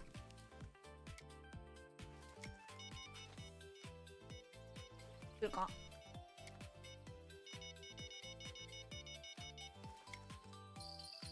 はい。オウムリはね、マジどこ行っても釣れるんで。あ、ヨーロピアンパンチ釣れた。パンチ釣れたわ。で、ワイが何キロの魚釣れようはね、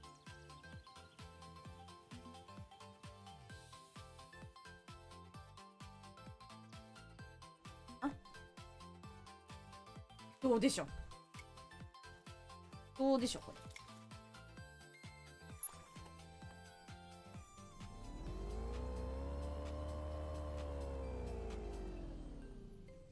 れの足で焦げる船をゲットしましたので、やっとみんなと同じように。プロそれはね、私の周りにね、お師匠たちがいっぱいいるから、そのおかげでね、釣れてますよ。師匠がいっぱいだから。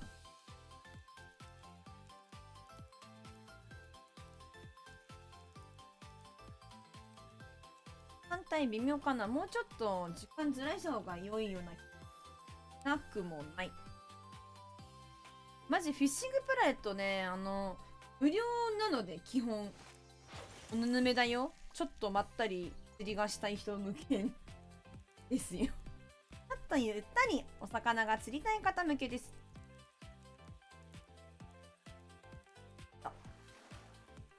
もうちょっと待たなきゃいけないんだよね。合わせるのむずいの。私なんかまだね、成功率ね6割ぐらい。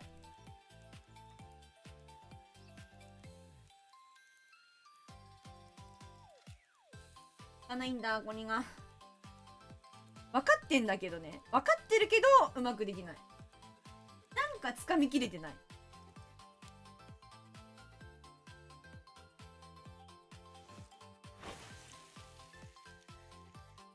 イトウってでっかい魚がいるのよ。アムールイトウ。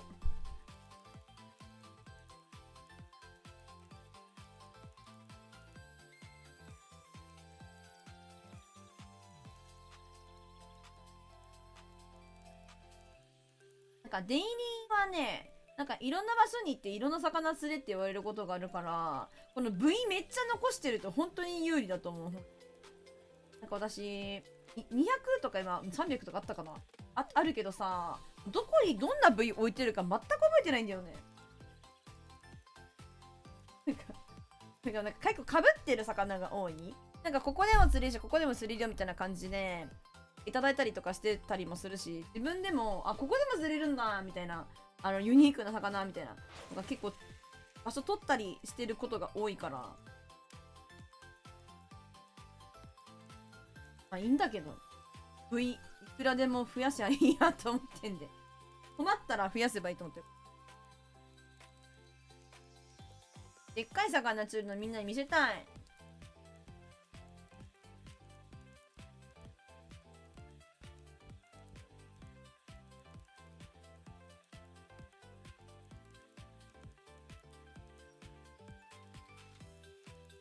出んのか、どっちなんだ。出る。よし、来た。合わせられました。これで船を動かしての私があやつのもとにバイバイバイバイバイバイバイバイバイバイバイバイ緩みすぎると逃げるから魚。先にいるのかなこれ。ほらの先に。これでっかいの釣れてるかもしれない。かづけ魚に。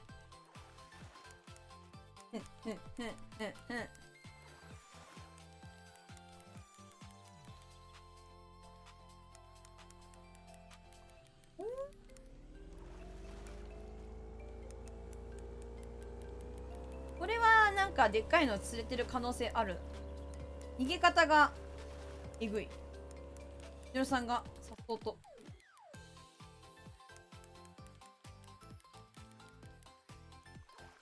今ね、これデイニーが増えたから経験値をね得られる、得やすくなったんで、ちょっとなんかレベルがまだなんかその低い逃げちゃった。やっちまった。絶対大きかったのに逃げだ。ラインが緩みすぎた。むずいにこれ最悪だ。もう絶対大きかったのに。悲しい。もうね、行き過ぎるとね、そうなんかダルンってなんかね、針とか糸が緩んじゃって逃げやすくなっちゃうみたいな、そこがむずいんだけどさ、でも近づきたいやんみたいな。リベンジ。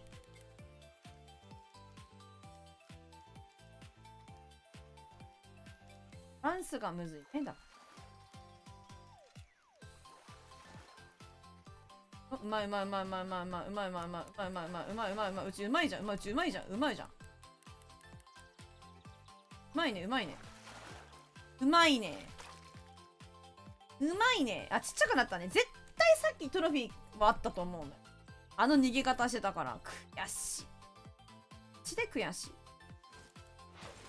これね、悔しい。私負けず嫌いだからね。逃げられたらね、もう一回さ、やっぱりチャレンジしたくなるじゃん。絶対釣ってやるみたいな。これもね、多分ね、向いてんだと思う。このゲームに。あ、悔しいみたいな。絶対次釣るみたいな。しかも何が釣れようとしてたのかさ、結構気になるじゃん。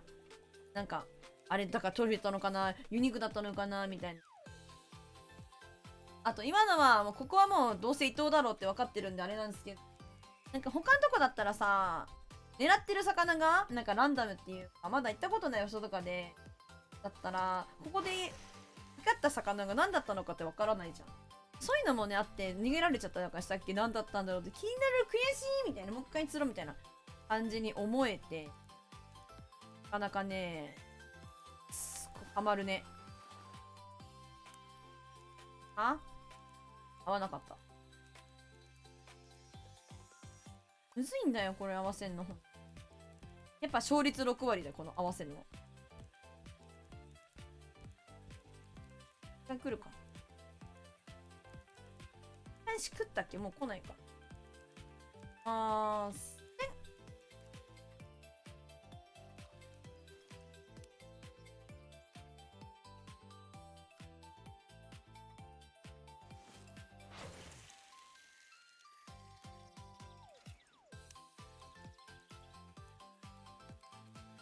トップルアーでなんか釣れよみたいな。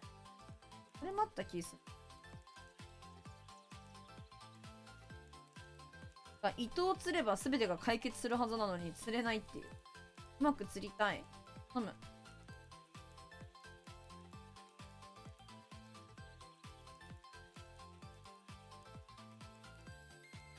いるのかな。でも本当にモンゴルに行ったっけ、こんなにいっぱいこんな大きいお魚いるのかな。セレンガたらさ、もう私モンゴルって言ったら朝青龍さんしか出てこんわ。いや、朝青龍さんだけじゃないんだけど、でもやっぱ朝青龍さんモンゴルといえば違うか。チンギスハンか、モンゴルは。ノーザンパイク釣りたいんよ。そう、なんで私がノーザンパイク釣りたいって知ってた？釣りたいんだよ。あんま釣ったことねえんだよ。いや、あるかな、一回。うまく釣れなかった記憶。食った。指がかかっちゃってた。山巻きしてた。すごい。やるな、ミノルさん。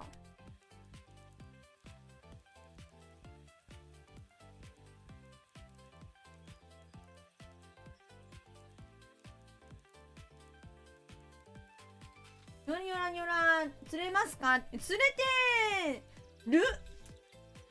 てるかもしれないし、そうじゃないかもしれない。今、伊藤って魚狙ってんだけど、うまくいってない。一匹は釣ったけど。これはね、フィッシングプラネットっていうね、スチームでできるね、スチームとか、プレイステーションとか、場所と深さを知ってれば釣れる。ほんまに？なんかあと、スイッチでもでき、携帯とかでもできない。とかでできる無料のね、釣りゲームなんですよ。フィッシングプラネットっていうんです。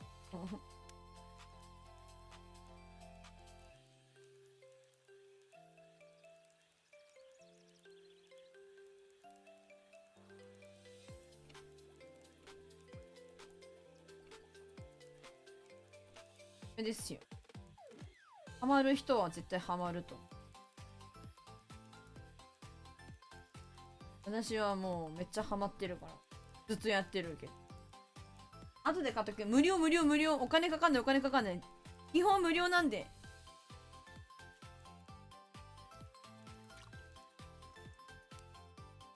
そう、無料なんす、これ。このクオリティで。基本無料なんで。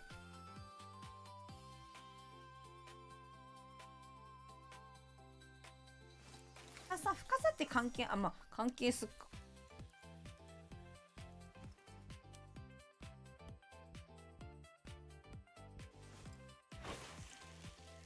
やりましょうよ。できますよ。釣りもみんなやってくれてるし。みのるさんも、もともとやってらっしゃって、今こちらにいらっしゃるし。ふぐちゃしさんもそうやし。はじまりさんと、はじまるお師匠とかも。みんな釣りやってらっしゃる方。レベルとかマップが合えば、同じフィールドにいるとはできるね。いっぱい釣れないんだけど。釣れなくなっちゃう。釣りなったらそうやで、ちゃちゃまるさん。終わって釣りしとるで、オラ釣り人やからね。結構レベル、私は65なんで、そんな高いわけでもないかな。レベル上限今何だっけ ?110 っすっけ。フォローしてますーた。してますーた。お疲れ様ですーたやん、それは。今日は調子どうですか、ちゃちゃまるさん。そう。中途半端。そうそう。半分ぐらい。でもなんか途中からレベル上げがね、本当に、なんか一生懸命恋釣ったりしないと上げにくい感じだったり、いろいろあるんですよ、このゲーム。そう、奥深いんすけど、その辺は。別にまだまだ、私は、ひよっこっすね。やっと65って感じ。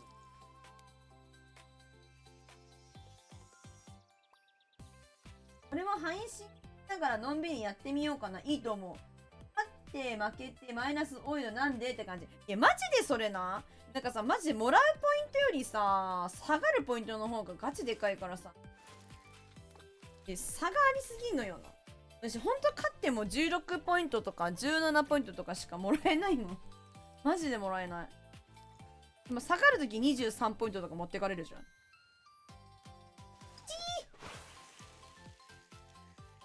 アクマシ配信してるんですか？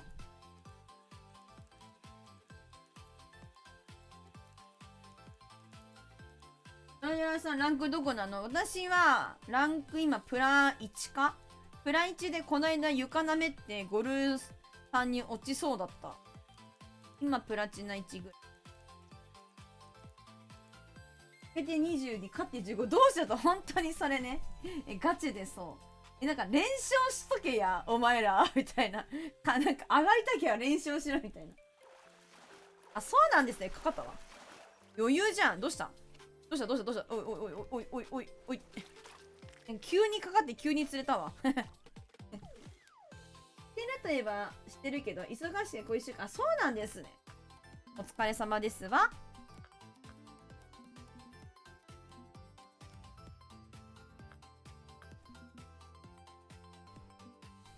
あ、3.7 キロ以上、もうちょっともう1匹ぐらい釣らなきゃかな。忙しいとなかなか難しい。お疲れ様よ。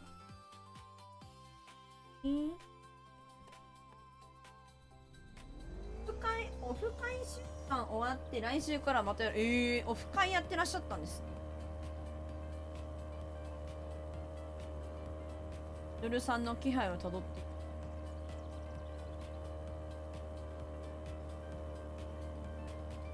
あ、シャチ、かえちゃんね。うわあ、みのる。あ、いたいたいたいたいた。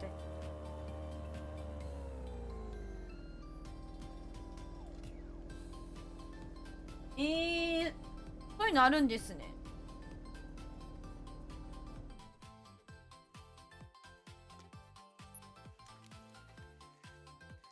なるほどね。わかったよ。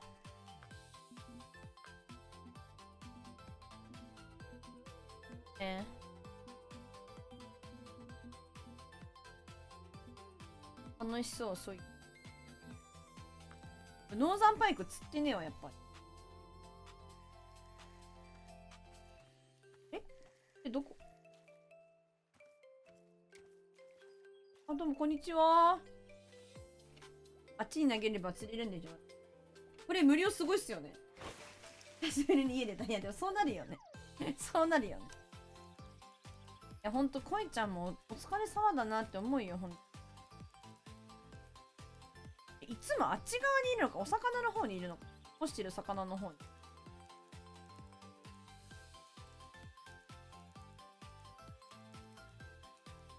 石の方に投げると妖怪。あっちの対岸対岸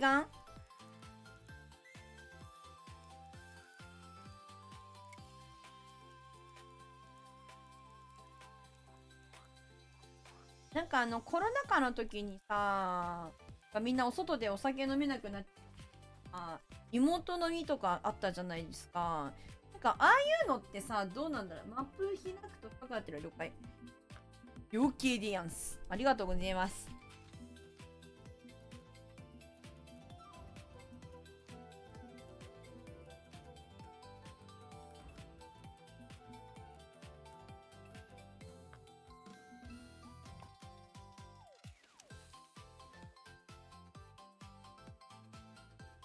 なんかそんな感じ。でもその辺はね、いろいろあるんです。高くなってるあたり。この方か。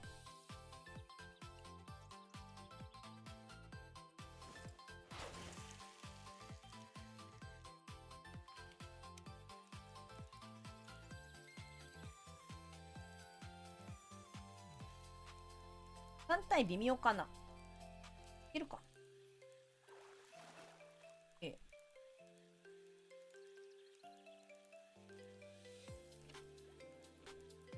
パクパクしてる。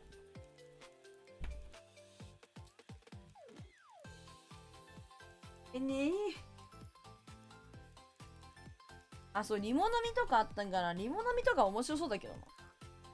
どうもーっつって。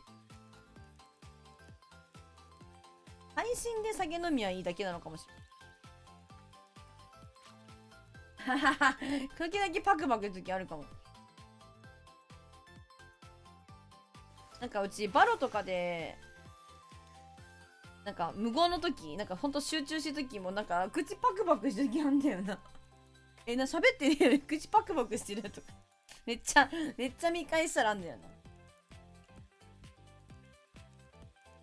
な。ウォーカーじゃん。ホッパーでやってると思う。いや、ほんと差がないよ。パクパクって。声みてえな。なっていう時あんだよね。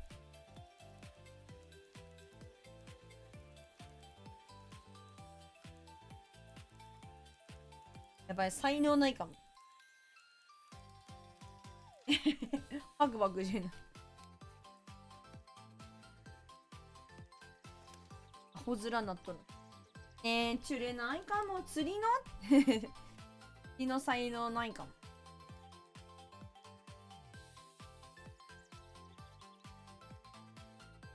ホッパー。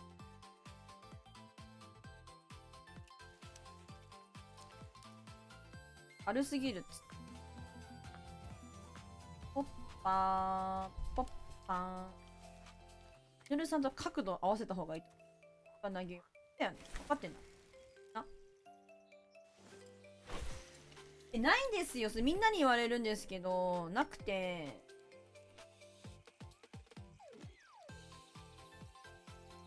ないからこそ、ゲームで発散してる感じ、やりたい気持ちを。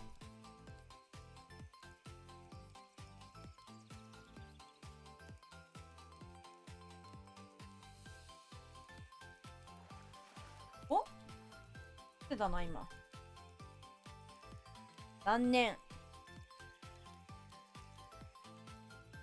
なんかここのノーザンパイクでかいよ。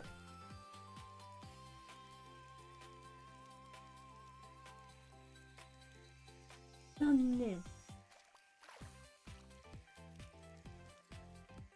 うち、バロラントでダイヤいけたらいいなと思って。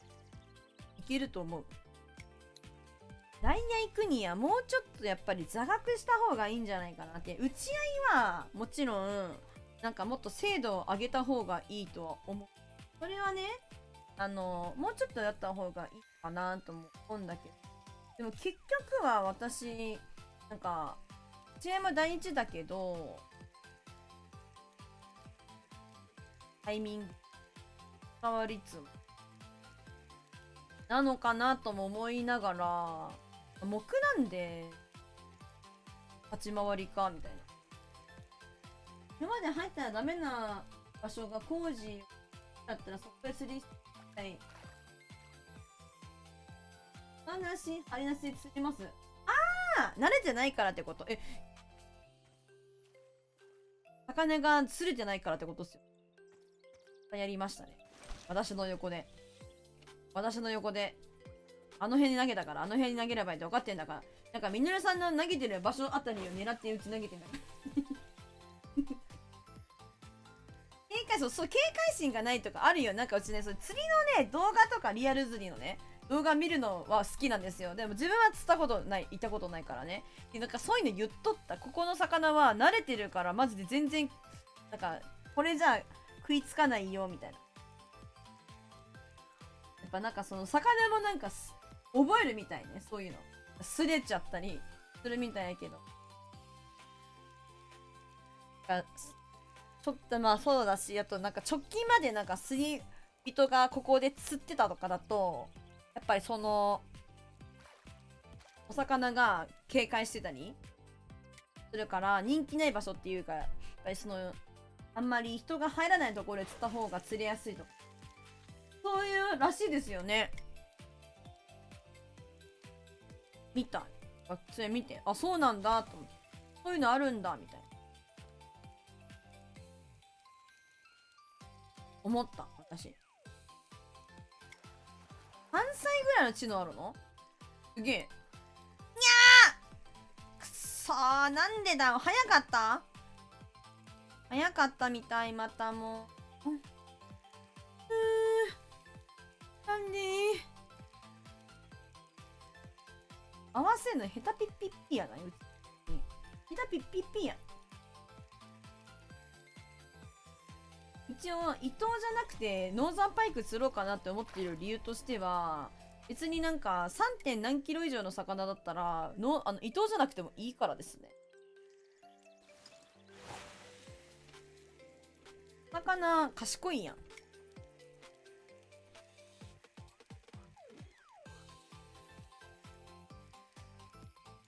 ダイヤいけっかなと思ってかなと思って、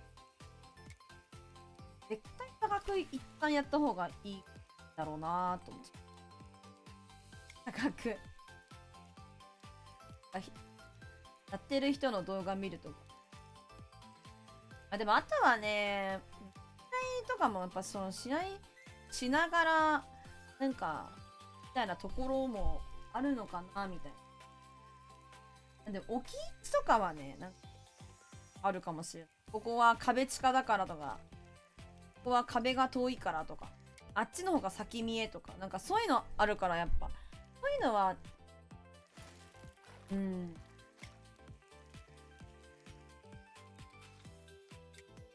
そういうのはね、ちょっとあるから、それもなんかやってって見たらわかる。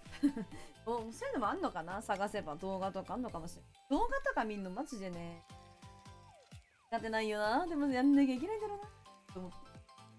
何よら、いい味出してる。ありがとうございます。どうも。私は、面白い女でやっていきて。俺もダイヤついてくださいって。なんか、悪魔氏は、あれなの、バロラント、どのぐらいやってらっしゃる？そもそもやってらっしゃるってこと？食ってんのかこれ。なんでやっぱりダメだ。なんかめっちゃ待ったけど、なんか微妙じゃなかった？今見てた？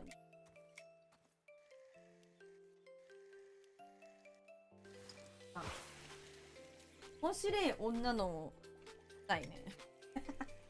面白い女で可愛くて面白い女で生きて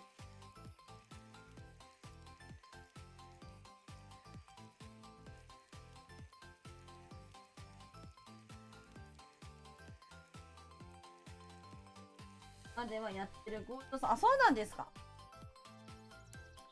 あ、そっか、右クリからやって左クリックしなきゃいけないの。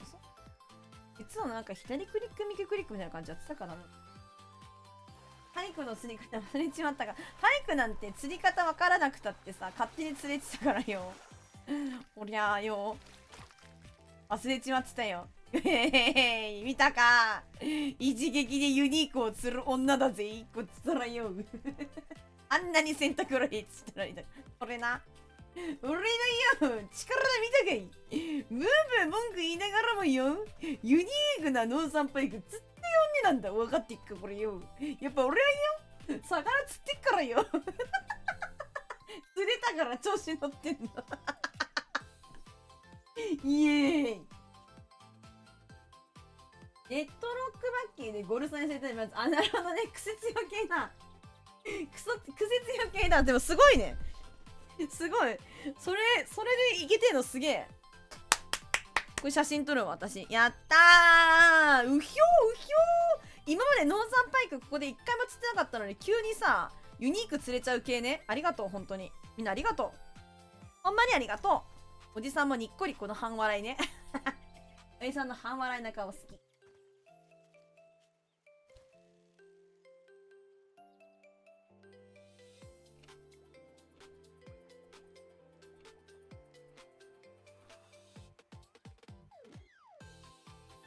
今シーズンでバッキー、なんかバッキーはなんかいろいろ来るもんね。そのバッキーとジャッジの抽選来ますもんね。ありがとうみのるさん。やっぱみのるさんの横で釣れや釣れるわ。釣れますわ。ありがとう。ありがとう、ほんまに。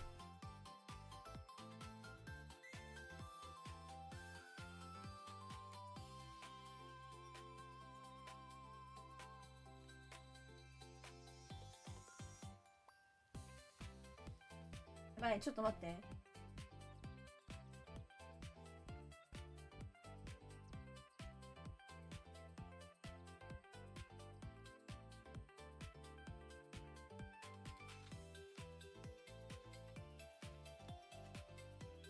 し。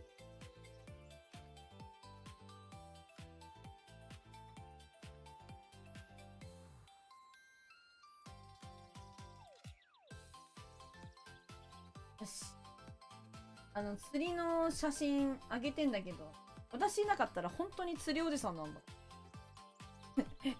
おじさん、笑い方種類ありすぎね。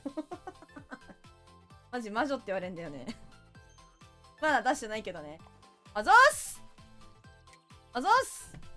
釣りおじ、そう、釣りおじなのよ。マジ、ごめん。これかぶってました。ごめんなさい。釣りおじさんの、なんか X みたいになってて、なんか、それマジでやべえと思って。そう、私をなるべく一緒に映させるように。待って、ホワイトムースと、マットウォーター行かなきゃいけない。あと、始まりの地。みのるさん行ってくるね、私。始まりの地から行ってくるわ。おじさんなのよ。私、このゲームね、男性、女性、その、性別が選べたんですけど、あえて男性にしたんよね。なんか、その方がさ、なんか私のイメージは、やっぱ釣りは、なんか私の、本当に私のイメージは、なんかおじさんが釣りしてるイメージがあったから、なんか。で、女性も釣りしますよ、もちろん。女性でも釣りはしてらっしゃる方はもちろんいらっしゃると思うんだけど、私の中では、なんか、釣りはおじさんだなと思って、おじさんの見た目にしたいよ。選べたんですよ、女性も、もちろん。で、性別選べたんですけど、わかりますか？なんか、おじさんにしとこうみたいな。思って、そして、さっきなんかデイリーで今後のパーツル戻る。ありがとうございます。いってらっしゃい。わざわざありがとうございます。さっきなんかやっぱスイッチって名前ついてるから、なんかでおじさんの見た目してるから、おじさんかと思ってきたら、なんか普通になんかこういう見た目してっから、なんかびっくりしたみたいな人いた気がする。いらっしゃると思うよ。普通に釣り女子結構いると思うけどね。本郷でパーティー大変そう。釣れる？あ、ユニークじゃないやつ釣らなきゃいけないやつか。言ってたやつだ。頑張れ、みのるさん。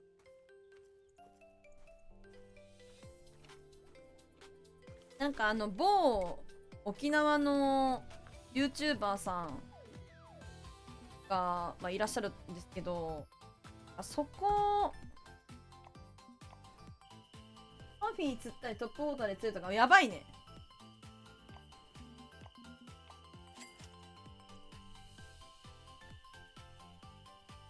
そうで、それは何の話だっけ。そう、それでなんか結構なんかその船をなんか事業っていうかなんかやってて、なんかそこに結構なんか女性とかも普通にお魚釣ってたりしてるのなんか見てね、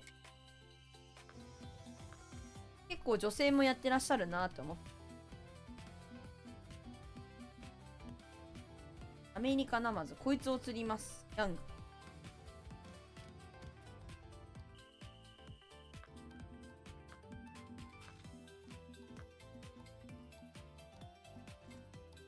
ジロいらんかな。わからん。いるかにゃーん。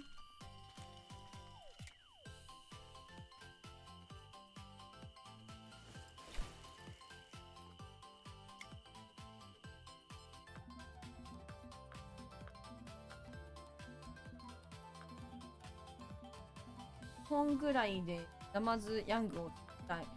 ヤング。やってみてほしい。で、今いる場所がね、始まりの地だからね、みんなここからね、ローンスターから始まるから、ここの場所から。すべてはここから始まるから。こ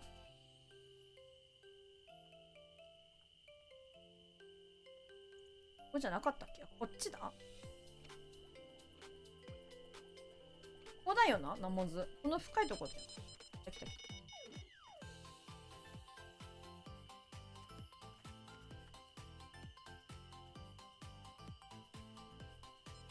何？ん？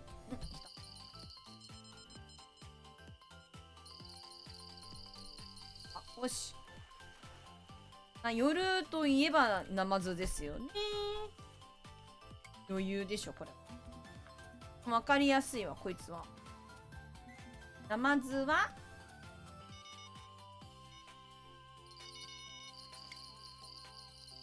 そう、夜もありますね。はい、釣れた。これで終わり、ここ。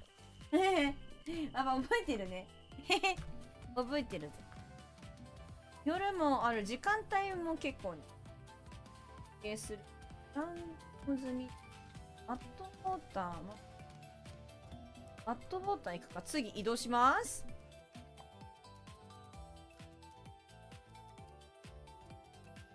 マットウォーターにブランドの済みのみたいないた気がすんだよね。だからこの間行ったんだよな。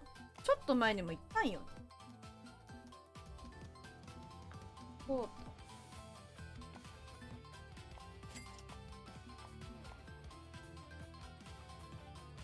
マジです。地球儀になってて、世界中レベル上がったら、なんか結構どこでもじゃないけど、なんか釣りしに行けるんですよ。なんかそういう風にしてどんどん次のマップみたいなレベル上がったら、どこのマップ行けるよみたいな感じで進んでいけるんで、これもね、おもろいね。なんかここで釣った気すんだよな、ブランドの済みの。なかったっけ？いるよね、こいつ。そうね。だよね。分かってんだもん。この間釣ったんだもん、本当に。ちょっと前に。わあ、時間帯そうだよね。一番いいところにしょ。車。なんかいろんなとこ行ける。これは、赤虫絶対10。赤虫をつける。赤虫もすごい使う。なんかミミズよりも赤虫めっちゃ使うよな。いた？これももう赤虫。カムシ。10! 欲しいよ。いろんなとこ行ける。あと出会いも結構あるんで。なんか最近はみんな私に聞いちゃうから、しゃあないなと思っていろいろ教えてくださってるから、ノラの方に聞くこと少なくなっちゃったけど、何って何ですかってなんか聞いたらね、結構ね、みんな優しいから教えてくれたりする。釣り人って優しいなーって思える人の優しさに触れることができるゲームでもあるね。あ、合うねー。合うね、君じゃないね。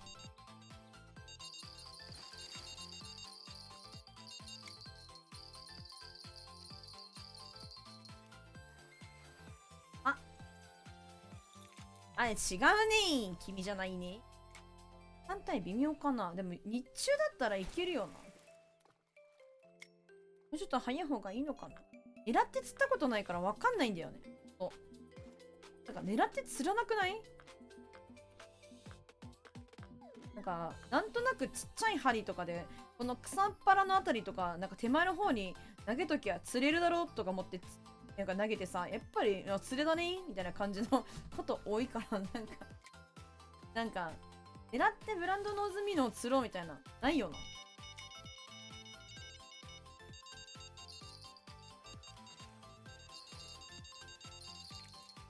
な。あー違う。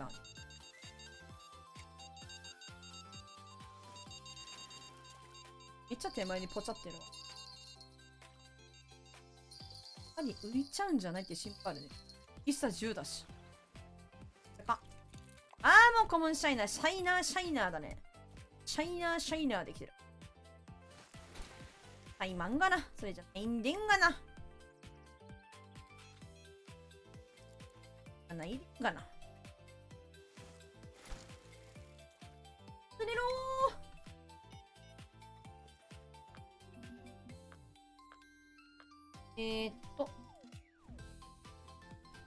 アットウォーターで 1.3 以上の魚も釣れって言ってるじゃん。マジだったら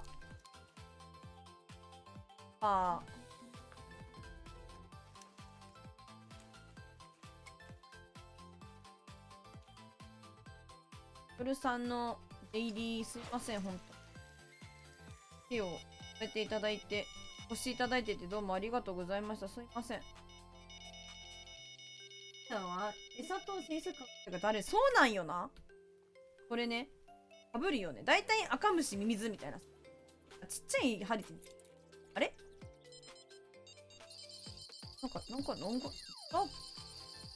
かぶっちゃうもんね。だいたい餌一緒だもんね。ミミズ、赤虫みたいな。針ちっちゃめみたいな。なんでもかかるもんね。なんか違う。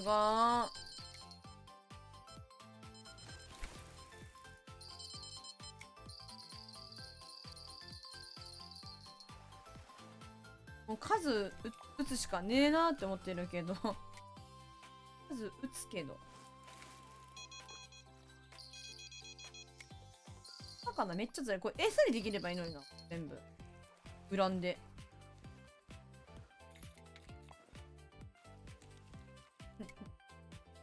なってまへんとむずいんやマジで。狙うのむずいよね。狙ってはマジで無理だよ。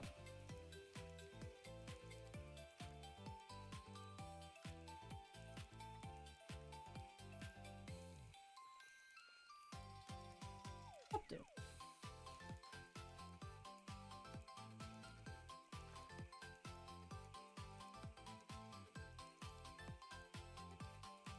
3. 何キロかな。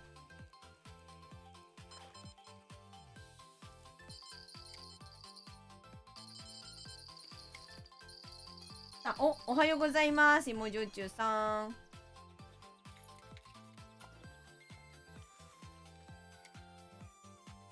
おはようさん。芋焼酎さんは懐がホクホクしてるからお酒もさぞ進むでしょうな。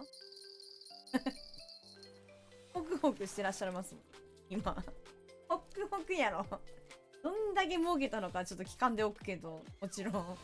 聞かんけど。ホクホクでしょうなっていうことだけは。恵比寿様みたいな顔してるだろうなって思ってっから。今、もうジョチューさん、恵比寿様やろな、みたいな。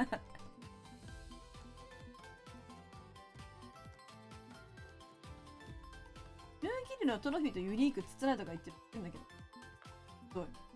ひどいわ、それは。先輩、何か。バスパイクとか使えるのかな。大口バスか。練習稼ぎマジそんなにえぐえぐすぎる。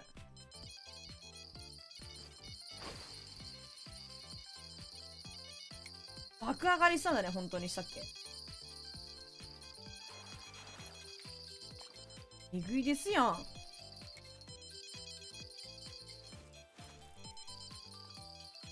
北どころじゃないじゃん。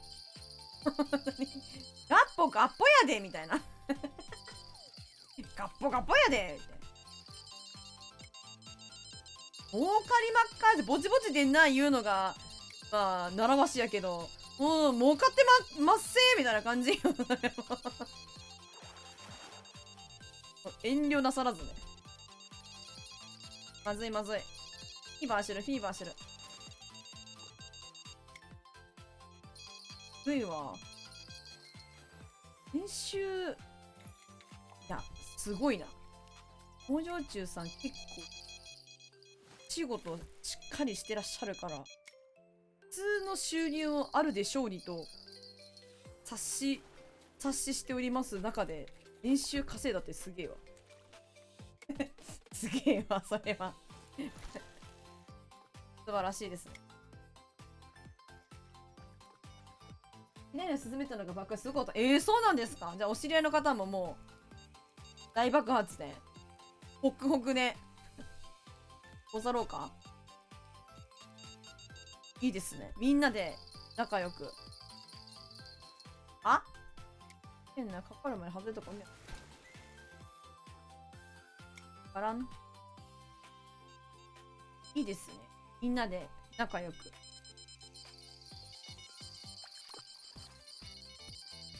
やばいやばいやばいやばい。一匹も釣れてないんだ、これが。なんかシャイナシャが釣れない。シャイナの時間なのか。はいよ。左上の水草の上ワンピースかしら。あっちあっち左上こっちあ。ミノーね。ノーズミノー。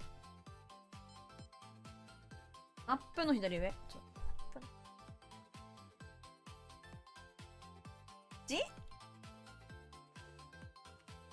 あっちか。あっちか。あっちな。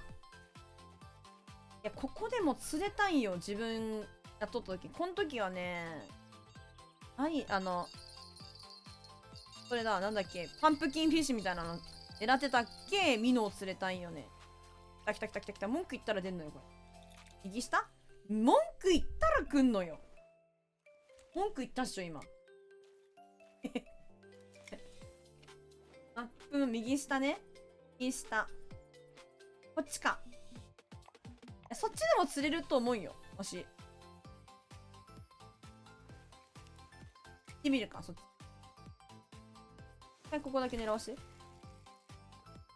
いるわ。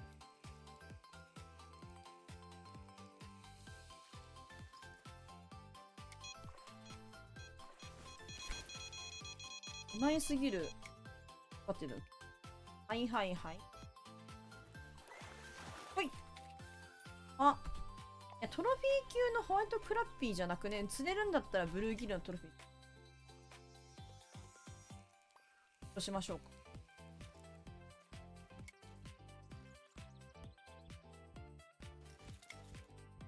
なんかお腹すいた。美味しいお酒がたくさん飲めるね、芋焼酎。よかったよ。そういうなんかお金のことやめる時もあれば悩める時もあるけど、よくなる時もありますもんね。日本の陽気は明るいぜよですか？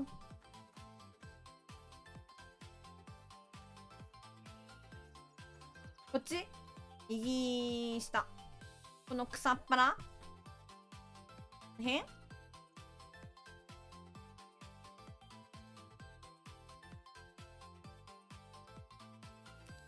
アップの右。ここだよね。いると思う。ちなみになんか、ちょっと大きめの魚も釣んなきゃいけない。アミヤカルバが、大口バスが、バス系狙っていきたい気もあります。ありますと。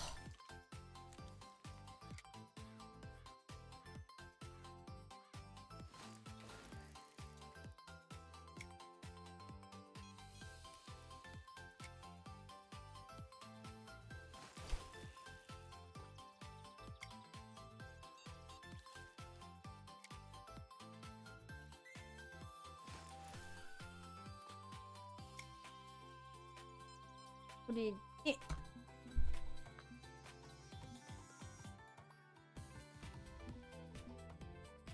あと、待って、フロート釣り具を使用してって書いてる。やばい、指定ありだ、これ。待って、指定ありだ。待って、これ何？ブランドの済みの 0.095 未満。フロート。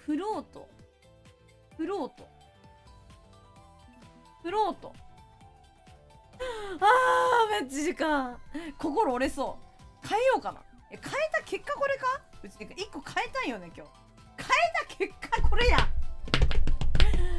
オーマイガッシュ。ねえ、ミノ、フロート。浮きで釣れっつってんだべ、これ。あれマッチロットフロートだよね。そういうことだよね。だから、フィーダーとかで釣る意味ないんや。ドラミングクソ。マジで。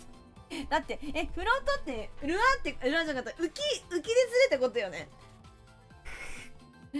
ガチきついって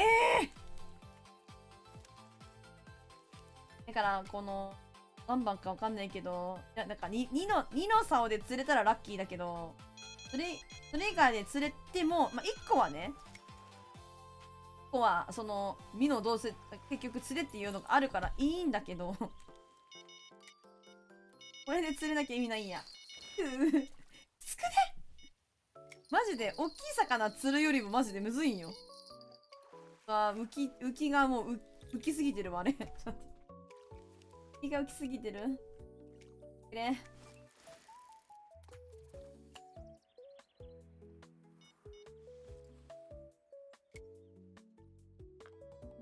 下をちょっとパそう。あら、困ったわよ。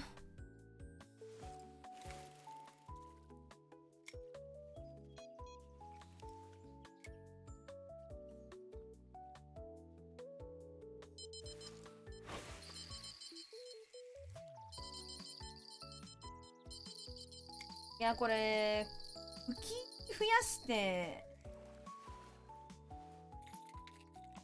てさ、狙い増やした方がいいか、浮きで。確率。正面の浮き草、あっち？ OK、わかった。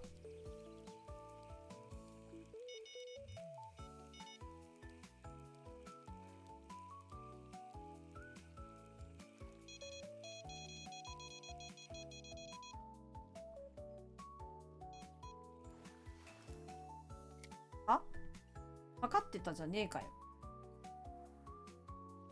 左に浮いたいかい。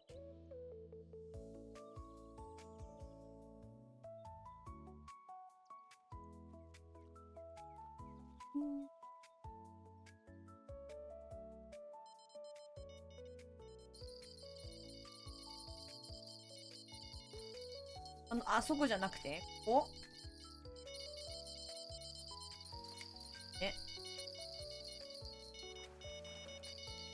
べ。でもこれ釣れなきゃいけないやつだったからよかった。なんか 1.3 釣れてるやん。消えたやばい。うちの目には、こっちじゃないのかな。あっちなのかな。縄津天国の方。あそこにはあるよ。浮き草ここに。この真ん中はある。ここもう深くなっちゃうね。消えたかされた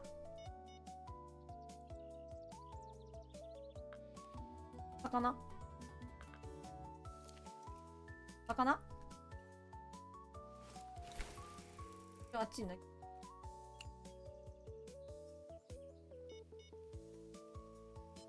あ、中で、じゃああるあるあるある。ありますあります。お、みのるさんレベル上がってる。おめでと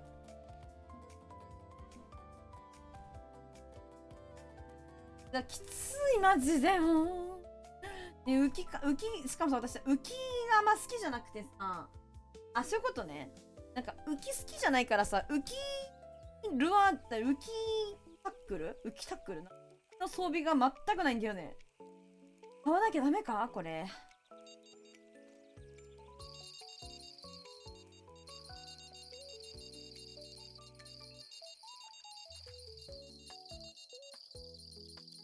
やばい、あずましくないでござる、これ。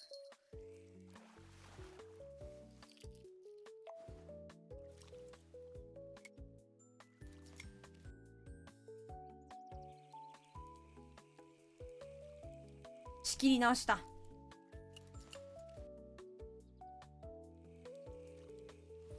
あ、そうだよね。なんか、ちっちゃい竿ね。あるかななんか1個はある気すんな。なんかついてるか。あ、だわ。間違った。まあ、めっちゃ時間かかる、ガチで。本当にかかる。時間、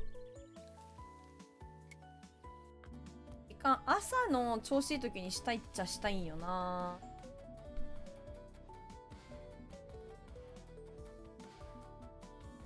なんかこういうやつ、しばらくないな。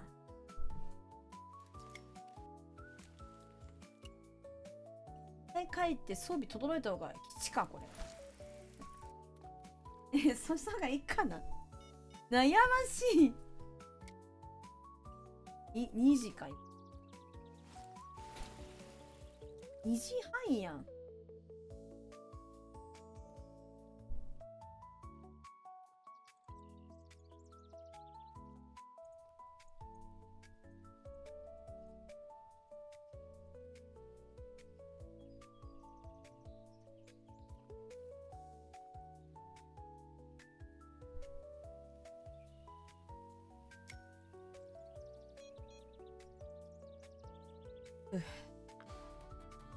ああ、いい時間ですね、でも。ちょっとやりたい気持ちはあるけど、きっと良いといえば良い時間のね、配信の時間も全く釣りは良くないんだけど。ちょっとこの何頭かで、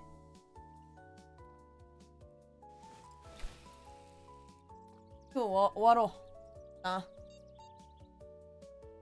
う。マジでさマジでノーズミノーっていうのがまたなんかひどくない？フ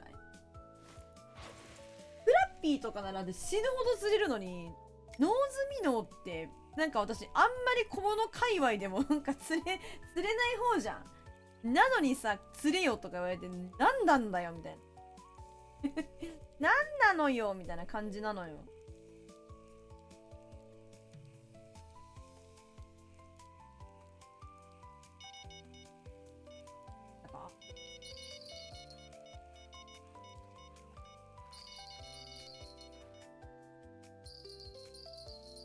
おい。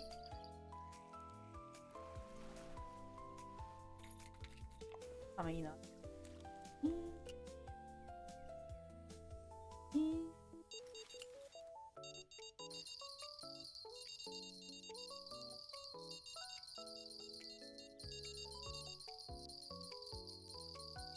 おい。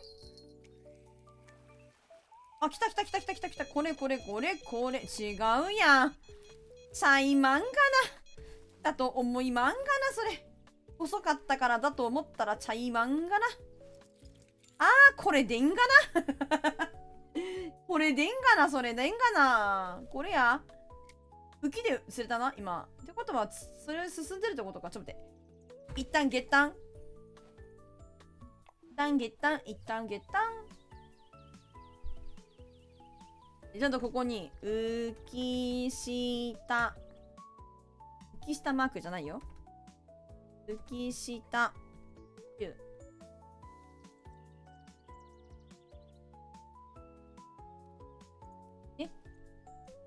スペースとかできないのこれ。スペースとかできないっけこれ。無理無理。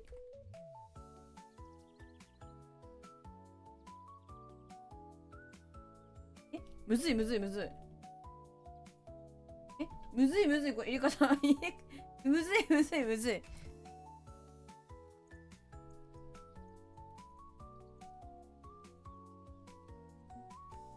むずいむずいむずいむずい。三角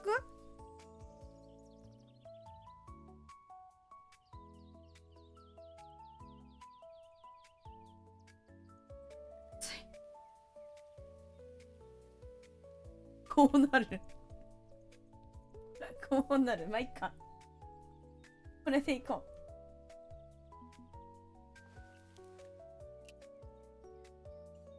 う。で、これで多分、リラックスでしょこういうことする。そうだと思うよね。なんでこう、うまくいかないだべか。下。ダメだ。でもこれでも釣れてない。フロートズリグを使用してっていうか、これでもダメなんや。うわ、装備を変えてこないと意味ないみたい。終わりだね。今日終わりだ。もう終了終了終了す。スペースが入らないみたいだった。なんか、開けたかったけど。入力してた人見たけどな。ちゃんとできてた気すんだけどな。おしめだ。今日はおしめ。18ガラガラにします。今日はもうおしまい。なんか釣れてた。びっくらぽん。いつの間に今日は終わりにするね。これは私の宿題としてまたやれればやっときたいなという所存。フロート座を。フロート座。フロート座。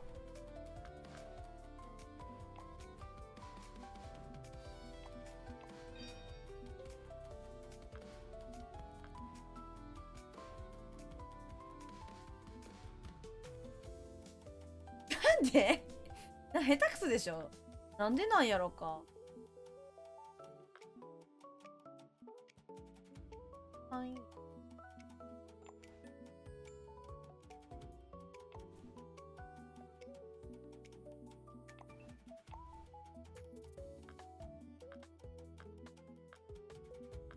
なんでなんでしょう。本当に。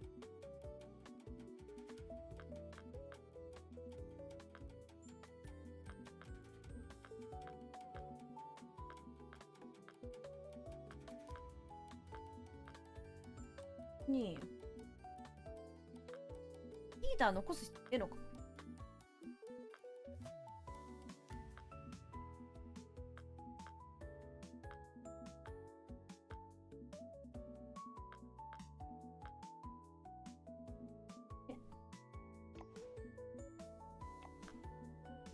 もう一回入れん。フ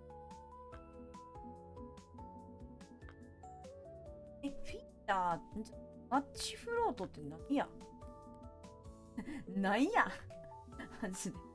なんやそれは。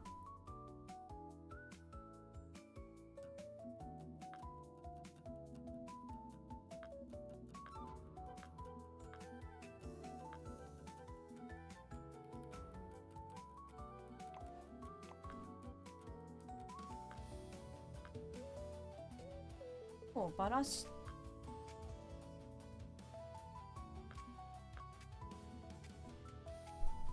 装備だけ見させてくれ。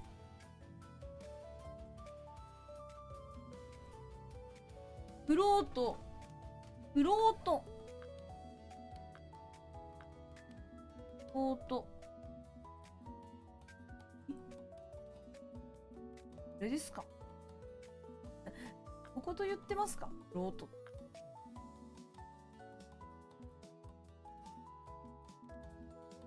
何のこと言ってんだろう。マッチロットテレピックなんちゃらの話してんのかな。だから翻訳がさ絶妙なんだよねこれね。絶妙翻訳が絶妙だから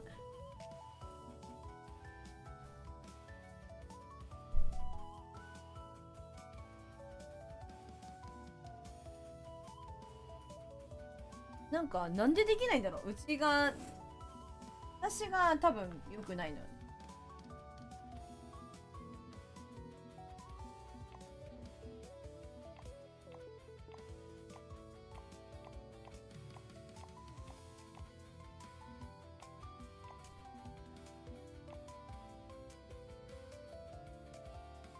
もともと日本語だったからかな。スペース入れて。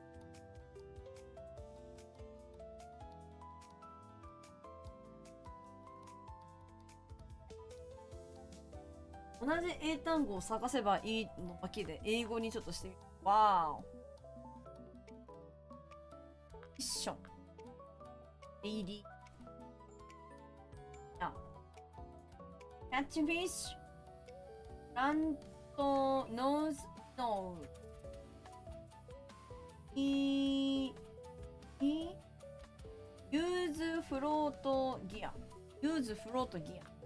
ユーズフロートギア。ユーズフロートギア。フロートギア。フロートギア。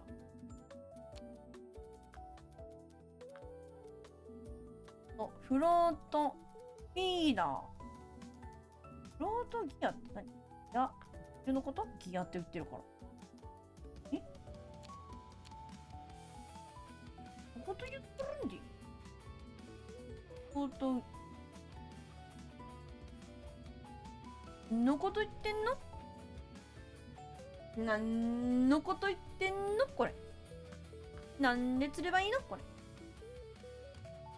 浮きで釣ってもさっき入んなかったんだよ。FL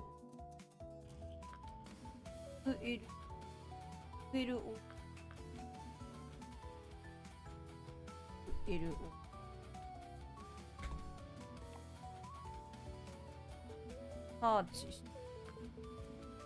そうだよ。あ、来た。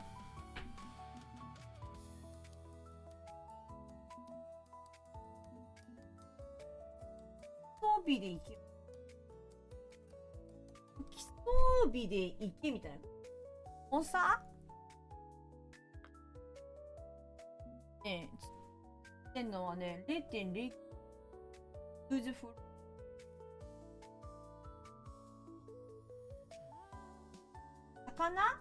魚はね、ブランドノーズミノーなんで、0.095 で。はい。めっちゃちっちゃいんだよね。ちっちゃいのは分かってるんだけど。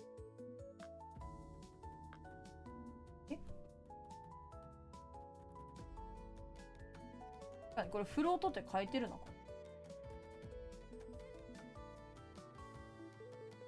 装備で行けみたいな感じ。あ、なかったっけ装備うち。あるわ。これじゃん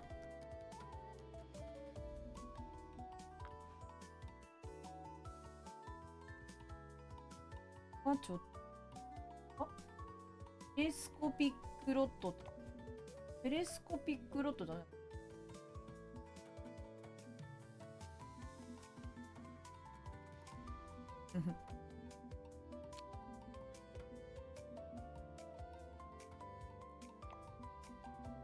いや、これはあんのよ。あ、これでいけばいいのかな。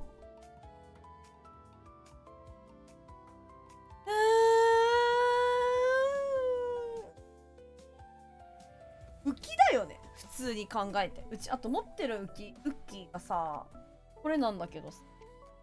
マッチロットってなって。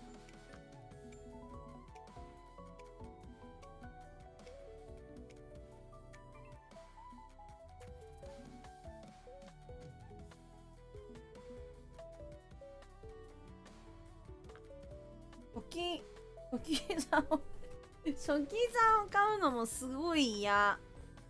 これ持ってって。いいけどお金あるから、いいけど嫌みたいな。あ、これは、これテンプレート持っとった気する。ほら、あるよね。Yes。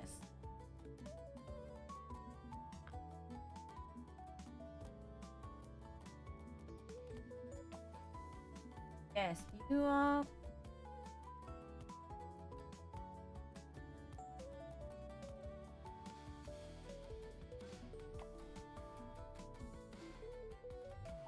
バックパックが多い。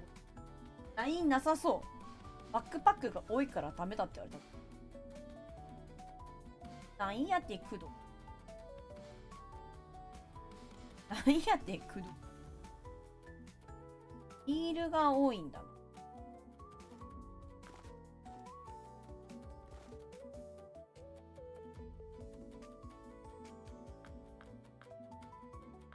意外とあるっすよ。いけた。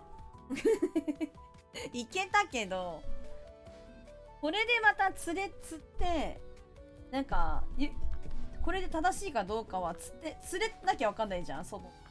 ノーズミノーがさ、釣れるまではさ、これが正しいかどうかわからないっていうのがさ、地獄なんよ。ただでさえさ、釣れるかどうかわからんのに。釣りが地獄っつってんの。フック。これでうん。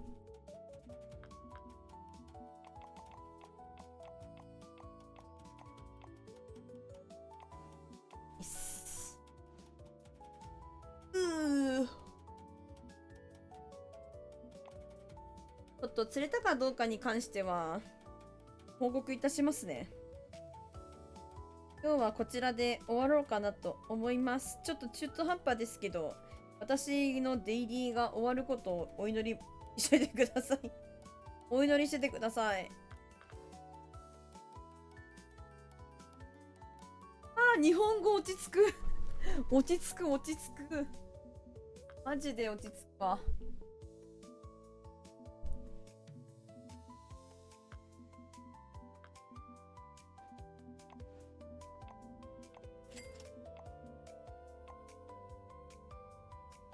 ありがとうございました。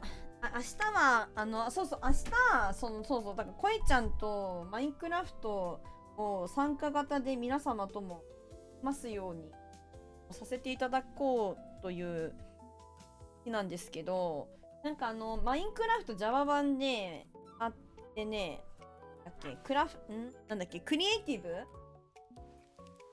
でやるんですって。という予定なんですけど、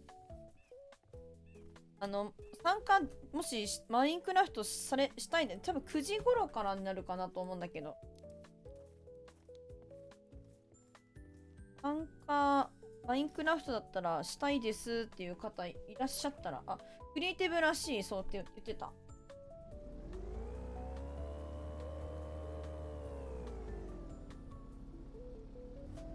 そうって言っててね。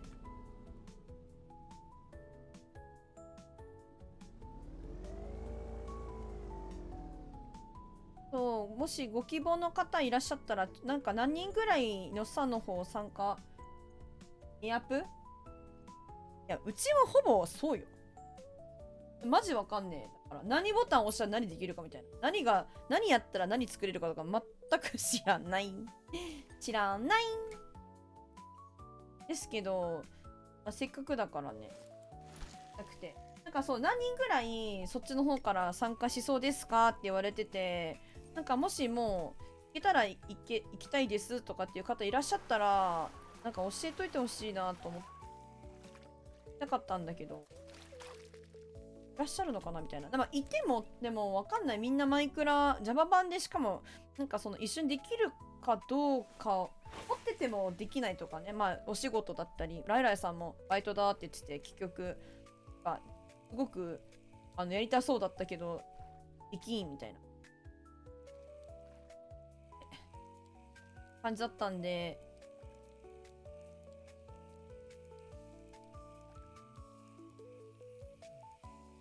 何時までやってるかによる。でもやっても、こいちゃんのの日とかもあると思うので、過ぎても1時頃までだと本当にわかんないけどね、12時、1時頃までかな。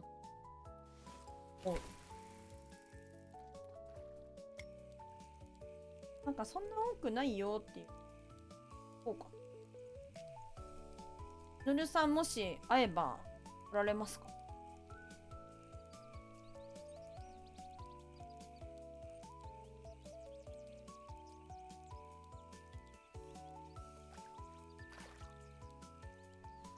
仕事ある。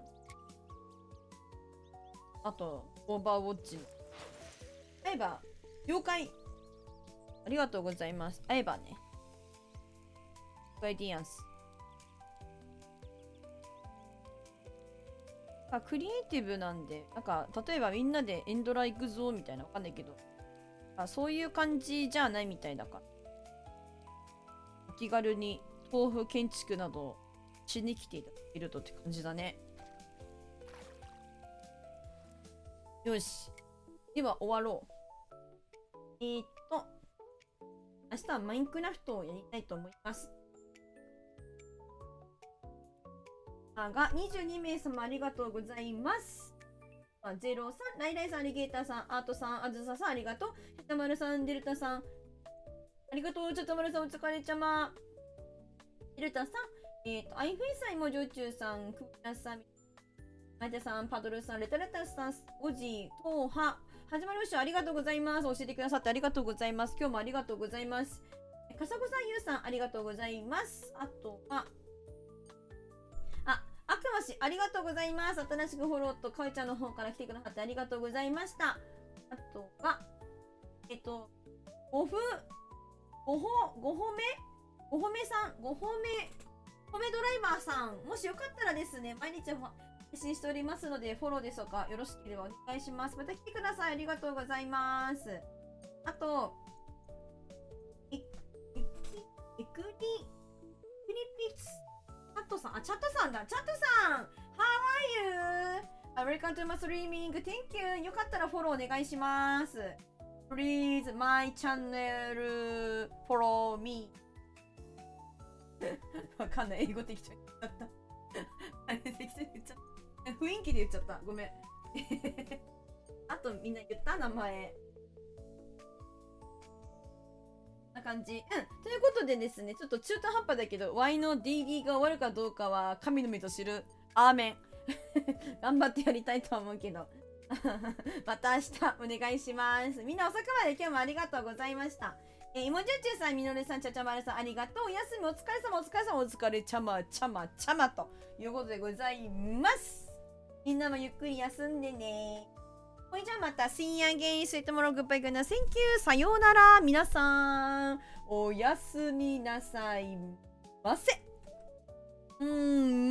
ありがとうございました。